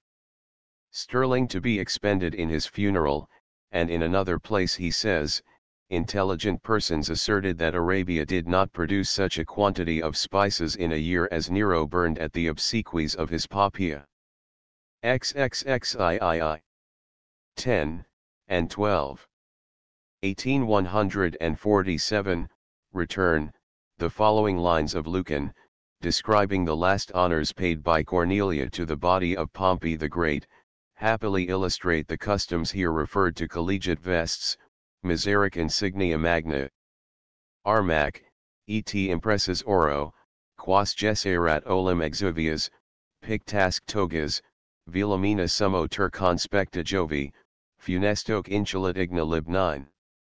175. There shone his arms, with antique gold inlaid, there the rich robes which she herself had made, robes to imperial Jove in triumph thrice displayed, the relics of his past victorious days, now this his latest trophy served to raise, and in one common flame together blaze. Ro. 148, return, thus in the tomb of Childeric, king of the Franks, were found his spear and sword, and also his horse's head, with a shoe, and gold buckles and housings. A human skull was likewise discovered, which, perhaps, was that of his groom. 149, return, Caesar's account is as follows: There was formerly a time when the Gauls surpassed the Germans in bravery, and made war upon them, and, on account of their multitude of people and scarcity of land, sent colonies beyond the Rhine. The most fertile parts of Germany, adjoining to the Hercynian forest, which, I observe, was known by report to Aratos thence and others of the Greeks, and called by them Orsania, were accordingly occupied by the Volsi and Tecta sages, who settled there. These people still continue in the same settlements, and have a high character as well for the administration of justice as military prowess, and they now remain in the same state of penury and content as the Germans, whose manner of life they have adopted. Bell. Gaul. 624. 150, return, the inhabitants of Switzerland, then extending further than at present, towards Lyons. 151, return, a nation of Gauls, bordering on the Helvetii, as appears from Strabo and Caesar. After being conquered by Caesar, the Aedui gave them a settlement in the country now called the Bourbona. The name of their German colony, Bohemium, is still extant in Bohemia. The era at which the Helvetii and Boii penetrated into Germany is not ascertained. It seems probable, however, that it was in the reign of Tarquinius Priscus, for at that time, as we are told by Livy, Ambigatus, king of the Bituriges, people of Bari, sent his sister's son Sigubjus into the Hercynian forest, with a colony, in order to exonerate his kingdom which was overpeopled. Livy, v. 33, etseq. 152, return, in the time of Augustus, the Boii, driven from Boiemum by the Marcomanni, retired to Noricum, which from them was called Boiauria, now Bavaria. 153, return, this people inhabited that part of Lower Hungary now called the Palatinate of Pilis. 154, return, towards the end of this treatise, Tacitus seems himself to decide this point, observing that their use of the Pannonian language, and acquiescence in paying tribute, prove the Osi not to be a German nation. They were settled beyond the Marcomanni and Quadi, and occupied the northern part of Transdanubian Hungary, perhaps extending to Cilicia, where is a place called Aachen in the Duchy of Urals, famous for salt and glass works. The learned Pelloutier, however, contends that the Osi were Germans, but with less probability. 155, return, the inhabitants of the modern Diocese of Treves. 156, return, those of Cambressis and Hainault. 157, return, those of the dioceses of Worms, Strasbourg, and Spires. 158, return, those of the Diocese of Cologne. The Abii, migrating from Germany to Gaul, on account of the enmity of the Catti, and their own attachment to the Roman interest, were received under the protection of Marcus Agrippa, in the year of Rome 717. Strabo, 4p 194. Agrippina, the wife of Claudius and mother of Nero, who was born among them, obtained the settlement of a colony there, which was called after her name. 159, return, now the Bichui, part of the provinces of Holland and Gelderland. 160, return, hence the Batavi are termed, in an ancient inscription, the brothers and friends of the Roman people. 161, return, This nation inhabited part of the countries now called the Wetterau, Hesse, Eisenberg, and Fulda. In this territory was Mattium, now Marburg, and the Fontes Matthiasi, now Wiesbaden, near Mainz. 162. Return. The several people of Germany had their respective borders, called marks, or marches, which they defended by preserving them in a desert and uncultivated state. Thus Caesar, Bel. Gaul. 4-3 They think it the greatest honor to a nation, to have as wide an extent of vacant land around their dominions as possible, by which it is indicated, that a great number of neighboring communities are unable to withstand them. On this account, the Suevi are said to have, on one side, a tract of 600, some learned men think we should read 60, miles desert for their boundaries. In another place Caesar mentions, as an additional reason for this policy, that they think themselves thereby rendered secure from the danger of sudden incursions. Bell. Gaul. 613. 163. Return. The difference between the low situation and moist air of Batavia, and the high and dry country of the Matthiasi, will sufficiently justify this remark, in the opinion of those who allow anything to the influence of climate. 164. Return. Now Swabia. When the Marcomanni, towards the end of the reign of Augustus, quitting their settlements near the Rhine, migrated to Bohemia, the lands they left vacant were occupied by some unsettled Gauls among the Rorici and Sequani. They seem to have been called decumates, decimated, because the inhabitants, liable to the incursions of the Germans, paid a tithe of their products to be received under the protection of the Romans. Adrian defended them by a rampart, which extended from Neustadt, a town on the Danube near the mouth of the river Altmühl, to the Neckar near Wimpfen, a space of 60 French leagues. 165. Return. Of Upper Germany. 166. Return. The Catti possessed a large territory between the Rhine, Main, and Saale, and the Harz forest on this side of the Weser, where are now the countries of Hesse, Thuringia, part of Paderborn, of Fulda, and of Franconia. Learned writers have frequently noted, that what Caesar, Florus, and Ptolemy have said of the Suevi, is to be understood of the Catti. Leibniz supposes the Catti were so called from the active animal which they resemble in name, the German for cat being cat, or Hessen. 167. Return.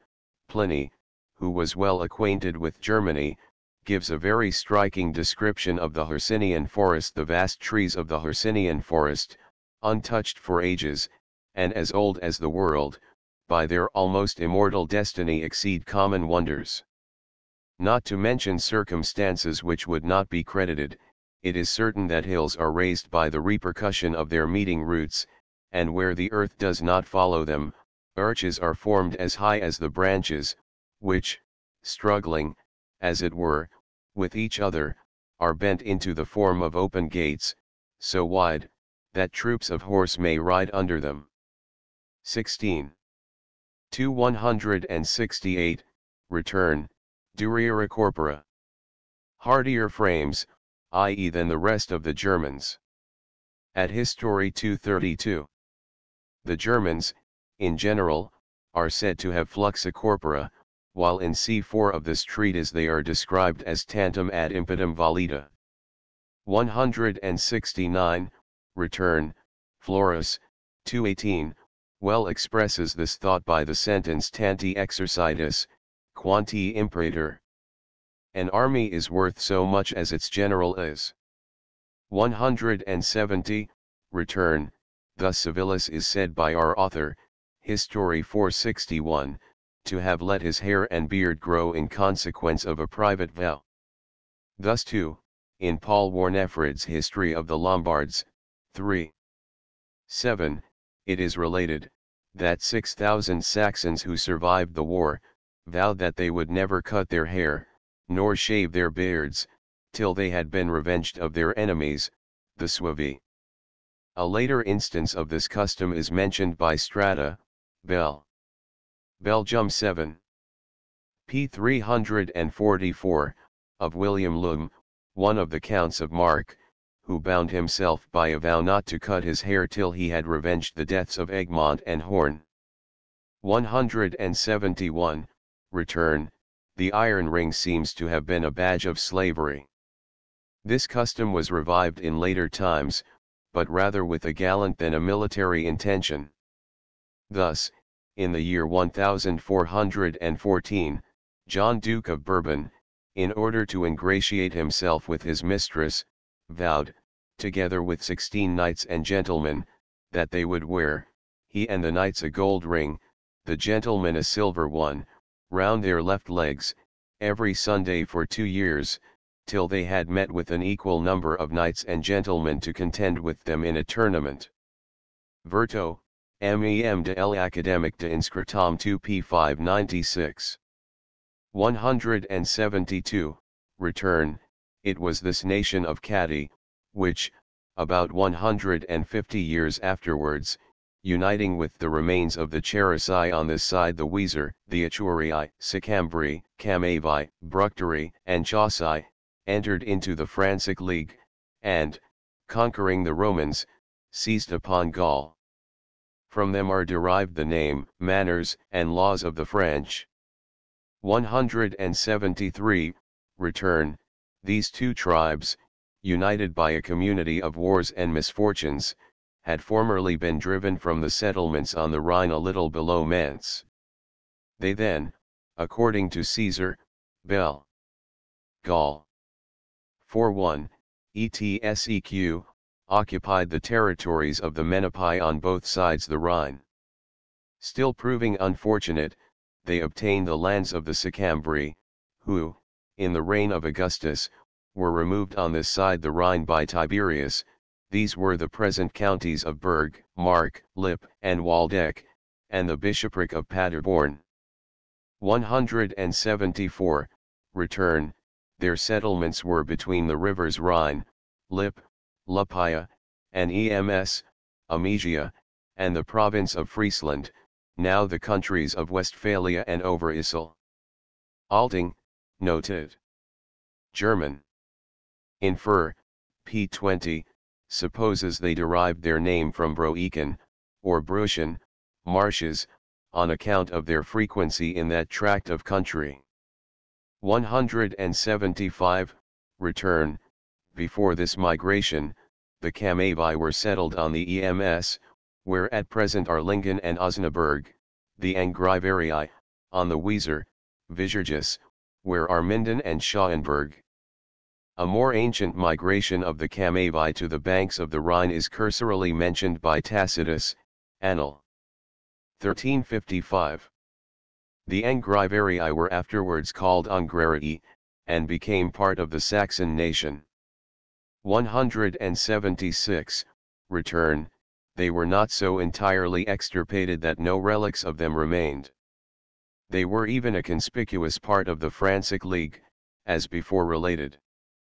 Claudian also, in his panegyric on the fourth consulate of Honorius, v. 450, mentions them. Venit acola Silvae Bructeris Hercynii. The Bructerian, borderer on the Hercynian forest, came. After their expulsion, they settled, according to Eckhard, between Cologne and Hesse. 177, return, the Bructeri were under regal government, and maintained many wars against the Romans. Hence their arrogance and power. Before they were destroyed by their countrymen, Vestricius Spurina terrified them into submission without an action, and had on that account a triumphal statue decreed him. Pliny the Younger mentions this fact, Book 2. Epist. 178, return, an allusion to gladiatorial spectacles.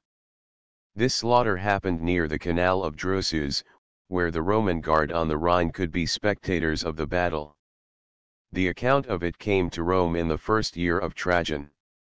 179, return, as this treatise was written in the reign of Trajan, when the affairs of the Romans appeared unusually prosperous, some critics have imagined that Tacitus wrote vigentibus, flourishing, instead of urgentibus, urgent.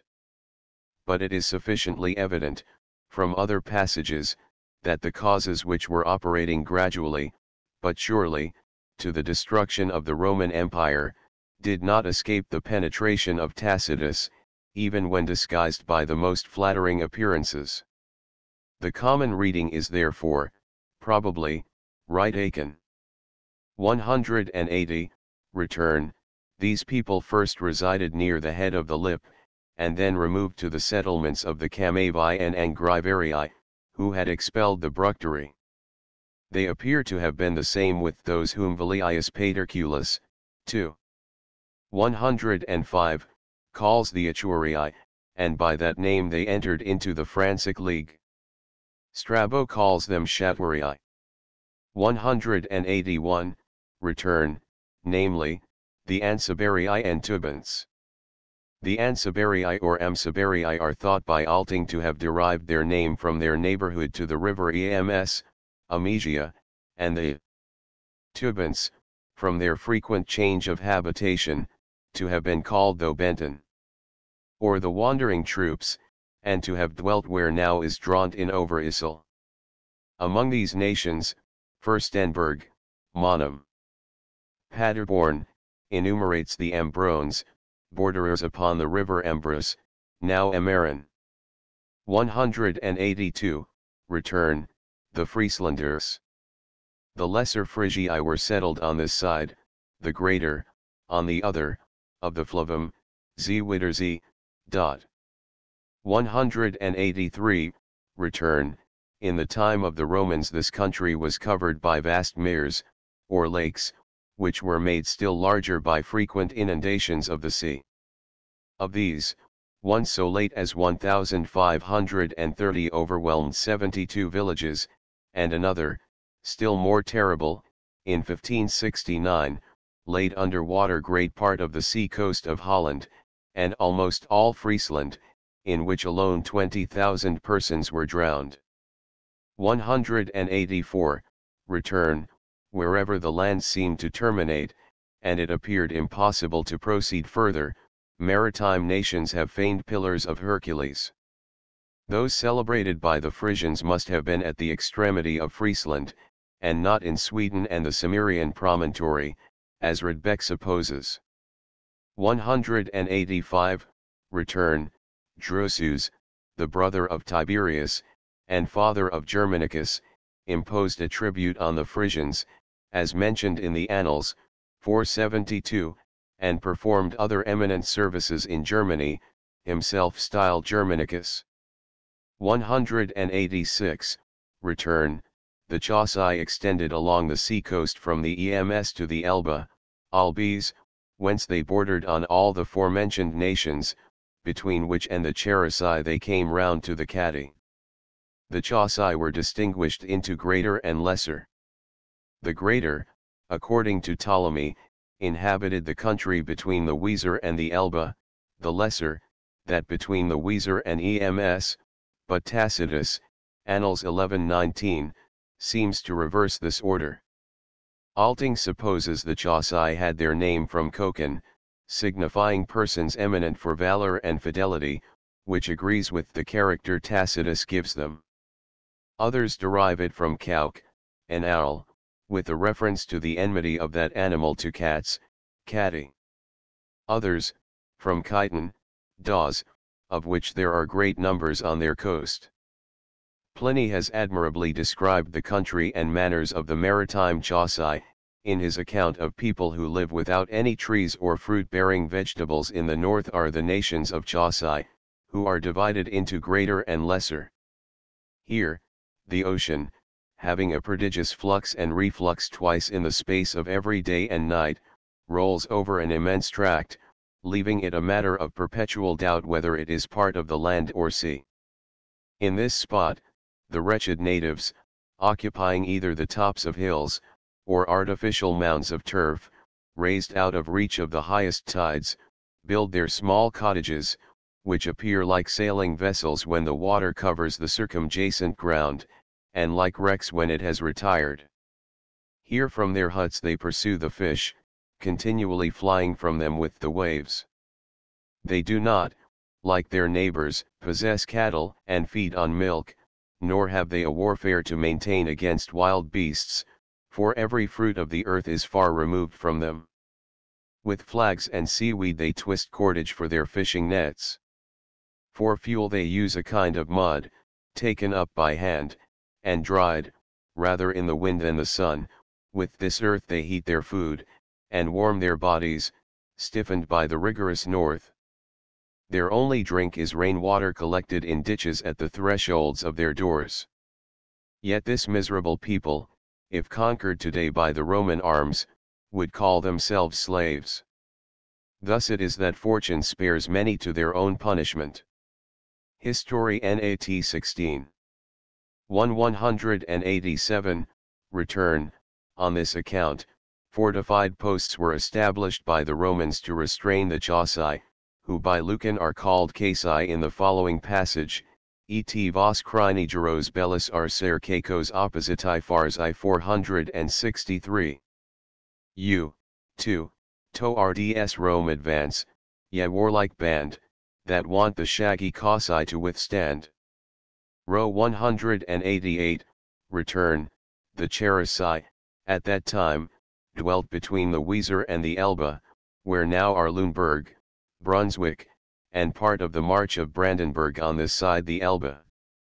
In the reign of Augustus they occupied a more extensive tract, reaching even this side the Weser, as appears from the accounts of the expedition of Drusus given by Dio and Velius Paterculus, unless, as Dithmar observes, what is said of the Cherusci on this side the Weser relates to the Dulgibani, their dependents. For, according to Strabo, Varus was cut off by the Cherusci, and the people subject to them. The brave actions of Arminius, the celebrated chief of the Cherusci, are related by Tacitus in the first and 2d books of his Annals. 189, return, Clover, and several others, suppose the Fossi to have been the same with the ancient Saxons, but, since they bordered on the Cherusci, the opinion of Leibniz is nearer the truth, that they inhabited the banks of the river Fusa, which enters the Aller, Allera, at Selly, and were a sort of appendage to the Cherusci, as Hildesheim now is to Brunswick. The name of Saxons is later than Tacitus, and was not known till the reign of Antoninus Pius, at which period they poured forth from the Cimbric Chersonese, and afterwards, in conjunction with the Angles, seized upon Britain. 191, return.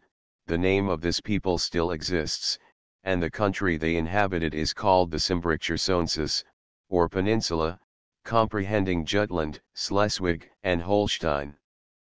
The renown and various fortune of the Cimbri is briefly, but accurately, related by Mallet in the introduction to the History of Denmark. 192, return. Though at this time they were greatly reduced by migrations, inundations, and wars, they afterwards revived, and from this storehouse of nations came forth the Franks, Saxons, Normans, and various other tribes, which brought all Europe under Germanic sway. 193, return. Their fame spread through Germany, Gaul, Spain, Britain, Italy, and as far as the Sea of Azov, Paulus Maiatus, whither, according to Posidonius, they penetrated and called the Cimmerian or Cimbrian Bosphorus after their own name. 194, return. This is usually, and probably rightly, explained as relating to both shores of the Cimbric Chersonese. Clover and Dithmar, however, suppose that these encampments are to be sought for either in Italy, upon the river Athesis, Adige, or in Narbonensian Gaul near Aquae Sextii, Aix in Provence, where Florus, 3:3, mentions that the Teutoni defeated by Marius took post in a valley with a river running through it. Of the prodigious numbers of the Cimbri who made this terrible eruption we have an account in Plutarch, who relates that their fighting men were 300,000, with a much greater number of women and children. Plot. Marius, p. 411. 195, return.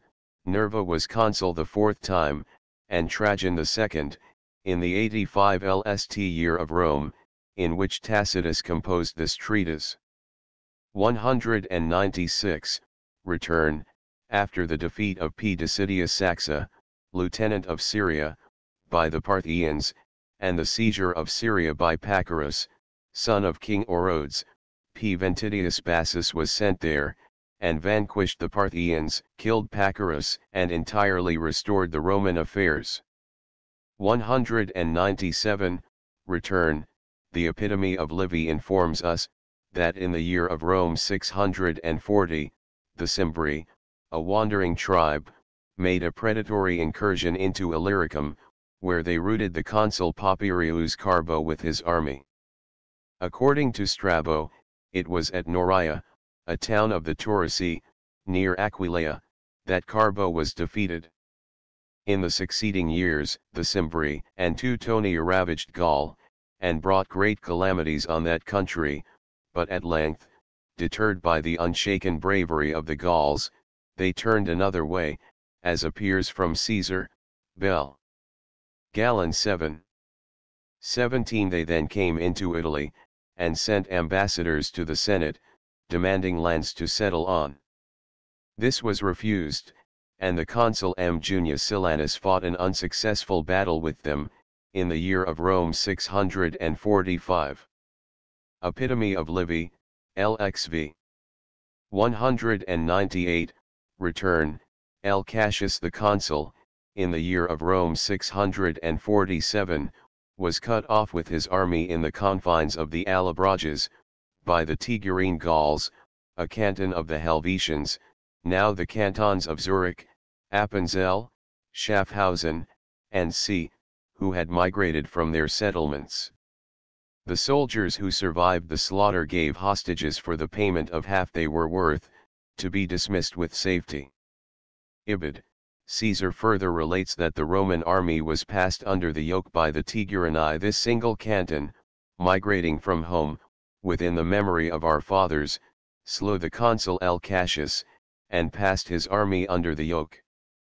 Bell. Gaul. I-12.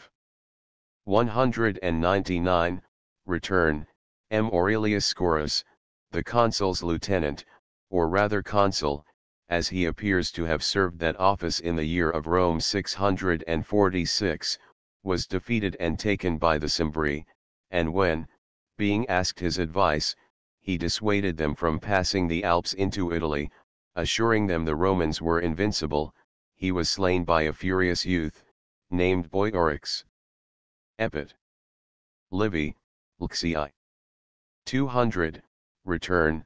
Florus, in like manner, considers these two affairs separately. Neither could Silanus sustain the first onset of the barbarians, nor Manlius, the second, nor Scipio, the third.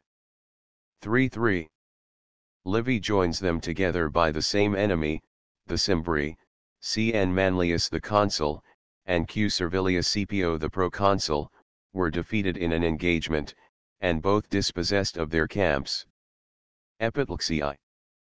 Paulus Orogius relates the affair more particularly. Manlius the consul, and Q. Scipio, proconsul, being sent against the Cimbri, Teutones, Tigurini, and Ambroni, Gaulish and German nations, who had conspired to extinguish the Roman Empire, divided their respective provinces by the river Rhone. Here, the most violent dissensions prevailing between them, they were both overcome, to the great disgrace and danger of the Roman name. According to Antias, 80,000 Romans and allies were slaughtered. Scipio, by whose rashness this misfortune was occasioned, was condemned, and his property confiscated by order of the Roman people. Lib v 16. This happened in the year of Rome 649, and the anniversary was reckoned among the unlucky days. 201, return. The Republic, in opposition to Rome when governed by emperors. 202, return. This tragical catastrophe so deeply affected Augustus, that, as Suetonius informs us, he was said to have let his beard and hair grow for several months, during which he at times struck his head against the doors, crying out, Varus, restore my legions, and ever after kept the anniversary as a day of mourning. August s. 23. The finest history piece, perhaps, ever drawn by a writer, is Tacitus's description of the army of Germanicus visiting the field of battle, 6 years after, and performing funeral obsequies to the scattered remains of their slaughtered countrymen. Annals, I-61. 203, return. After so many misfortunes, the Roman people thought no general so capable of repelling such formidable enemies, as Marius. Nor was the public opinion falsified. In his fourth consulate, in the year of Rome 652, Marius engaged the Teutoni beyond the Alps near Aquae Sextii, Aix in Provence, killing, on the day of battle and the following day, above 150,000 of the enemy, and entirely cutting off the Teutonic nation. Velleius Paterculus, 2. 12.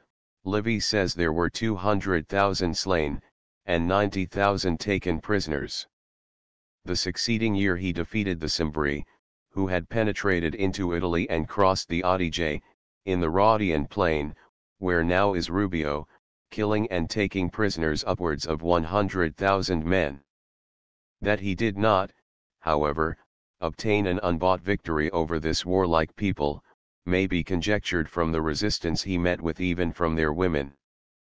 We are told by Florus, 3:3, that he was obliged to sustain an engagement with their wives, as well as themselves, who, entrenching themselves on all sides with wagons and cars, fought from them, as from towers, with lances and poles. Their death was no less glorious than their resistance. For, when they could not obtain from Marius what they requested by an embassy, their liberty and admission into the Vestal priesthood, which, indeed, could not lawfully be granted, after strangling their infants, they either fell by mutual wounds, or hung themselves on trees or the poles of their carriages in ropes made of their own hair. King Boiorix was slain, not unrevenged, fighting bravely in the field. On account of these great victories, Marius, in the year of born 652, triumphed over the Teutoni, Ambroni, and Cimbri. 204, return. In the 596th year of Rome, Julius Caesar defeated Ariovistus, a German king, near Dampierre in the Franche-Comté, and pursued his routed troops with great slaughter 30 miles towards the Rhine, filling all that space with spoils and dead bodies. Bell. Gaul. I-33 and 52. He had before chastised the Tiguriani, who, as already mentioned, had defeated and killed L. Cassius Drusus. This was the son of Livia, and brother of the Emperor Tiberius. He was in Germany BC 12-11. His loss was principally from shipwreck on the coast of the Chauci. See Linum's Roman Emperors, I-37-45, Nero, i.e. Tiberius, afterwards Emperor. His name was Tiberius Claudius Drusus Nero. See Linum's Roman Emperors, I-51, 53, 62, 78.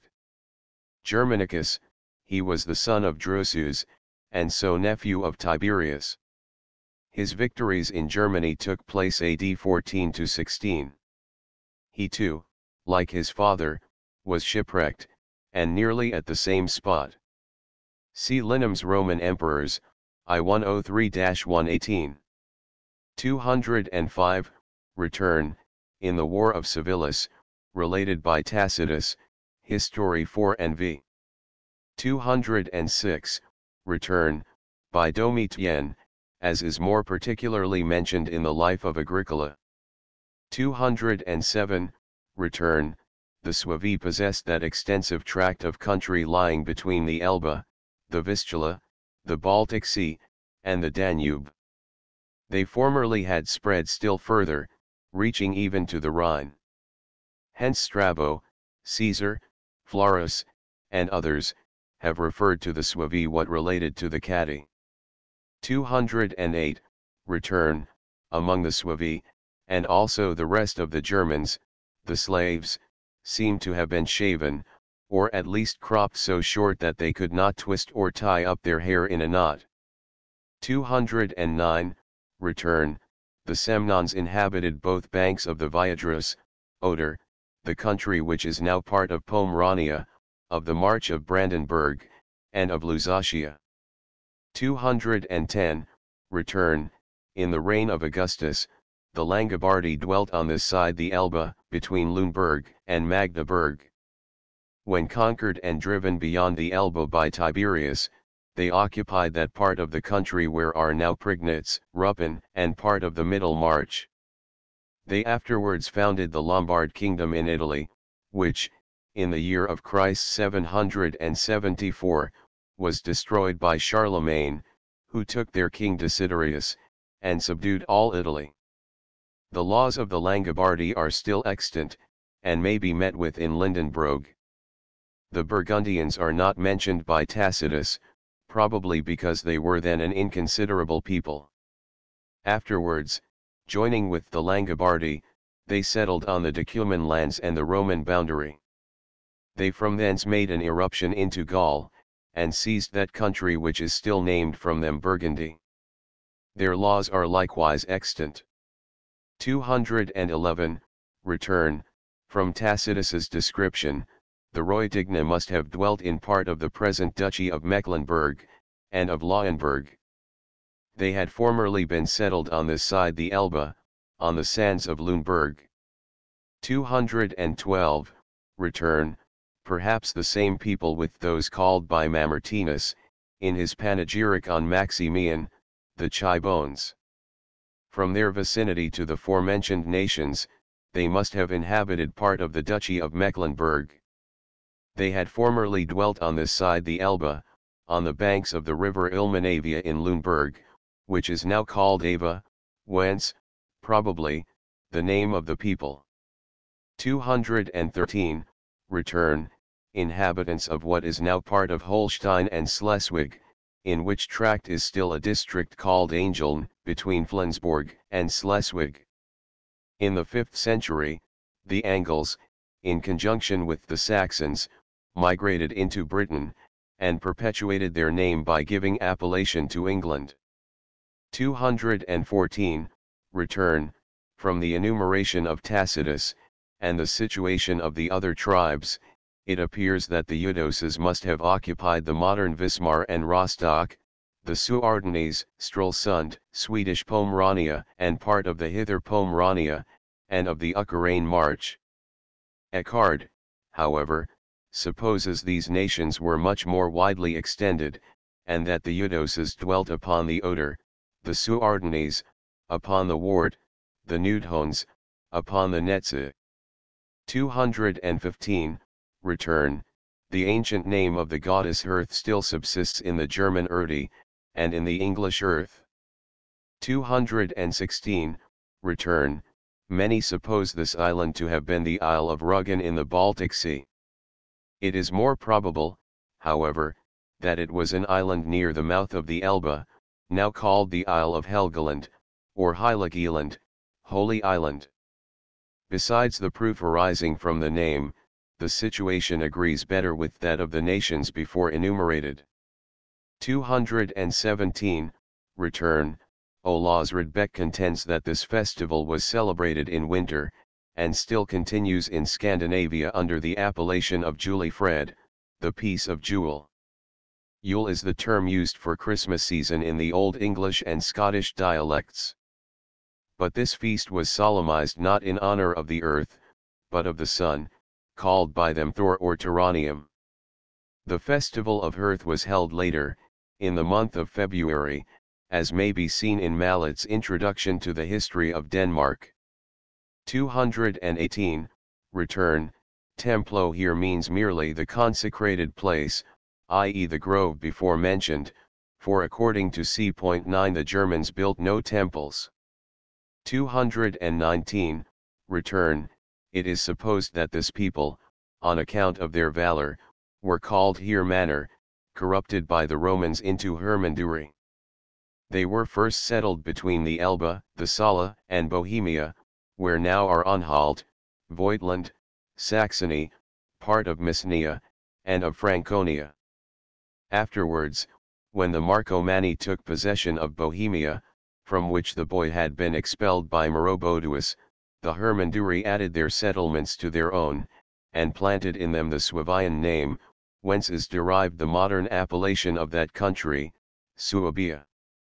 220, return, they were so at that time, but afterwards joined with the Marcomanni and other Germans against the Romans in the time of Marcus Aurelius, who overcame them.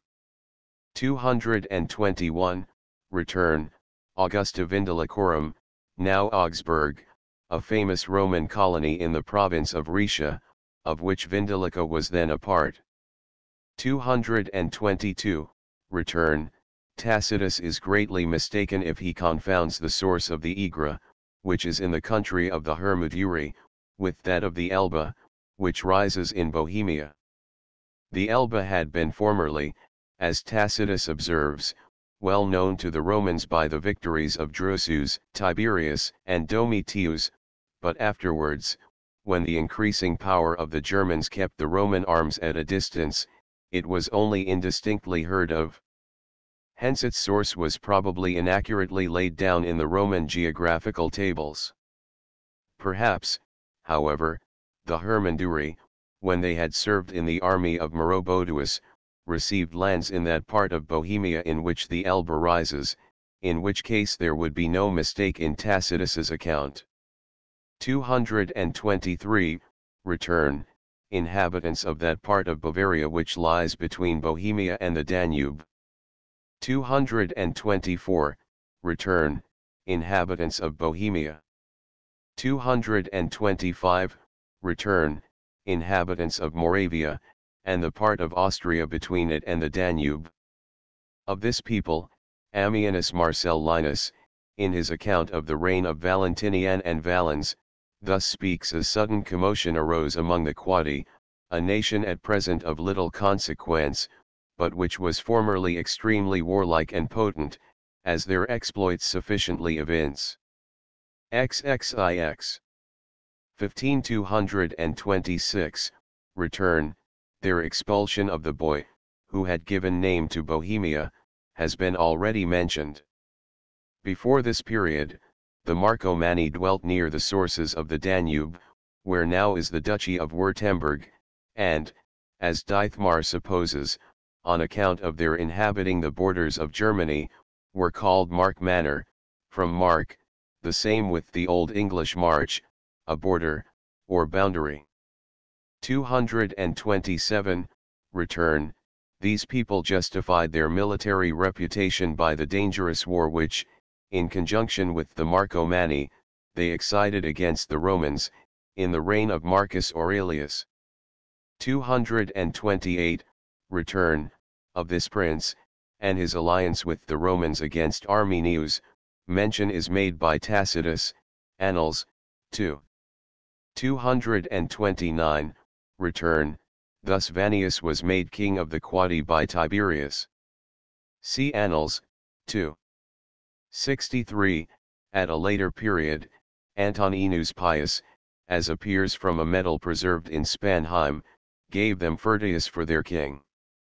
And when they had expelled him, and set Ariogastus on the throne, Marcus Aurelius, to whom he was obnoxious, refused to confirm the election. Dio, Lc. 230, return, these people inhabited what is now Galatz, Jagernderf, and part of Cilicia. 231, return, inhabitants of part of Cilicia, and of Hungary. 232, return, inhabitants of part of Hungary to the Danube. 233, return, these were settled about the Carpathian Mountains, and the sources of the Vistula.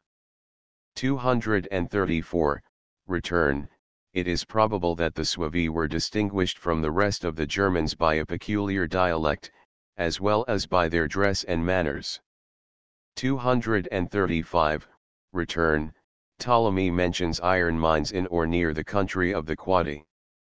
I should imagine that the expression additional disgrace, or, more literally, which might make them more ashamed, does not refer merely to the slavery of working in mines, but to the circumstance of their digging up iron, the substance by means of which they might acquire freedom and independence. This is quite in the manner of Tacitus. The word iron was figuratively used by the ancients to signify military force in general. Thus Solon, in his well-known answer to Croesus, observed to him, that the nation which possessed more iron would be master of all his gold Achan. 236, return, the mountains between Moravia, Hungary, Silesia, and Bohemia. 237, return, the Ligii inhabited what is now part of Silesia, of the New March, of Prussia, and Poland on this side the Vistula. 238, return, these tribes were settled between the Oder and Vistula, where now are part of Silesia, of Brandenburg, and of Poland.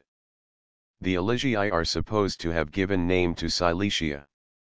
239, return, the Greeks and Romans, under the name of the Dioscuri, or Castor, and Pollux, worshipped those meteorous exhalations which, during a storm, appear on the masts of ships, and are supposed to denote an approaching calm.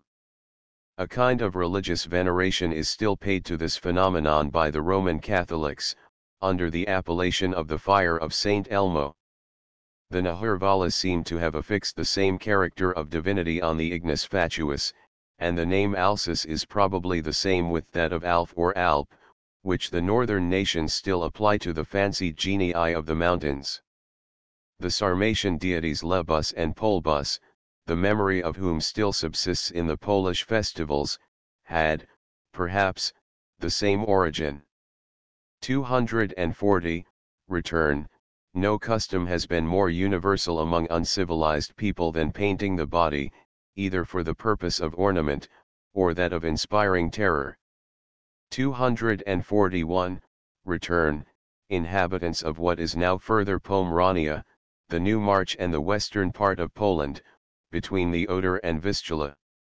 They were a different people from the Goths, though, perhaps, in alliance with them. 242, return, these people were settled on the shore of the Baltic, where now are Kalberg, Kasubia, and further Pomerania. Their name is still preserved in the town of Ruggenwald and Isle of Ruggen. 243, return, these were also settlers on the Baltic, about the modern Stalp, Danzig, and Lauenburg. The Heruli appear afterwards to have occupied the settlements of the Lemuvii. Of these last no further mention occurs, but the Heruli made themselves famous throughout Europe and Asia, and were the first of the Germans who founded a kingdom in Italy under Odoacer. 244, return, the Suyanese inhabited Sweden, and the Danish Isles of Funen, Langlod, Zealand, Lolland, and C. From them and the Cimbri were derived the Normans, who, after spreading terror through various parts of the empire, at last seized upon the fertile province of Normandy in France. The names of Goths, Visigoths, and Ostrogoths, became still more famous, they being the nations who accomplished the ruin of the Roman Empire. The laws of the Visigoths are still extant, but they depart much from the usual simplicity of the German laws. 245, return, the Romans, who had but an imperfect knowledge of this part of the world, imagined here those vast insular tracts mentioned in the beginning of this treatise. Hence Pliny, also, says of the Baltic Sea, Codenus Sinus, that it is filled with islands, the most famous of which, Scandinavia, now Sweden and Norway, is of an undiscovered magnitude, that part of it only being known which is occupied by the Hilovianese, a nation inhabiting 500 cantons, who call this country another globe. Lib 4. 13. The memory of the Hilovianese is still preserved in the part of Sweden named Halland. 246. Return. Their naval power continued so great, that they had the glory of framing the nautical code, the laws of which were first written at Visby, the capital of the Isle of Gothland, in the 11th century. 247. Return. This is exactly the form of the Indian canoes, which, however, are generally worked with sails as well as oars. 248. Return. The great opulence of a temple of the Suyanese, as described by Adam of Bremen, Ekl History ch. 233, is a proof of the wealth that at all times has attended naval dominion. This nation, says he, possesses a temple of great renown, called Uppsala, now Uppsal, not far from the cities Sigtuna and Birka, now Sigtuna and Bioerko. In this temple, which is entirely ornamented with gold, the people worship the statues of three gods, the most powerful of whom, Thor, is seated on a couch in the middle, with Woden on one side, and Fricka on the other. From the ruins of the towns Sigtuna and Birka arose the present capital of Sweden, Stockholm. 249. Return. Hence Spener, noted. German. Antique, rightly concludes that the crown was hereditary, and not elective, among the Suyanese. 250. Return. It is uncertain whether what is now called the Frozen Ocean is here meant, or the northern extremities of the Baltic Sea, the gulfs of Bothnia and Finland, which are so frozen every winter as to be unnavigable. 251. Return. The true principles of astronomy have now taught us the reason why, at a certain latitude, the sun, at the summer solstice, appears never to set, and at a lower latitude, the evening twilight continues till morning. 252. Return. The true reading here is, probably, Imriging, since it was a common notion at that period, that the descent of the sun into the ocean was attended with a kind of hissing noise, like red-hot iron dipped into water. Thus Juvenal, Saturday 14, 280 Audiat Herculeo stridentum gurgite solemn. Hear the sun hiss in the Herculean Gulf. 253. Return. Instead of formas deorum, forms of deities, some, with more probability, read equorum, of the horses, which are fain to draw the chariot of the sun. 254. Return. Thus Quintus Curtius, speaking of the Indian Ocean, says, nature itself can proceed no further. 255. Return. The Baltic Sea. 256. Return. Now, the Kingdom of Prussia, the Duchies of Samogitia and Courland, the Palatinates of Livonia and Estonia, in the name of which last the ancient appellation of these people is preserved. 257. Return. Because the inhabitants of this extreme part of Germany retain the Scythico-Celtic language, which long prevailed in Britain. 258. Return. A deity of Scythian origin, called Freya or Fricka. See Mallet's Introduct to History of Denmark. 259. Return. Many vestiges of this superstition remain to this day in Sweden. The peasants, in the month of February, the season formerly sacred to Freya, make little images of boars in paste, which they apply to various superstitious uses. See a card. A figure of a Mater Deum, with the boar, is given by Mr. Pennant, in his tour in Scotland, 1769, p. 268, engraven from a stone found at the Great Station at Netherby in Cumberland. 260.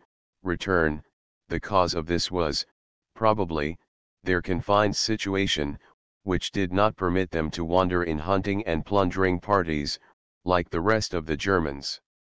261, Return, this name was transferred to glass when it came into use. Pliny speaks of the production of amber in this country as follows: it is certain that amber is produced in the islands of the Northern Ocean, and is called by the Germans Gless. One of these islands, by the natives named Ostravia, was on this account called Gless Aurea by our sailors in the fleet of Germanicus. Lib XXXVII. 3262, Return, much of the Prussian amber is even at present collected on the shores of the Baltic. Much also is found washed out of the clayey cliffs of Holderness. See Tour in Scotland, 1769, p. 16. 263, Return, insomuch that the good ones, who formerly inhabited this coast, made use of amber as fuel, and sold it for that purpose to the neighboring Teutones. Plin XXXVII. 264, Return, various toys and utensils of amber, such as bracelets, necklaces, rings, cups, and even pillars, were to be met with among the luxurious Romans. 265, Return, in a work by Goppert and Berendt, on amber and the fossil remains of plants contained in it, published at Berlin, 1845, a passage is found, of which a translation is here given, which quite harmonizes with the account of Tacitus about the parts which are known by the name of Samlanden Island emerged, or rather a group of islands, which gradually increased in circumference, and, favored by a mild sea climate, was overspread with vegetation and forest. This forest was the means of amber being produced. Certain trees in it exuded gums in such quantities that the sunken forest soil now appears to be filled with it to such a degree, as if it had only been deprived of a very trifling part of its contents by the later eruptions of the sea, and the countless storms which have lashed the ocean for centuries. Hence, though found underground, it appears to have been originally the production of some resinous tree. Hence, too, the reason of the appearance of insects, and sea in it, as mentioned by Tacitus. 266, Return, Norwegians. 267, Return, all beyond the Vistula was reckoned Sarmatia. These people, therefore, were properly inhabitants of Sarmatia, though from their manners they appeared of German origin. 268, Return, Pliny also reckons the Pusini among the German nations. The fifth part of Germany is possessed by the Pusini and Bastarni, who border on the Dacians. 414. From Strabo it appears that the Pusini, part of the Bastarni, inhabited the country about the mouths of the Danube, and particularly the island Pus, now Pixina, formed by the river. 269, Return, the habitations of the Pusini were fixed, whereas the Sarmatians wandered about in their wagons. 270, Return, swords omnium ac torpor, Procerum connubius mixtus non nihil in Sarmatarum habitum fedentur. In many editions the semicolon is placed not after torpor, but after Procerum. The sense of the passage so read is, the chief men are lazy and stupid, besides being filthy, like all the rest. Intermarriage with the Sarmatians have debased. N.C. 271, Return, the Veneti extended beyond the Pusini and Bastarni as far as the Baltic Sea, where is the Sinus Veneticus, now the Gulf of Danzig. Their name is also preserved in Wenden, a part of Livonia. When the German nations made their irruption into Italy, France, and Spain, the Veneti, also called Windi, occupied their vacant settlements between the Vistula and Elbe. Afterwards they crossed the Danube, and seized Dalmatia, Illyricum, Istria, Carniola, and the Noric Alps. A part of Carniola still retains the name of Windy's Mark, derived from them. This people were also called Slavi, and their language, the Sclavonian, still prevails through a vast tract of country. 272, Return. This is still the manner of living of the successors of the Sarmatians, the Nogai Tartars. 273, Return. Their country is called by Pliny, Eningia, now Finland. Warnfrid, Digest. Langobard.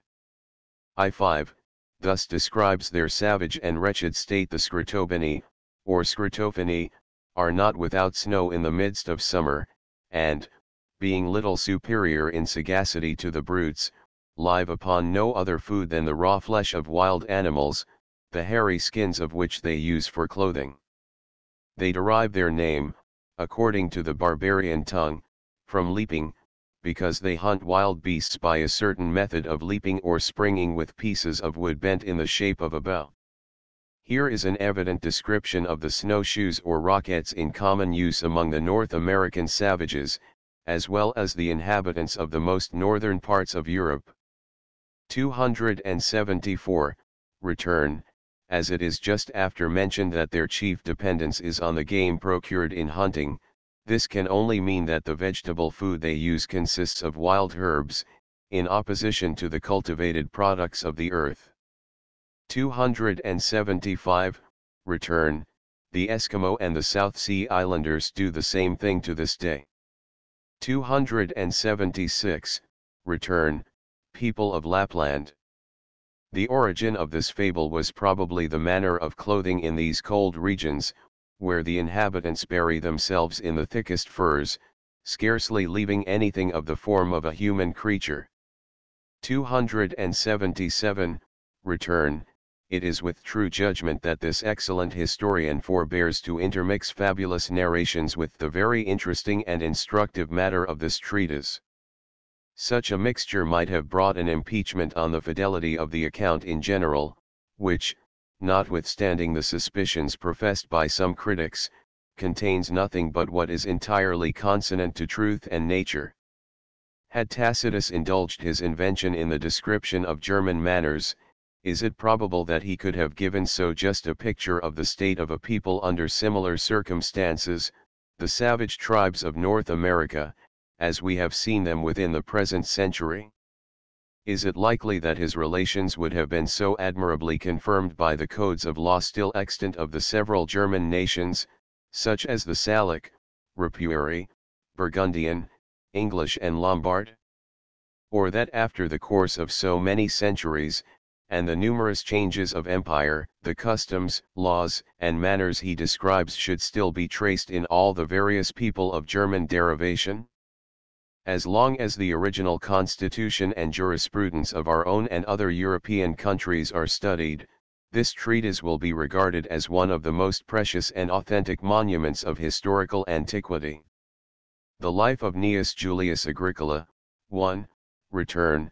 Rutilius was consul BC 104, and for his upright life and great strictness was banished BC 92. Tacitus is the only writer who says he wrote his own life. Athenaeus mentions that he wrote a history of the affairs of Rome in the Greek language. Scaurus was consul BC 114, and again BC 106. He is the same Scaurus whom Sallust mentions as having been bribed by Jugurtha. As the banishment of Rutilius took place on the accusation of Scaurus, it is possible that, when the former wrote his life, the latter also wrote his, in order to defend himself from charges advanced against him. 2. Return. Venia Opus Fud. This whole passage has greatly perplexed the critics. The text is disputed, and it is not agreed why Tacitus asks indulgence. Brotier, Dronki, and others, say he asks indulgence for the inferiority of his style and manner, incondita ac rudi voci, c3, as compared with the distinguished authors, quisque celeberimus, of an earlier and better age. but there would have been no less occasion to apologize for that, if the times he wrote of had not been so hostile to virtue. Hertel, La Bletterie, and many French critics, understand that he apologizes for writing the memoir of his father-in-law so late, nunc, when he was already dead, defuncti, instead of doing it, as the great men of a former day did, while the subject of their memoirs was yet alive, and he pleads, in justification of the delay, that he could not have written it earlier without encountering the dangers of that cruel age, the age of Domitian. This makes a very good sense. The only objection against it is, that the language, opus fud, seems rather to imply that it was necessary to justify himself for writing it at all, by citing the examples of former distinguished writers of biography, as he had done in the foregoing introduction. But why would it have been unnecessary to apologize for writing the life of Agricola, if the times in which he lived had not been so unfriendly to virtue? Because then Agricola would have had opportunity to achieve victories and honors, which would have demanded narration, but for which the jealousy and cruelty of Domitian now gave no scope. This is the explanation of Roth, and he supports it by reference to the fact, that the achievements of Agricola in the conquest of Britain, though doubtless just as Tacitus has described them, yet occupy so small a space in general history, that they are not even mentioned by any ancient historian except Dio Cassius, and he mentions them chiefly out of regard to the discovery made by Agricola, for the first time, that Britain was an island, vid. Our Excellency 1. This explanation answers all the demands of grammar and logic, but as a matter of taste and feeling, I cannot receive it. Such an apology for the unworthiness of his subject at the commencement of the biography, ill accords with the tone of dignified confidence which pervades the memoir. The best commentary I have seen on the passage is that of Walther, and it would not, perhaps, be giving more space to so moot a question than the scholar requires. To extract it entire venia, he says, is here nothing else than what we, in the language of modesty, call an apology, and has respect to the very justification he has just offered in the foregoing exordium. For Tacitus there appeals to the usage, not of remote antiquity only, but of later times also, to justify his design of writing the biography of a distinguished man. There would have been no need of such an apology in other times. In other times, dispensing with all preamble, he would have begun, as in c. 4, Gnaeus Julius Agricola, and c. assured that no one would question the propriety of his course. But now, after a long and servile silence, when one begins again factum aresque post aris tradera, when he utters the first word where speech and almost memory, c2, had so long been lost, when he stands forth as the first vindicator of condemned virtue, he seems to venture on something so new, so strange, so bold, that it may well require apology. In commenting upon Cursaturus Tempora, Walther adds, if there is any boldness in the author's use of words here, that very fact suits the connection, that by the complexion of his language even, he might paint the audacity curs endi tam siva et infesta virtutibus tempora of running over, as in a race, for such is Walther's interpretation of curs endi, times so cruel and so hostile to virtue. Not that those times could excite in Tacitus any real personal fear, for they were past, and he could now think what he pleased, and speak what he thought, History I1. Still he shudders at the recollection of those cruelties, and he treads with trembling footstep, as it were, even the path lately obstructed by them. He looks about him to see whether, even now, he may safely utter his voice, and he timidly asks pardon for venturing to break the reigning silence. Tyler. 3. Return. A passage in Dio excellently illustrates the fact here referred to. He, Domitian, put to death Rusticus Arulinus, because he studied philosophy, and had given Thrasea the appellation of holy, and Herinius Senecio, because, although he lived many years after serving the office of quaestor, he solicited no other post, and because he had written the life of Helvidius Priscus.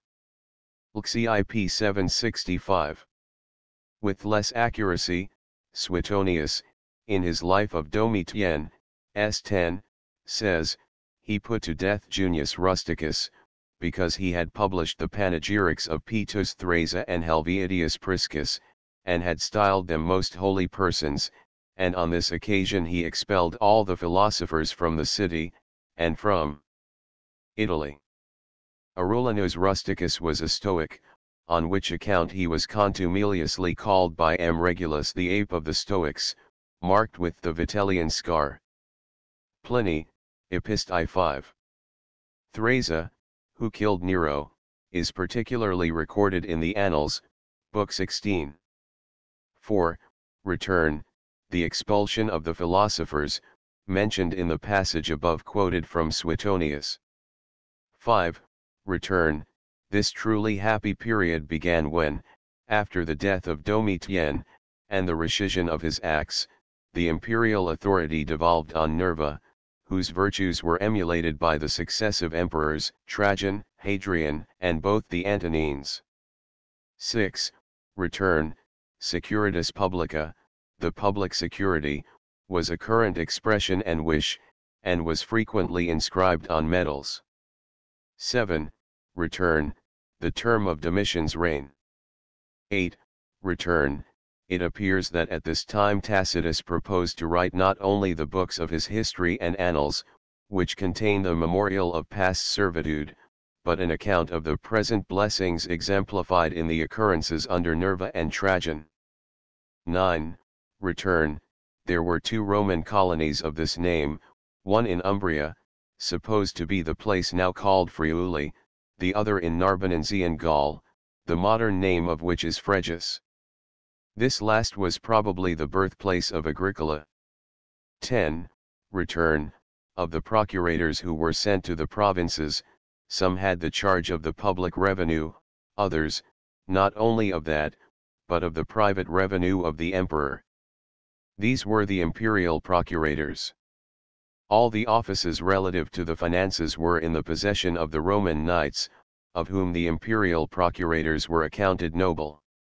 Hence the equestrian nobility of which Tacitus speaks. In some of the lesser provinces, the procurators had the civil jurisdiction, as well as the administration of the revenue. This was the case in Judea. 11.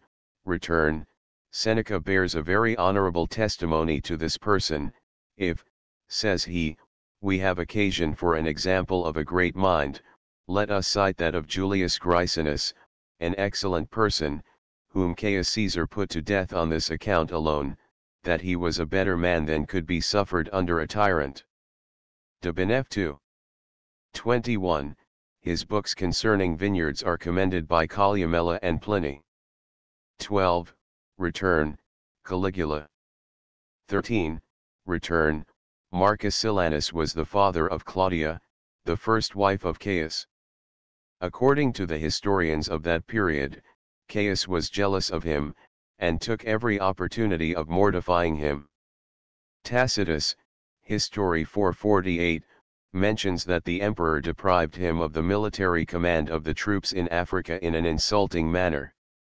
Dion, Lix, states, that when, from his age and rank, Silanus was usually asked his opinion first in the Senate, the emperor found a pretext for preventing this respect, being paid to Ms. Worth. Suetonius, 423, records that the emperor one day put to sea in a hasty manner, and commanded Silanus to follow him. This, from fear of illness, he declined to do, upon which the emperor, alleging that he stayed on shore in order to get possession of the city in case any accident befell himself, compelled him to cut his own throat. It would seem, from the present passage of Tacitus, that there were some legal forms taken in the case of Silanus, and that Julius Grycinus was ordered to be the accuser, and that that noble-minded man, refusing to take part in proceedings so cruel and iniquitous, was himself put to death. 14. Return. Of the part the Roman matrons took in the education of youth, Tacitus has given an elegant and interesting account, in his dialogue concerning oratory, c. 28. 15. Return. Now Marseilles. This was a colony of the Phocians, whence it derived that Grecian politeness for which it was long famous. 16. Return. It was usual for generals to admit young men of promising characters to this honorable companionship, which resembled the office of an aide-de-camp in the modern service. Thus, Suetonius informs us that Caesar made his first campaign in Asia as tent companion to Marcus Thermus the praetor. 17. Return. This was the fate of the colony of veterans at Camulodunum, now Colchester, or Malden. A particular account of this revolt is given in the 14th book of the Annals. 18. Return. This alludes to the defeat of Pedilius Ceriolus, who came with the 9th legion to succor the colony of Camulodunum. All the infantry were slaughtered, and Pedilius, with the cavalry alone, got away to the camp. It was shortly after this, that Suetonius defeated Boadicea and her forces. 19. Return. Those of Nero. 20. Return. The office of quaestor was the entrance to all public employments. The quaestors and their secretaries were distributed by lot to the several provinces, that there might be no previous connections between them and the governors, but they might serve as checks upon each other. 21. Return. Brother of the Emperor Otho. 22. Return. At the head of the praetors, the number of whom was different at different periods of the empire, were the praetor Urbanus, and praetor Peregrinus. The first administered justice among the citizens, the second among strangers. The rest presided at public debates, and had the charge of exhibiting the public games, which were celebrated with great solemnity for 7 successive days, and at a vast expense. This, indeed, in the times of the emperors, was almost the sole business of the praetors, whose dignity, as Tacitus expresses it, consisted in the idle trappings of state, whence Boethius justly terms the praetorship an empty name, and a grievous burthen on the senatorian rank. 23. Return. Nero had plundered the temples for the supply of his extravagance and debauchery.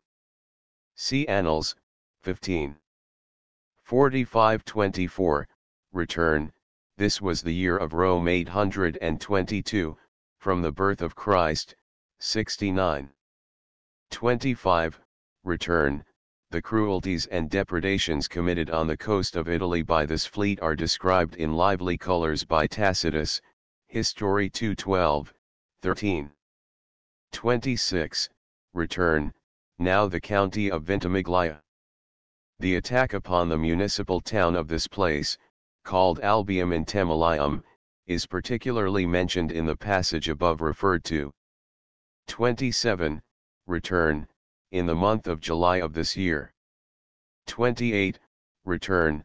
The 20th Legion, surnamed the Victorious, was stationed in Britain at Deva, the modern Chester, where many inscriptions and other monuments of Roman antiquities have been discovered. 29. Return. Roscius Aelius.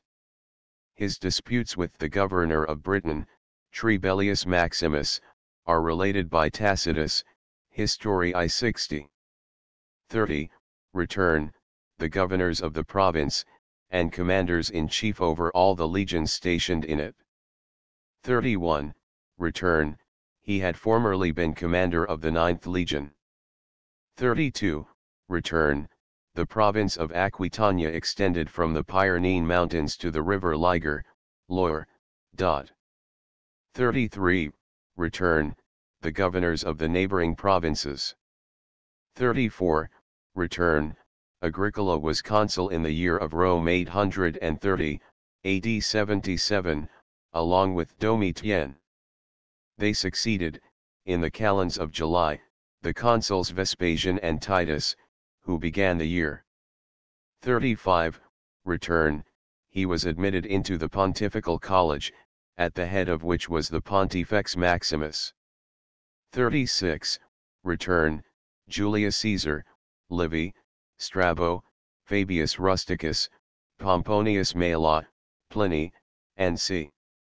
37, return, thus Caesar, one side of Britain inclines towards Spain, and the setting sun, on which part Ireland is situated.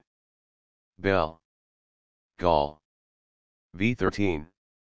38, return, these, as well as other resemblances suggested by ancient geographers, have been mostly destroyed by the greater accuracy of modern maps. 39, return, this is so far true, that the northern extremity of Scotland is much narrower than the southern coast of England. 40, return, the Orkney Islands. These, although now first thoroughly known to the Romans, had before been heard of, and mentioned by authors. Thus Mela, in 6, there are 30 of the Orcades, separated from each other by narrow straits. And Pliny, 4. 16, the Orcades are 40 in number, at a small distance from each other. In the reign of Claudius, the report concerning these islands was particularly current, and adulation converted it into the news of a victory. Hence Hieronymus in his Chronicon says, Claudius triumphed over the Britons, and added the Orcades to the Roman Empire. 41, return, Camden supposes the Shetland Islands to be meant here by Thule, others imagine it to have been one of the Hebrides. Pliny, 4. 16, mentions Thule as the most remote of all known islands, and, by placing it but 1 day's sail from the frozen ocean, renders it probable that Iceland was intended. Procopius, Bell. Goth, 2. 15, speaks of another Thule, which must have been Norway, which many of the ancients thought to be an island. Mr. Pennant supposes that the Thule here meant was Fulla, a very lofty isle, one of the most westerly of the Shetlands, which might easily be descried by the fleet. 42, return, as far as the meaning of this passage can be elucidated, it would appear as if the first circumnavigators of Britain, to enhance the idea of their dangers and hardships, had represented the northern sea as in such a thickened half-solid state, that the oars could scarcely be worked, or the water agitated by winds. Tacitus, however, rather chooses to explain its stagnant condition from the want of winds, and the difficulty of moving so great a body of waters. But the fact, taken either way, is erroneous, as the sea is never observed frozen, and is remarkably stormy and tempestuous. Aiken. 43, return, the great number of firths and inlets of the sea, which almost cut through the northern parts of the island, as well as the height of the tides on the coast, render this observation peculiarly proper. 44, return, Caesar mentions that the interior inhabitants of Britain were supposed to have originated in the island itself. Bell. Gaul. v. 12. 45, return, Caledonia, now Scotland, was at that time overspread by vast forests. Thus Pliny, 4. 16, speaking of Britain, says, that for 30 years past the Roman arms had not extended the knowledge of the island beyond the Caledonian forest. 46, return, inhabitants of what are now the counties of Glamorgan, Monmouth, Brecknock, Hereford, and Radnor. 47, return, the Iberi were a people of Spain, so called from their neighborhood to the river Iberus, now Ebro. 48, return, of these, the inhabitants of Kent are honorably mentioned by Caesar. Of all these people, by far the most civilized are those inhabiting the maritime country of Cantium, who differ little in their manners from the Gauls. Bell. Gaul. v. 14. 49. Return, from the obliquity of the opposite coasts of England and France, some part of the former runs further south than the northern extremity of the latter. 50. Return, particularly the mysterious and bloody solemnities of the Druids. 51. Return, the children were born and nursed in this ferocity. Thus Solinus, c. 22, speaking of the warlike nation of Britons, says, when a woman is delivered of a male child, she lays its first food upon the husband's sword, and with the point gently puts it within the little one's mouth, praying to her country deities that his death may in like manner be in the midst of arms. 52. Return, in the reign of Claudius. 53. Return, the practice of the Greeks in the Homeric age was the reverse of this. 54. Return, thus the kings Cunobelinus, Caractacus, and Prasutagus, and the queens Cartismandua and Boadicea, are mentioned in different parts of Tacitus. 55. Return, Caesar says of Britain, the climate is more temperate than that of Gaul, the cold being less severe. Bell. Gaul. v12. This certainly proceeds from its insular situation, and the moistness of its atmosphere. 56. Return, thus Pliny, 275. The longest day in Italy is of 15 hours, in Britain of 17, where in summer the nights are light. 57. Return, Tacitus, through the medium of Agricola, must have got this report, either from the men of Scandinavia, or from those of the Britons who had passed into that country, or been informed to this effect by those who had visited it. It is quite true, that in the further part of Norway, and so also again in Iceland and the regions about the North Pole, there is, at the summer solstice, an almost uninterrupted day for nearly 2 months. Tacitus here seems to affirm this as universally the case, not having heard that, at the winter solstice, there is a night of equal duration. 58. Return, Tacitus, after having given the report of the Britons as he had heard it, probably from Agricola, now goes on to state his own views on the subject. He represents that, as the far north is level, there is nothing, when the sun is in the distant horizon, to throw up a shadow towards the sky, that the light, indeed, is intercepted from the surface of the earth itself, and so there is darkness upon it, but that the sky above is still clear and bright from its rays. And hence he supposes that the brightness of the upper regions neutralizes the darkness on the earth, forming a degree of light equivalent to the evening twilight or the morning dawn, or, indeed, rendering it next to impossible to decide when the evening closes and the morning begins. Compare the following account, taken from a description of a visit to Shetland, in Volume 8. Of Chambers' Miscellany being now in the 60th degree of north latitude, daylight could scarcely be said to have left us during the night, and at 2 o'clock in the morning, albeit the mist still hung about us, we could see as clearly as we can do in London, at about any hour in a November day. 59. Return, Mr. Pennant has a pleasing remark concerning the soil and climate of our island, well agreeing with that of Tacitus. The climate of Great Britain is above all others productive of the greatest variety and abundance of wholesome vegetables, which, to crown our happiness, are almost equally diffused through all its parts.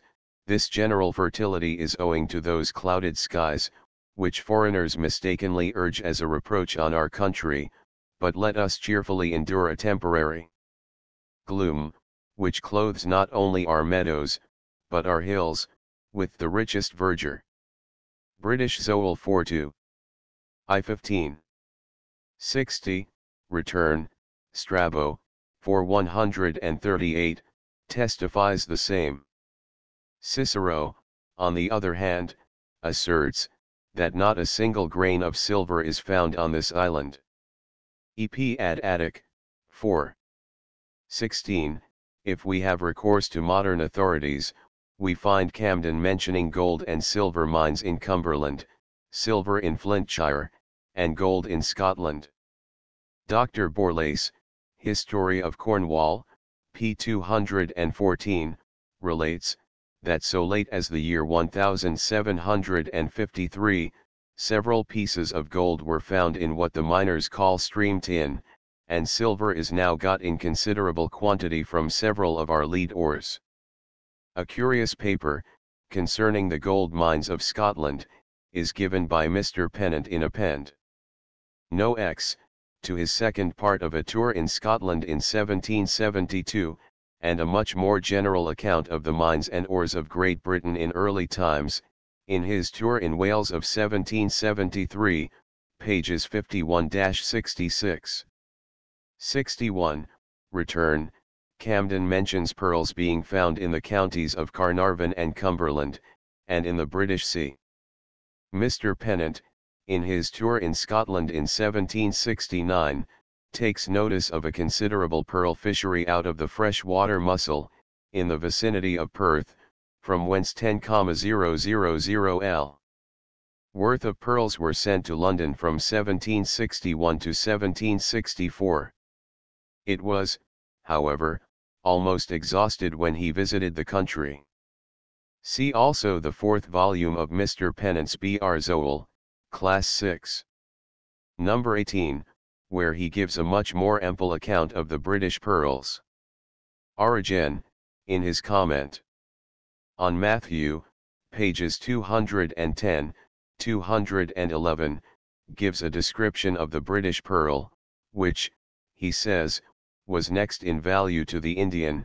Its surface is of a gold color, but it is cloudy, and less transparent than the Indian. Pliny speaks of the British unions as follows: it is certain that small and discolored ones are produced in Britain, since the deified Julius has given us to understand that the breastplate which he dedicated to Venus Genitrix, and placed in her temple, was made of British pearls. 9. 3562, return, Caesar's 2 expeditions into Britain were in the years of Rome 699 and 700. He himself gives an account of them, and they are also mentioned by Strabo and Dio. 63, return, it was the wise policy of Augustus not to extend any further the limits of the empire, and with regard to Britain, in particular, he thought the conquest and preservation of it would be attended with more expense than it could repay. Strabo, 279, and 4. 138, Tiberius, who always professed an entire deference for the maxims and injunctions of Augustus, in this instance, probably, was convinced of their propriety. 64, return, Caligula. 65, return, Claudius invaded Britain in the year of Rome 796, AD 43. 66, return, in the parish of Dinder, near Hereford, are yet remaining the vestiges of a Roman encampment, called Oyster Hill, as is supposed from this Ostorius. Camden's Britain, by Gibson, p. 580. 67, return, that of Camalodunum, now Colchester, or Malden. 68, return, the Mona of Tacitus is the Isle of Anglesey, that of Caesar is the Isle of Man, called by Pliny Monopia. 69, return, the avarice of Catus Decidianus the procurator is mentioned as the cause by which the Britons were forced into this war, by Tacitus, Annal 14. 3270, return, Julius Classicianus, who succeeded Decidianus, was at variance with the governor, but was no less oppressive to the province. 71, return, by the slaughter of Varus. 72, return, the Rhine and Danube. 73, return, Boadicea, whose name is variously written Boudicea, Bongica, Vodicea, and c. was queen of the Iceni, or people of Suffolk, Norfolk, Cambridgeshire, and Huntingdonshire. A particular account of this revolt is given in the Annals, 14. 31, and Seq. 74, return, of Camalodunum. 75, return, this was in AD 61. According to Tac. Historiae 6, Petronius Turpilianus was put to death by Galba, AD 68. 76, return, the date of his arrival is uncertain. 77, return, he was sent to Britain by Vespasian, AD 69. 78, return, the Brigantes inhabited Yorkshire, Lancashire, Westmoreland, Cumberland, and Durham. 79, return, the date of his arrival in Britain is uncertain. This Frontinus is the author of the work on stratagems, and, at the time of his appointment to the lieutenancy of Britain, he was curator aquarum at Rome.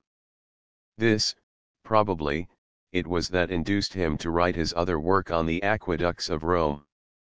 80, return, this seems to relate to his having been curtailed in his military operations by the parsimony of Vespasian, who refused him permission to attack other people than the Silures. CC 11. 81, return, where these people inhabited is mentioned in p. 355, note 5. 82, return, this was in the year of Rome 831, of Christ 78. 83, return, inhabitants of North Wales, exclusive of the Isle of Anglesey. 84, return, i.e. some were for immediate action, others for delay. Instead of et quibus, we read with Dr. Smith's edition, London, 1850, ut quibus. 85, return, vexilla is here used for vexillariae. Under the empire the name of vexillariae was given to a distinct body of soldiers supposed to have been composed of veterans, who were released from the military oath and regular service, but kept embodied under a separate flag, vexillum, to render assistance to the army if required, guard the frontier, and garrison recently conquered provinces, a certain number of these supernumeraries being attached to each legion. Tac. History 2. 83, 100, NI 36. Rich, Comp to Dictionary and Lex. SV Vexillum. 86, return, a pass into the Vale of Clwyd, in the parish of Llanarmon, is still called Bwlch Agricole, probably from having been occupied by Agricola, in his road to Mona Mr. Pennant. 87, return, from this circumstance it would appear that these auxiliaries were Batavians, whose skill in this practice is related by Tacitus, History 4. 1288, return, it was customary for the Roman generals to decorate with sprigs of laurel the letters in which they sent home the news of any remarkable success. Thus Pliny, 15. 30, the laurel, the principal messenger of joy and victory among the Romans, is affixed to letters, and to the spears and javelins of the soldiers. The laurus of the ancients was probably the bay tree, and not what we now call laurel. 89, return, a sire, al axere, to receive into regular service. The reference is to the transfer of soldiers from the supernumeraries to the legions. So Walch, followed by Dronke, both, and Walther. The next clause implies, that he took care to receive into the service none but the best men, optimum quemque, who, he was confident, would prove faithful, fidelissimum. 90, return, in like manner Suetonius says of Julius Caesar, he neither noticed nor punished every crime, but while he strictly inquired into and rigorously punished desertion and mutiny, he connived at other delinquencies. Life of Julius Caesar, s. 67. 91, return, many commentators propose reading exaction, instead of augmentation. But the latter may be suffered to remain, especially as Suetonius informs us that Vespasian, not contented with renewing some taxes remitted under Galba, added new and heavy ones, and augmented the tributes paid by the provinces, even doubling some. Life of Vesp. S. 1992, return, in the year of Rome 832. AD 79. 93, return, many vestiges of these or other Roman camps yet remain in different parts of Great Britain. Two principal ones, in the county of Annandale, in Scotland, called Burnswork and Middleby, are described at large by Gordon in his Itiner. Septentrion, pages 16, 18. 94, return, the year of Rome 833, AD 80. 95, return, now the Firth of Tay. 96, return, the principal of these was at Ardagh, seated so as to command the entrance into two valleys, Strathallan and Strathan. A description and plan of its remains, still in good preservation, are given by Mr. Pennant in his tour in Scotland in 1772, Part 2. p. 101. 97, return, the year of Rome 834, AD 81. 98, return, the Firths of Clyde and Forth. 99, return, the neck of land between these opposite arms of the sea is only about 30 miles over. About 55 years after Agricola had left the island, Lollius Urbicus, governor of Britain under Antoninus Pius, erected a vast wall or rampart, extending from Old Kirkpatrick on the Clyde, to Cerridon, 2 miles west of Abercorn, on the Forth, a space of nearly 37 miles, defended by 12 or 13 forts. These are supposed to have been on the site of those of Agricola. This wall is usually called Graham's Dyke, and some parts of it are now subsisting. 100, return, the year of Rome 835, AD 82. 101, return, crossing the Firth of Clyde, or Dumbarton Bay, and turning to the western coast of Argyllshire, or the Isles of Arran and Bute. 102, return, the Bay of Biscay. 103, return, the Mediterranean. 104, return, the year of Rome 836, AD 83. 105, return, the eastern parts of Scotland, north of the Firth of Forth, where now are the counties of Fife, Kinross, Perth, Angus, and C. 106, return, this legion, which had been weakened by many engagements, was afterwards recruited, and then called Gemina. Its station at this affair is supposed by Gordon to have been Lochore in Fifeshire. Mr. Pennant rather imagines the place of the attack to have been Cummery in Perthshire. 107, return, for an account of these people see Manners of the Germans, c. 32. 108, return, Mr. Pennant had a present made him in Skye, of a brass sword and a denarius found in that island. Might they not have been lost by some of these people in one of their landings? 109, return, the Rhine. 110, return, this extraordinary expedition, according to Dio, set out from the western side of the island. They therefore must have coasted all that part of Scotland, must have passed the intricate navigation through the Hebrides, and the dangerous Strait of Pentland Firth, and, after coming round to the eastern side, must have been driven to the mouth of the Baltic Sea.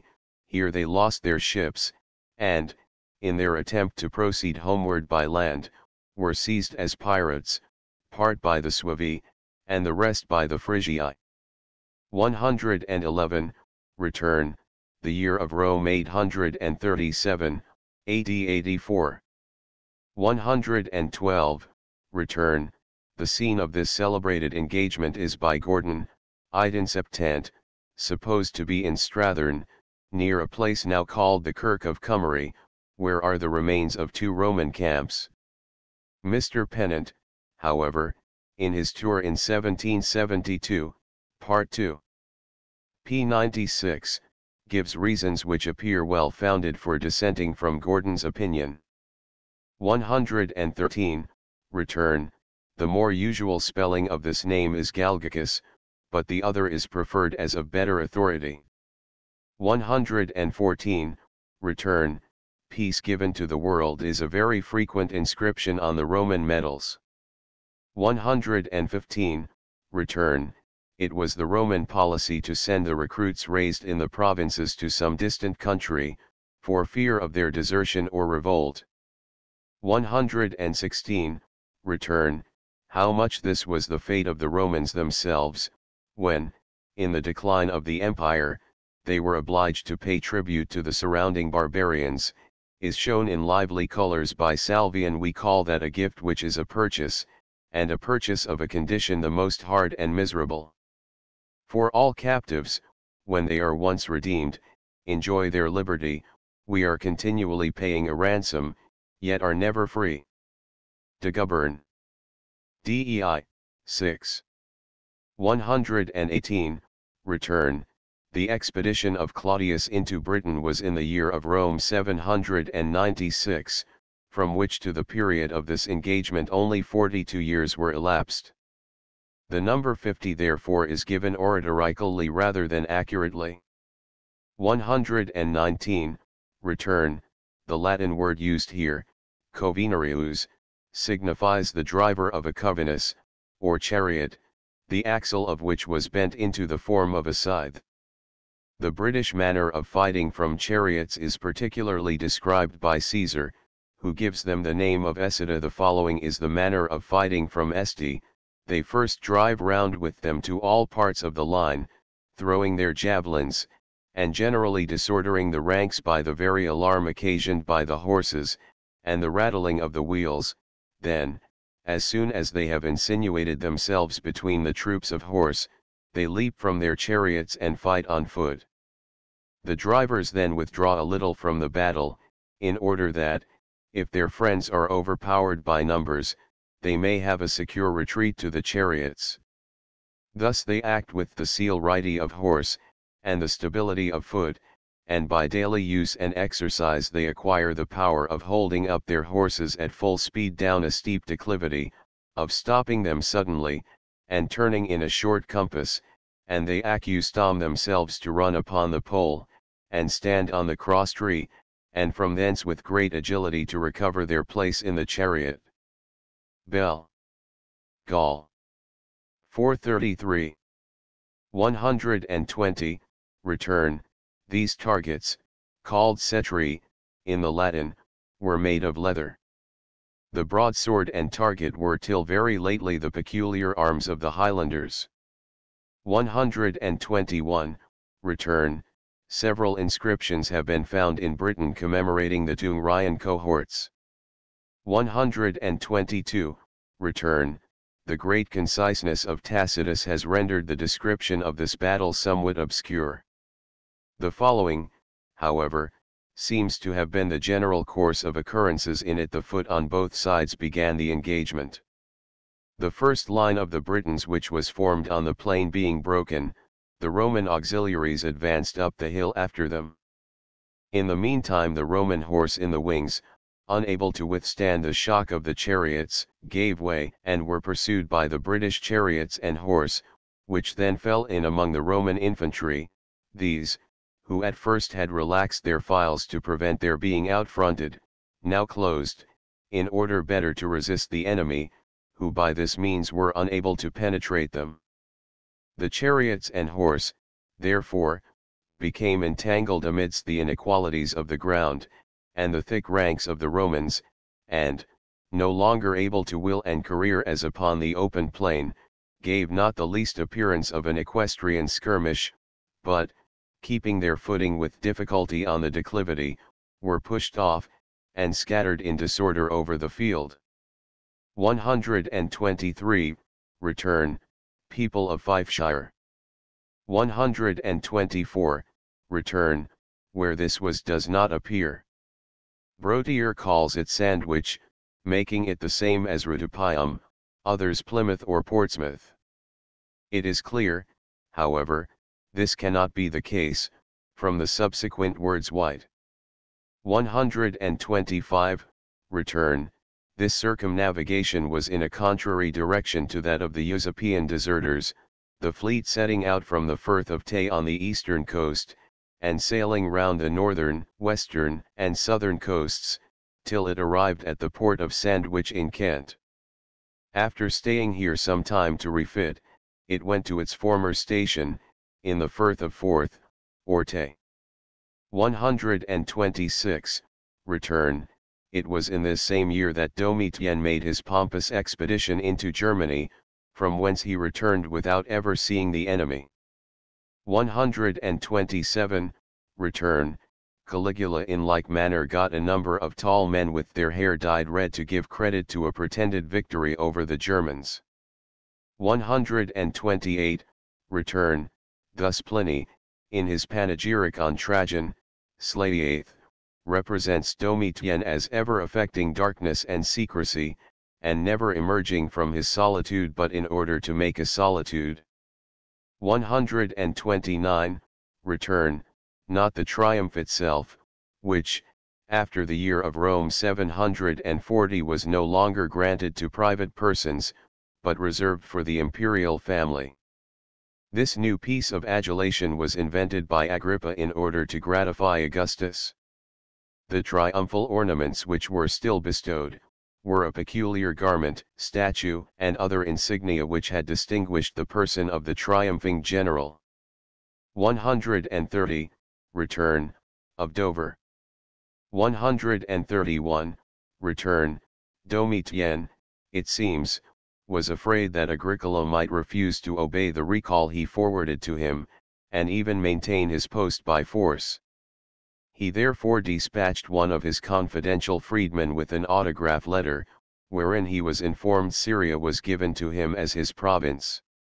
This, however, was a mere ruse, and hence it was not to be delivered as Agricola had already set out on his return. In compliance with these instructions, the freedman returned at once to Domitian, when he found Agricola on his passage to Rome. According to Dion, Liene, the emperor's lieutenants were required to leave their province immediately upon the arrival of their successor, and return to Rome within 3 months. White. 132, return. Agricola's successor in Britain appears to have been Sallustius Lucullus, who, as Suetonius informs us, was put to death by Domitian because he permitted certain lances of a new construction to be called Lucullian. Life of Domitian, S10. 133, return.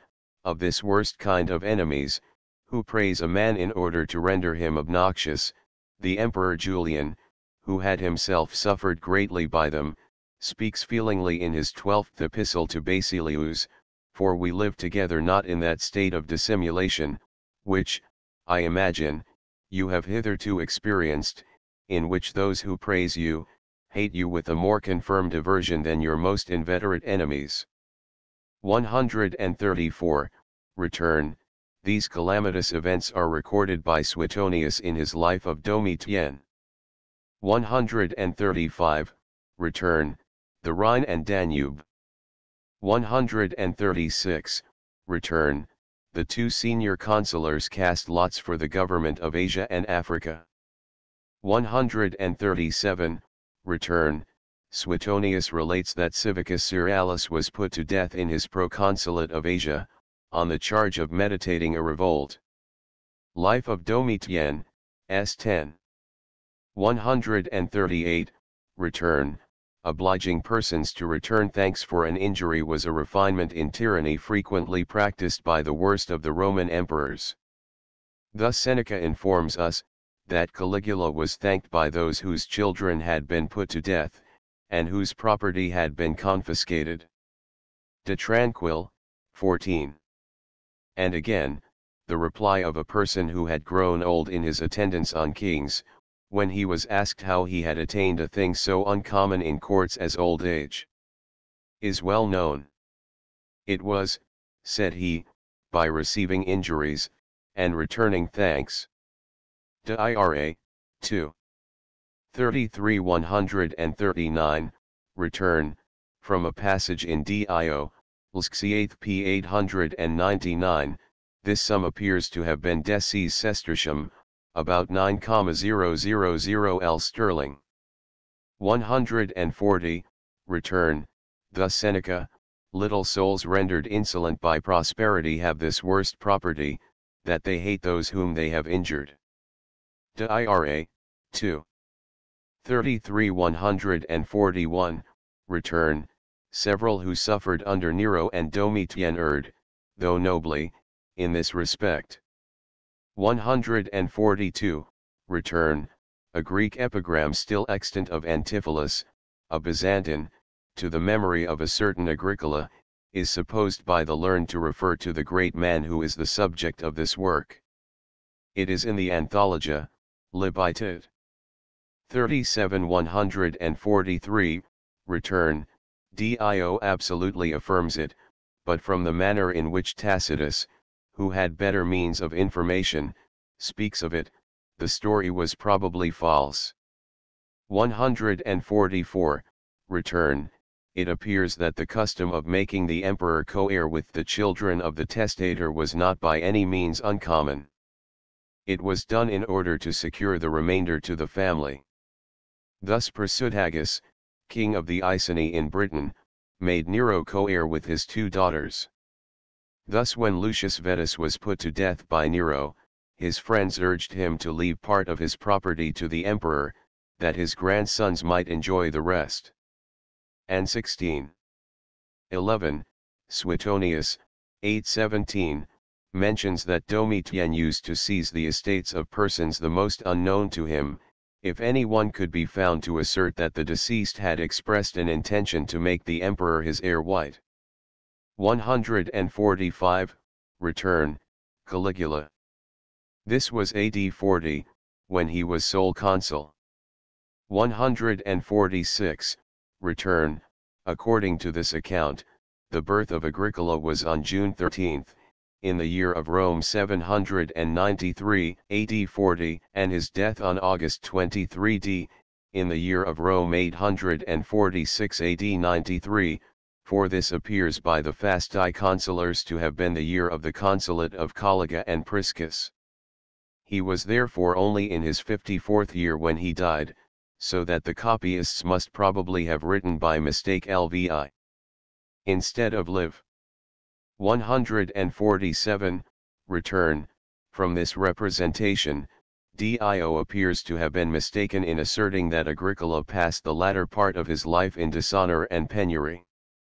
148, return, Juvenal breaks out in a noble strain of indignation against this savage cruelty, which distinguished the latter part of Domitian's reign, et Ciotinum his podius nugis tota illa dedisit tempora si vicii, claris quibus abstulit urbi illustresc animus impun, et vindus nullo.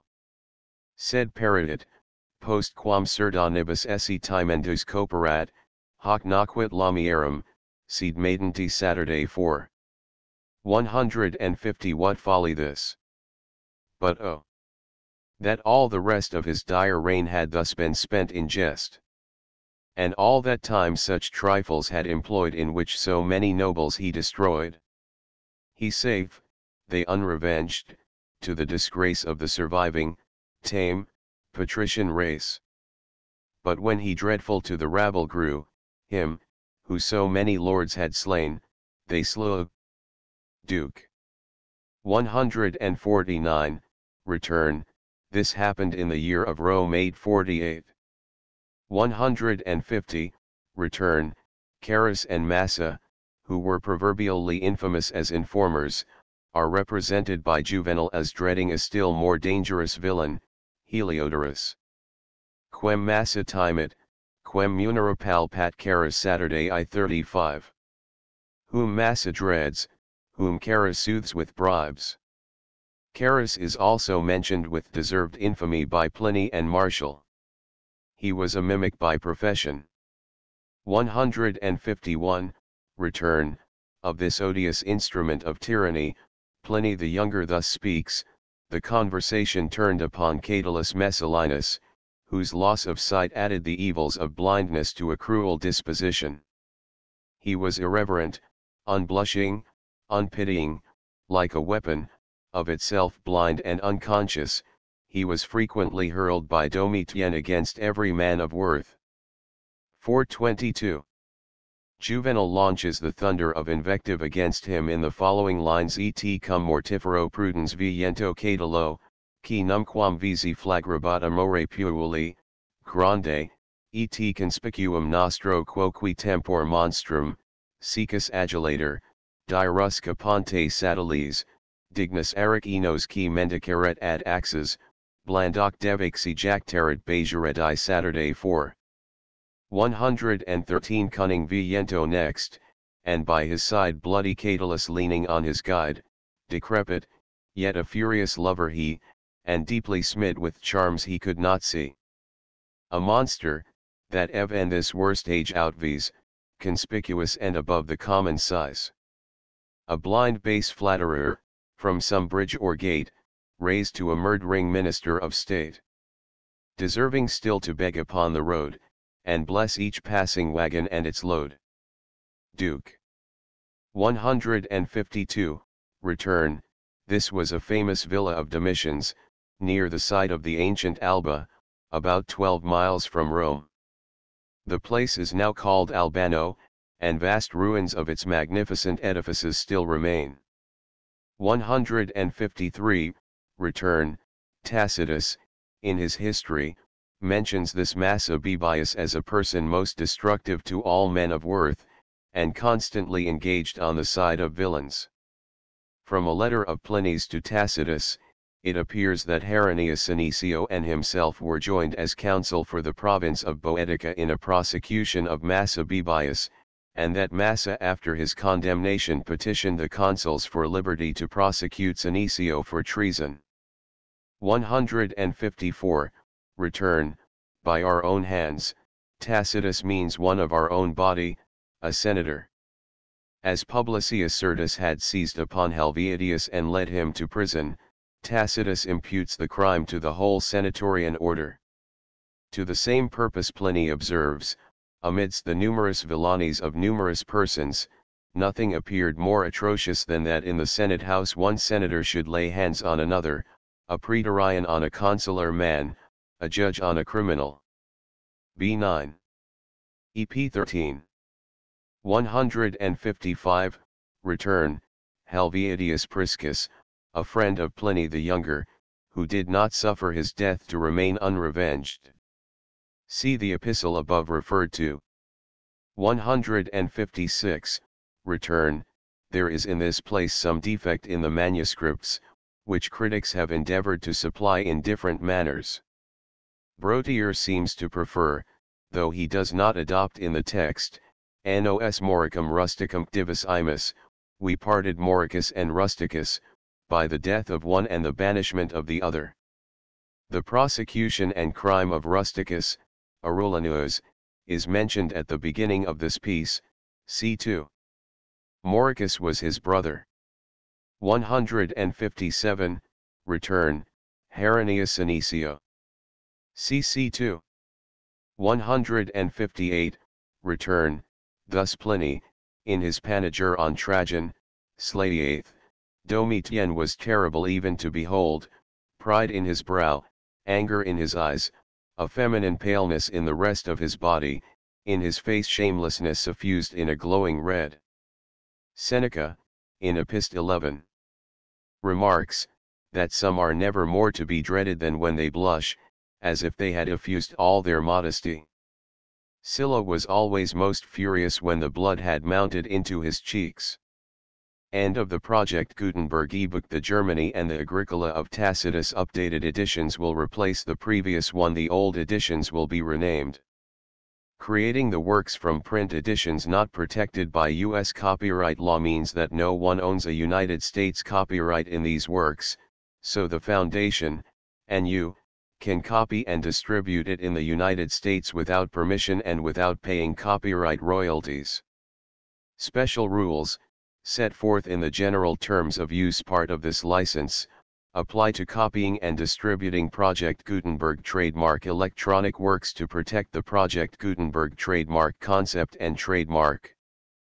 Project Gutenberg is a registered trademark, and may not be used if you charge for an ebook, except by following the terms of the trademark license, including paying royalties for use of the Project Gutenberg trademark. If you do not charge anything for copies of this ebook, complying with the trademark license is very easy. You may use this ebook for nearly any purpose such as creation of derivative works, reports, performances, and research. Project Gutenberg ebooks may be modified and printed and given away. You may do practically anything in the United States with ebooks not protected by U.S. copyright law. Redistribution is subject to the trademark license, especially commercial redistribution. Start. Full license. The full Project Gutenberg license. Please read this before you distribute or use this work to protect the Project Gutenberg trademark mission of promoting the free distribution of electronic works. By using or distributing this work, or any other work associated in any way with the phrase Project Gutenberg, you agree to comply with all the terms of the full Project Gutenberg trademark license available with this file or online at www.gutenberg.org/license. Section 1. General Terms of Use and Redistributing Project Gutenberg Trademark Electronic Works 1.a. By reading or using any part of this Project Gutenberg trademark electronic work, you indicate that you have read, understand, agree to and accept all the terms of this license and intellectual property, trademark/copyright, agreement. If you do not agree to abide by all the terms of this agreement, you must cease using and return or destroy all copies of Project Gutenberg trademark electronic works in your possession. If you paid a fee for obtaining a copy of or access to a Project Gutenberg trademark electronic work and you do not agree to be bound by the terms of this agreement, you may obtain a refund from the person or entity to whom you paid the fee as set forth in paragraph 1.e.8. 1.b. Project Gutenberg is a registered trademark. It may only be used on or associated in any way with an electronic work by people who agree to be bound by the terms of this agreement. There are a few things that you can do with most Project Gutenberg trademark electronic works even without complying with the full terms of this agreement. See paragraph 1.c below.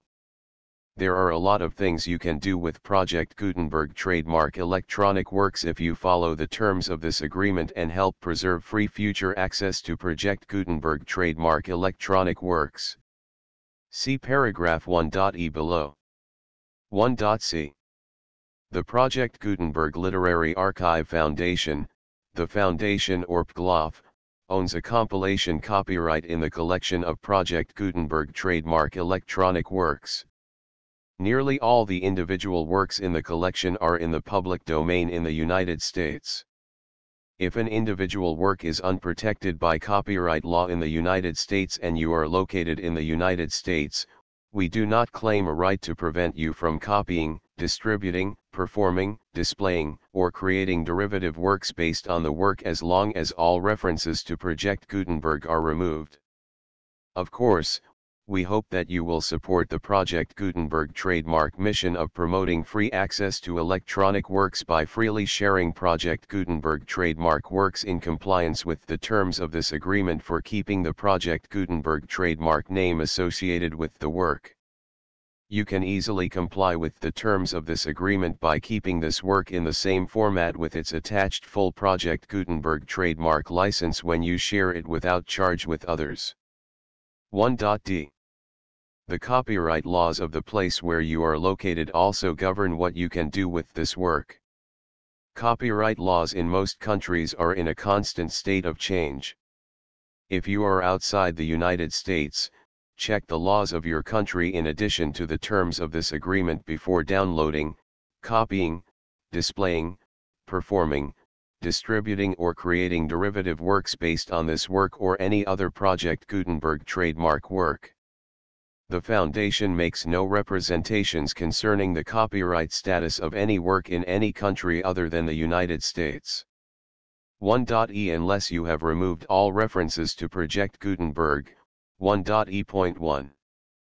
The following sentence, with active links to, or other immediate access to, the full Project Gutenberg trademark license must appear prominently whenever any copy of a Project Gutenberg trademark work, any work on which the phrase Project Gutenberg appears, or with which the phrase Project Gutenberg is associated, is accessed, displayed, performed, viewed, copied or distributed.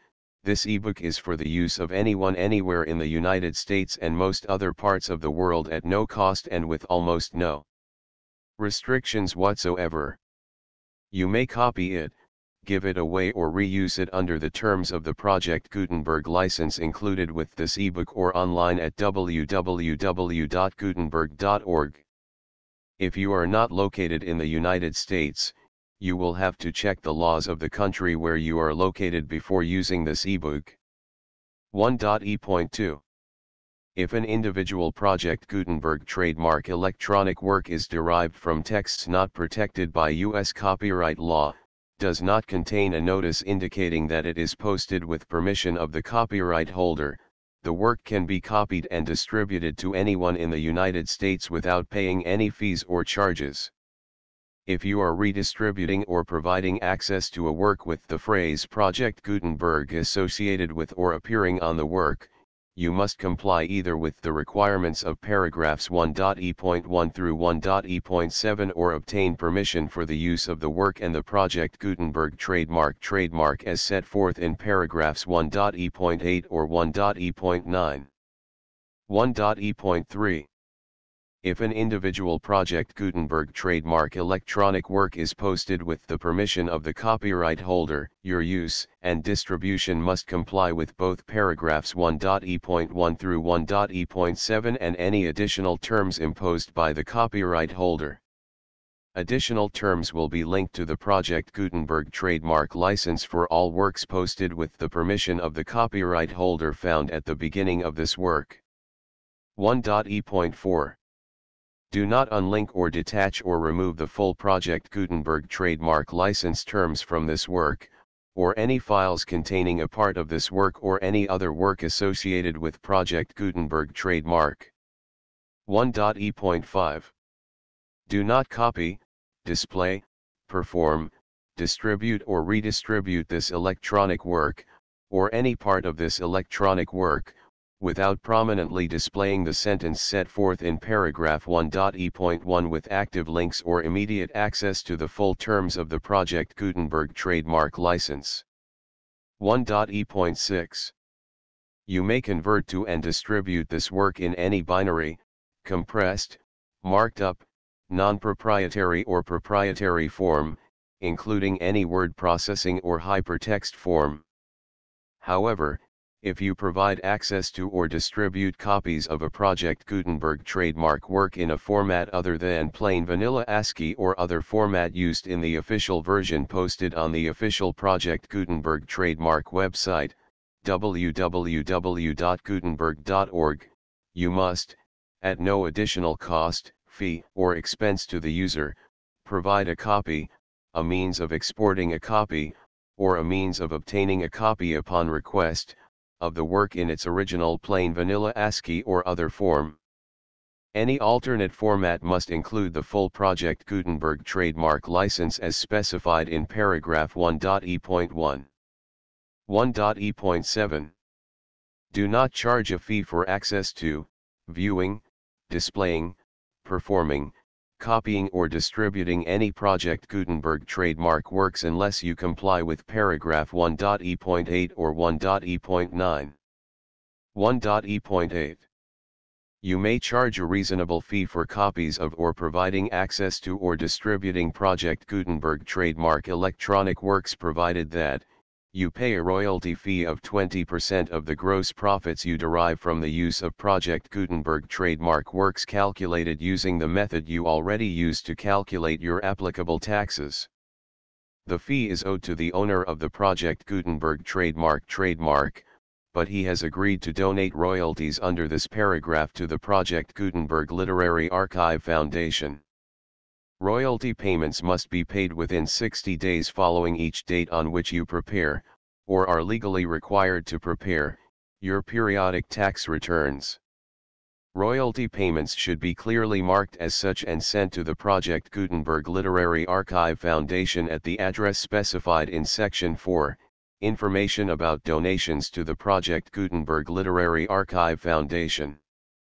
You provide a full refund of any money paid by a user who notifies you in writing, or by email, within 30 days of receipt that he does not agree to the terms of the full Project Gutenberg trademark license. You must require such a user to return or destroy all copies of the works possessed in a physical medium and discontinue all use of and all access to other copies of Project Gutenberg trademark works. You provide, in accordance with paragraph 1.f.3, a full refund of any money paid for a work or a replacement copy, if a defect in the electronic work is discovered and reported to you within 90 days of receipt of the work. You comply with all other terms of this agreement for free distribution of Project Gutenberg trademark works. 1.e.9.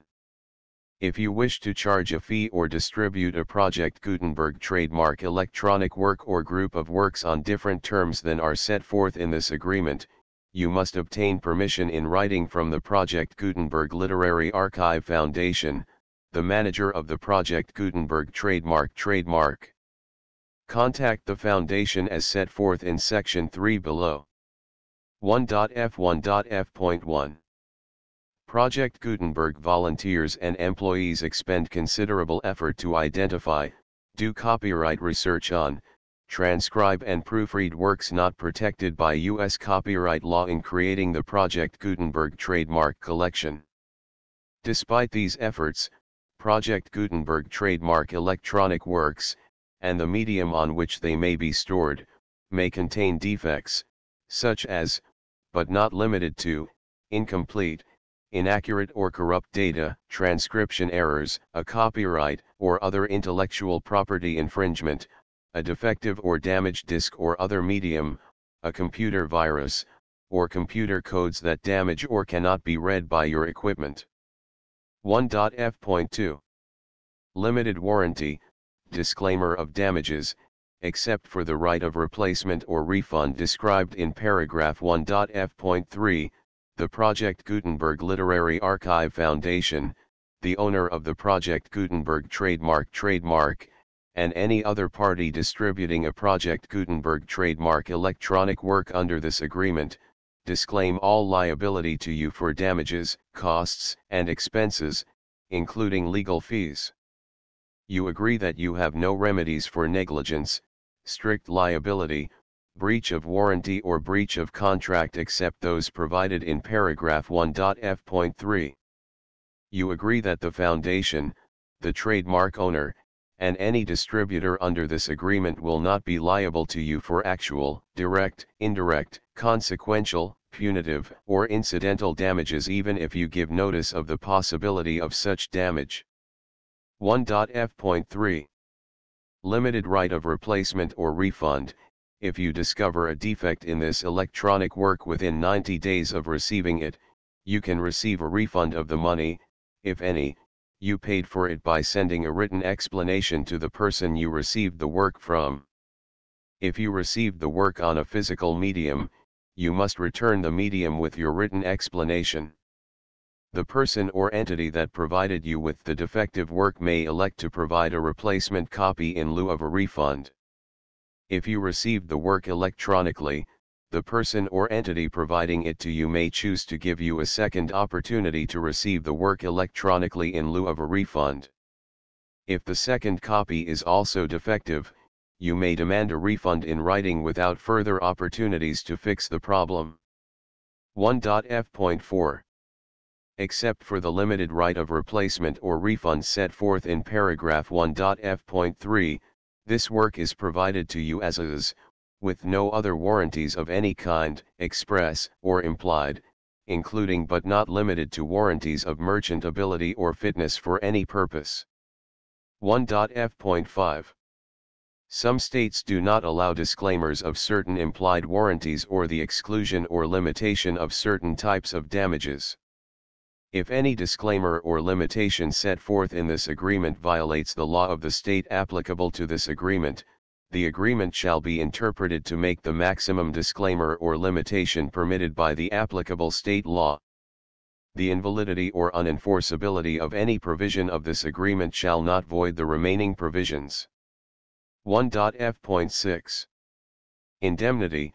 You agree to indemnify and hold the foundation, the trademark owner, any agent or employee of the foundation, anyone providing copies of Project Gutenberg trademark electronic works in accordance with this agreement, and any volunteers associated with the production, promotion, and distribution of Project Gutenberg trademark electronic works, harmless from all liability, costs, and expenses, including legal fees, that arise directly or indirectly from any of the following which you do or cause to occur.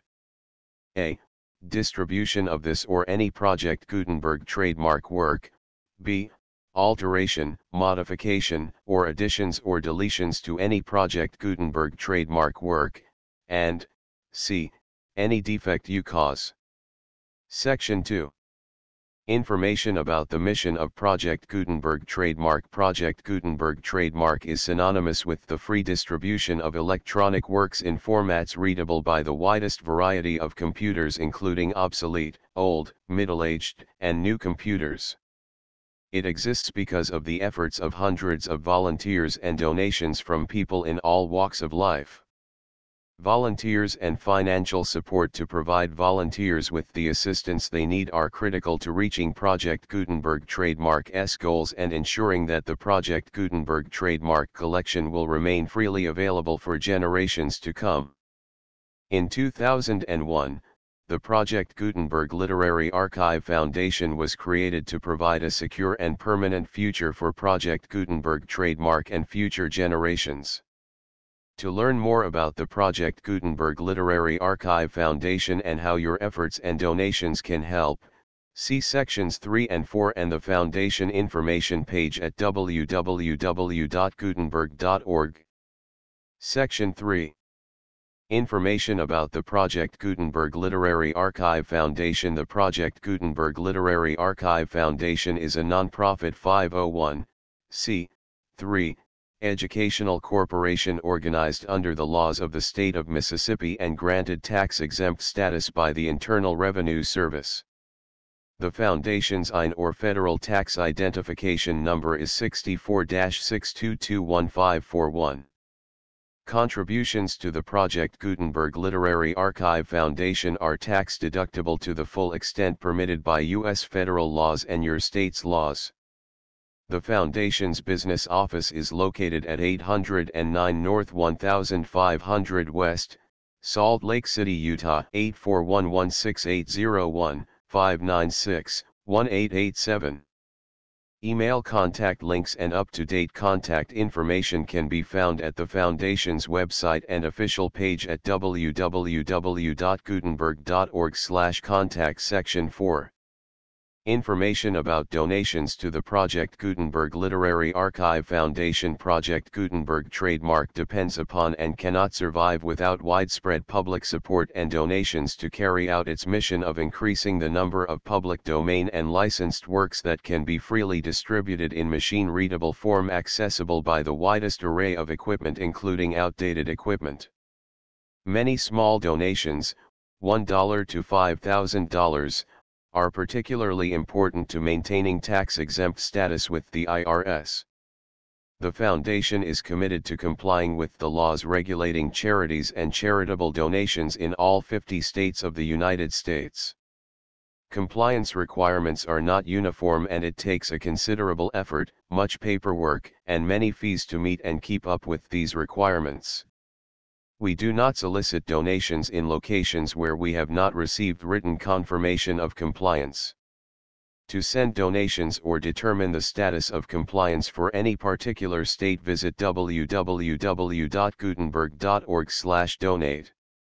While we cannot and do not solicit contributions from states where we have not met the solicitation requirements, we know of no prohibition against accepting unsolicited donations from donors in such states who approach us with offers to donate.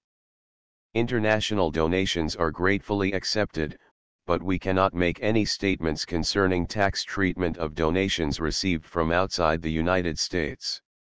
U.S. laws alone swamp our small staff. Please check the Project Gutenberg web pages for current donation methods and addresses. Donations are accepted in a number of other ways, including checks, online payments, and credit card donations. To donate, please visit www.gutenberg.org/donate. Section 5. General information about Project Gutenberg trademark electronic works. Professor Michael S. Hart was the originator of the Project Gutenberg trademark concept of a library of electronic works that could be freely shared with anyone. For 40 years, he produced and distributed Project Gutenberg trademark ebooks with only a loose network of volunteer support. Project Gutenberg trademark ebooks are often created from several printed editions, all of which are confirmed as not protected by copyright in the U.S. unless a copyright notice is included. Thus, we do not necessarily keep ebooks in compliance with any particular paper edition. Most people start at our website, which has the main PG search facility, www.gutenberg.org.